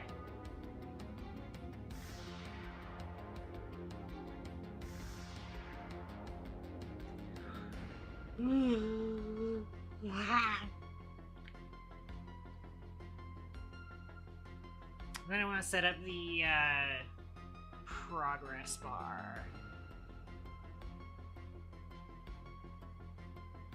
Although I might move things around, actually. I think what I'm going to end up doing is all of these are going to be anchored to the bottom instead of the top.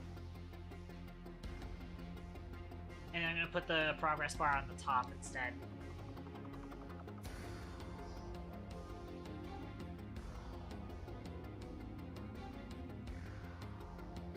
So, put the pivot back at the bottom on this. What was the position on this? It's probably 10. So let's go with like 10 from the bottom here. So it'll end up being over the KT dash, the KT jukebox logo instead of clear of it.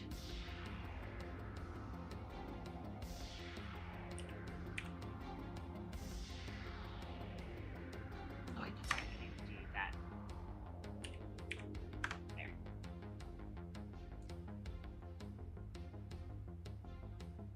You can also just do that. Boom.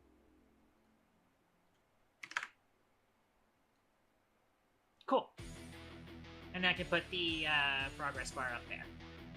I'll probably move it a little bit further up, though.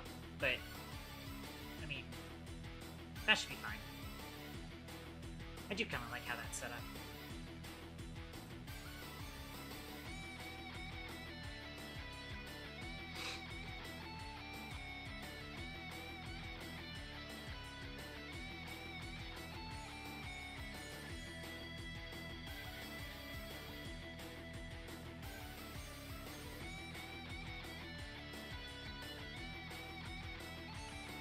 Alright.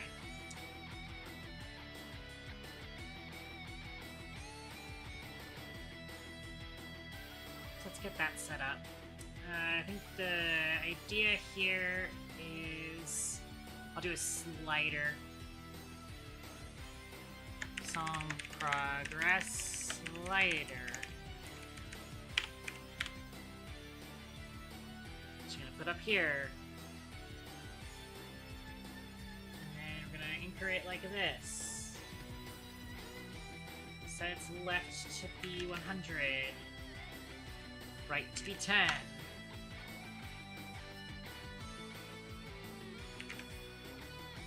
Position Y of -10. Although I will need to change that. In fact, actually, part of that is because it's that.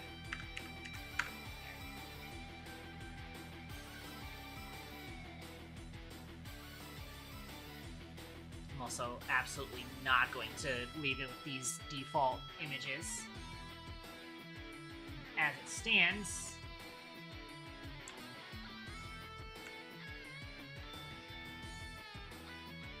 fixing this stuff.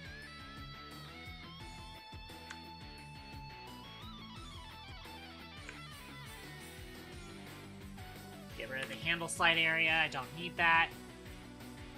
I'm not going to make this interactable.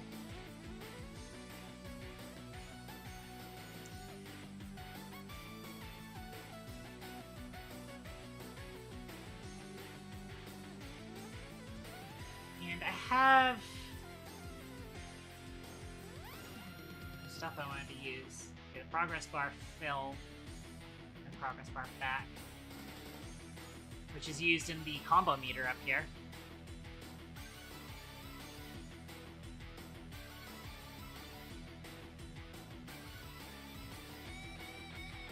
Yes, this looks good.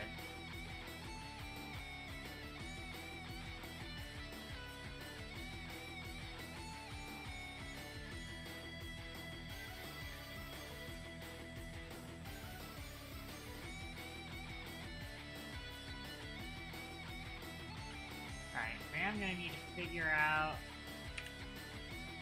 Not interactable. Part of it. No transition.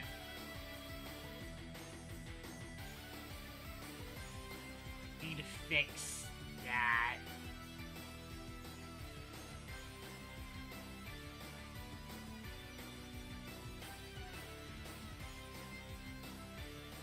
Go. Left 0, right 0.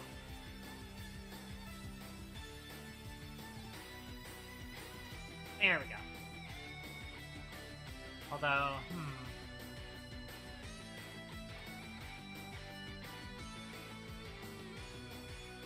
I might need to have a minimum kind of area, potentially.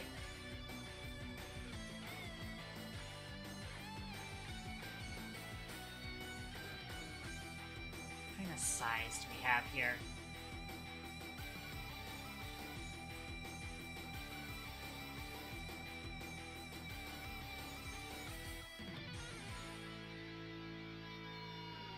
go with like 10.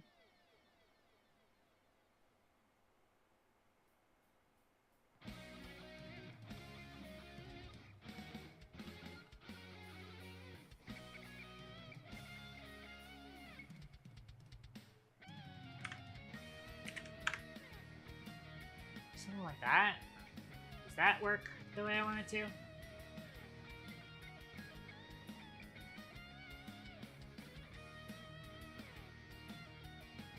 Almost.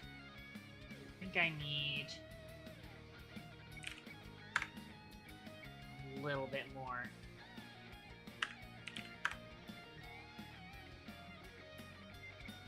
See if that works. Almost.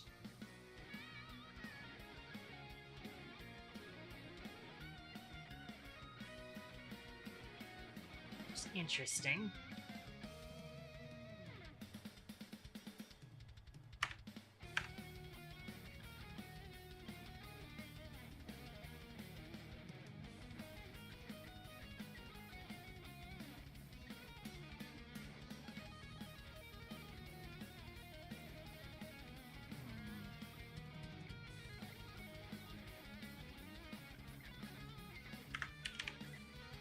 Negative 20, 20, and see what that looks like.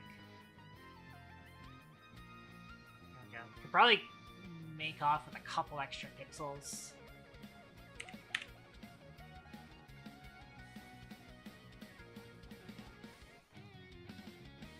Wait.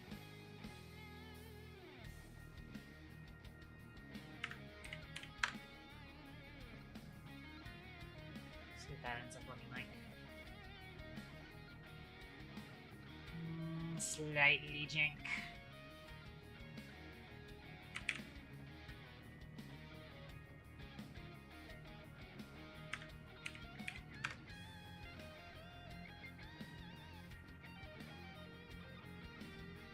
There we go. That seems to be perfect, actually. Neato. There's our progress bar.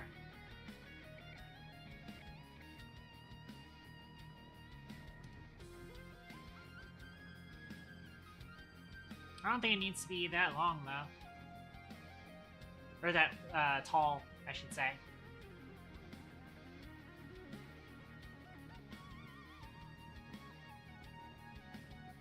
In fact, for both of you guys, I'm actually gonna run pixels per unit multiplier 1.5-ish.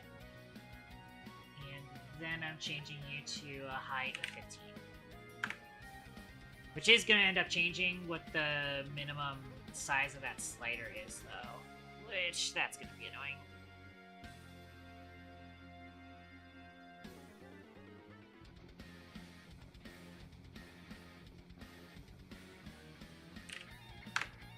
I think 12 would look better.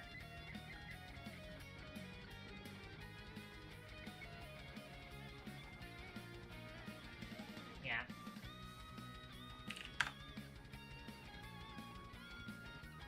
12 seems to be a good sweet spot.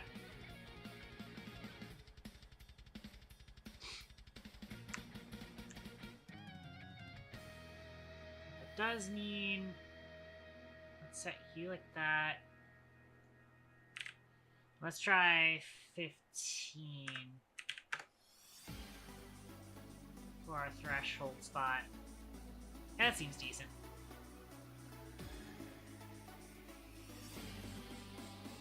I could probably go with a couple extra pixels.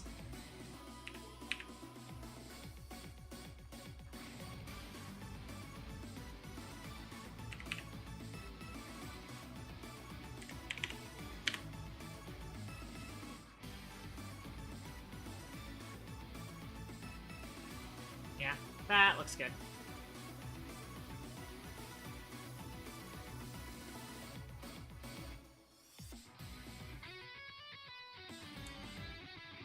And then I'm gonna actually end up moving all of you guys up to thing.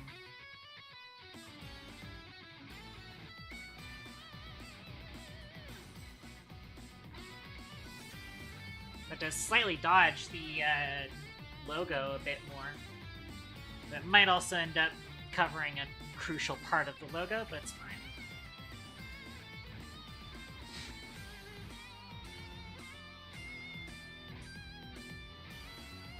Yeah.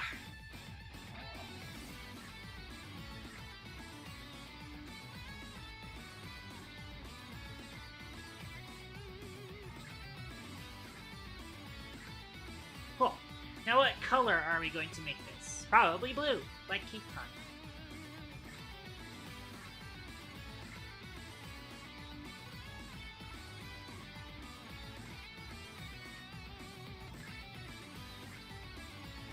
Or possibly green.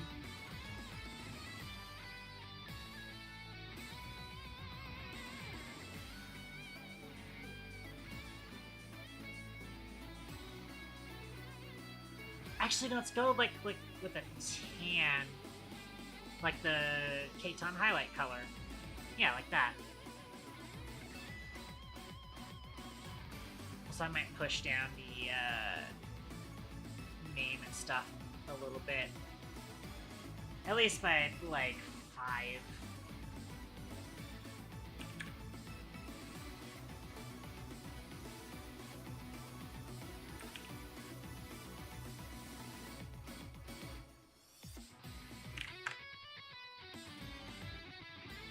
Yeah, that looks better.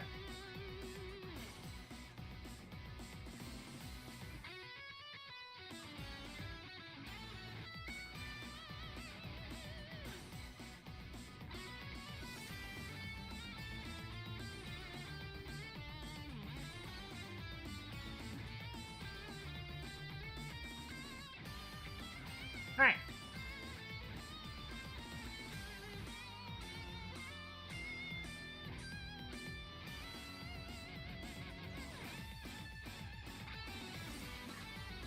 Another thing I'm gonna need to do is, first of all, I'm just gonna name this disc 1, and I'm gonna have a secondary disc, I think. I might also have like a disc holder, potentially.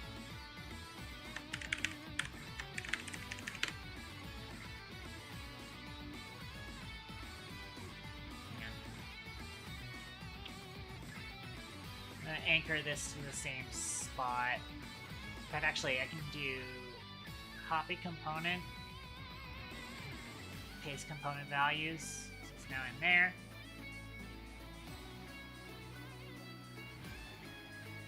So the discs will be placed inside of that, at which point we're going to change the anchor to be like that.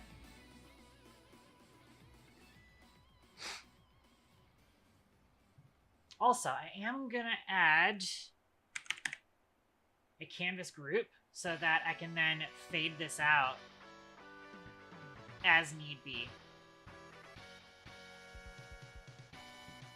Like that, because we're going to have it fade out as it goes away.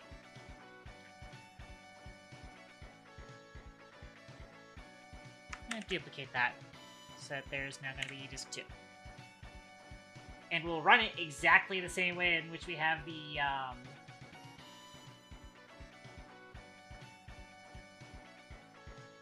how we have the 2 audio sources. We're gonna have the 2 discs. And we're gonna actually have them like correspond with each other, basically.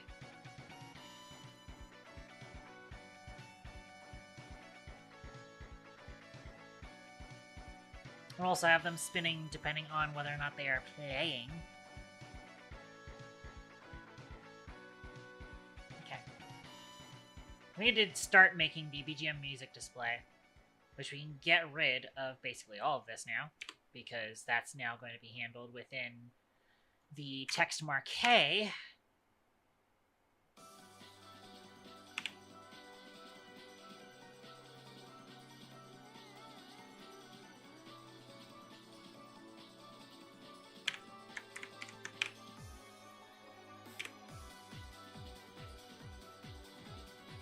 At which point we can get rid of Titan Blade's music display. Don't need it anymore. Alright. So now we can go ahead and start referencing. First of all, serialized field. Actually, what time? Oh, wow, I'm at cutoff time, actually. I mean, I did start a little bit late, so I will go a little bit longer, but I probably should be wrapping up stream.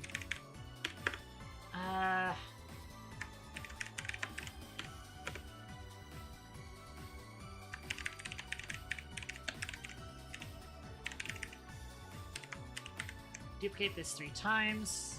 So we do artist, marquee, and then album, marquee.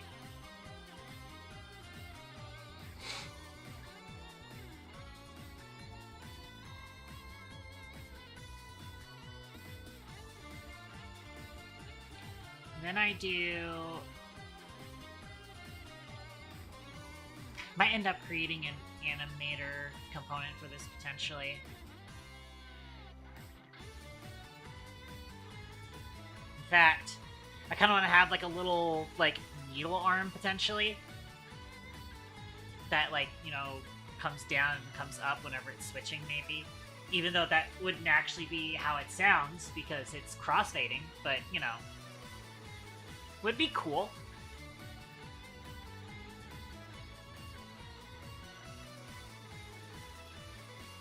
It does also mean that I need serialized fields, private float, disk spin speed.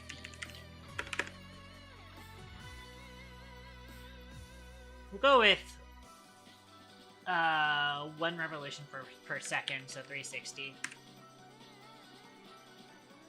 Should probably be enough.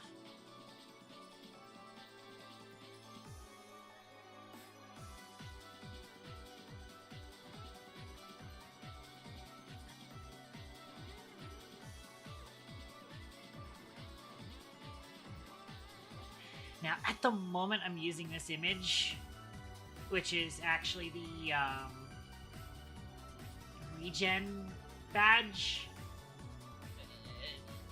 And the thing is that obviously I don't have implementation of extracting album art yet, but that's generally going to be where the album art's going to go eventually.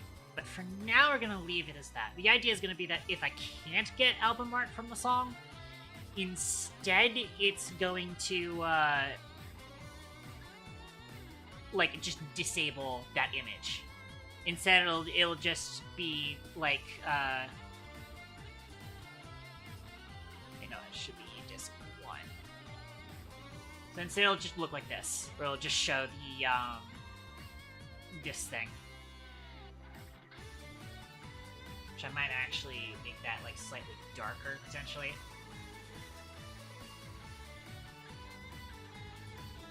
Maybe even, like, color it blue a little. Yeah, something like this.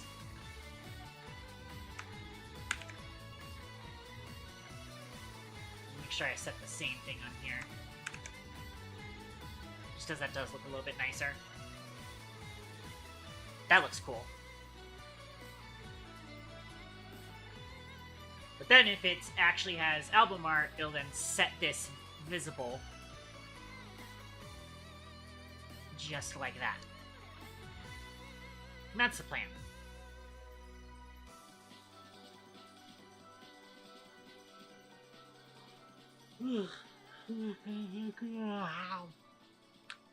I am yawny. Maybe I should, for now, I'm just gonna disable the image.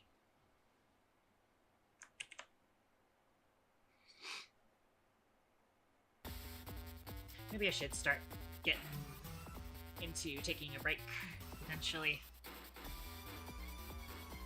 We've gone a ways, I think. I do actually want to make the visualizer bars a little bit longer. Like that, I think. Still plenty of space and visibility for the album art. It probably just looks a little bit better that way.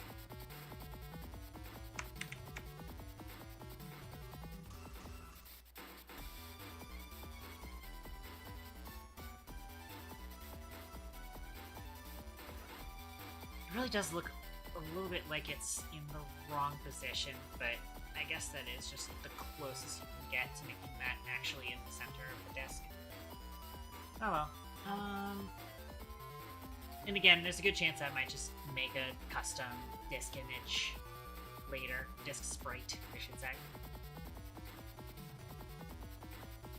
Generally speaking, that looks good.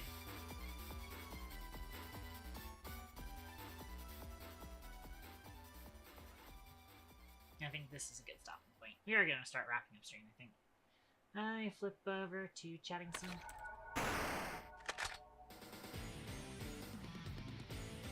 And start getting things wrapped up. Also let Amy know.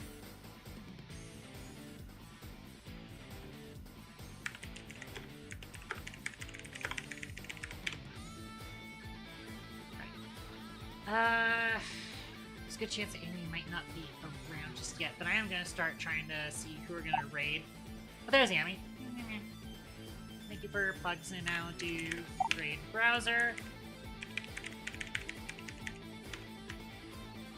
Oh well, Statement Protocol, Sunpraiser. Happy to have you here anyways. Oh, it's a high. Little Witch is on. In terms of game dev, that one seems to be the only one. I haven't seen Ear End on in a while. I'm thinking.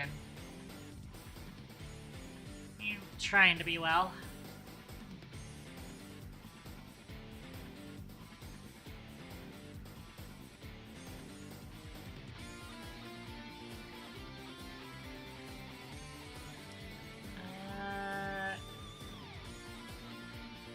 Yeah, huh. Not seeing a whole lot, and I don't feel like raiding on someone I don't know, so... Probably drop it on Minra, because I think we haven't raided her in a while.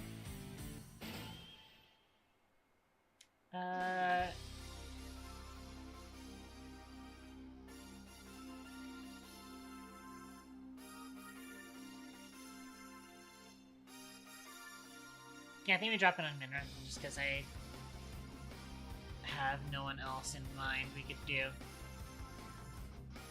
Move this over here. Alright. And then what's our raid message going to be? I might just do default raid message, just because I don't have anything else in mind at the moment. And it was mostly just us working on the, we had that, what's the word I'm looking for? We had the mystery that we needed to solve in terms of the visualizer bars, but we figured it out eventually. Y'all know the drill, the raid messages, and let me do my ending spiel. If I can not sneeze. I have to sneeze. Or maybe I don't. I'm gonna end up sneezing in the middle of my fucking ending spiel. Those of you tuning in today's stream, whether you were looking or actively participating, I thank you very much for tuning in. If you're new here, Statement Protocol, I am Kton. I'm a hobbyist game developer / VTuber, and sometimes I work on my game dev stuff on stream. I announce my schedule as well as post some extra game dev stuff on our Discord server as well as my Tumblr. And if you want to play around with the Titanfall-inspired FPS we're working on, or support me monetarily in general, you can tip me on the Ko-fi. Don't forget that checking in on consecutive streams gets you bonus channel points and pilot XP. My next stream will be probably Saturday. I might do Friday potentially, but you know, Friday is a very much like a I may or may not stream on that day, but it depends on my energy levels. And I kind of do feel like playing more Auction Not Included, but otherwise, I will end up seeing you guys on Saturday for Minecraft, specifically the Kakarotcraft SMP modded Minecraft stuff. Private SMP for that. So yeah, and then let's get the raid going.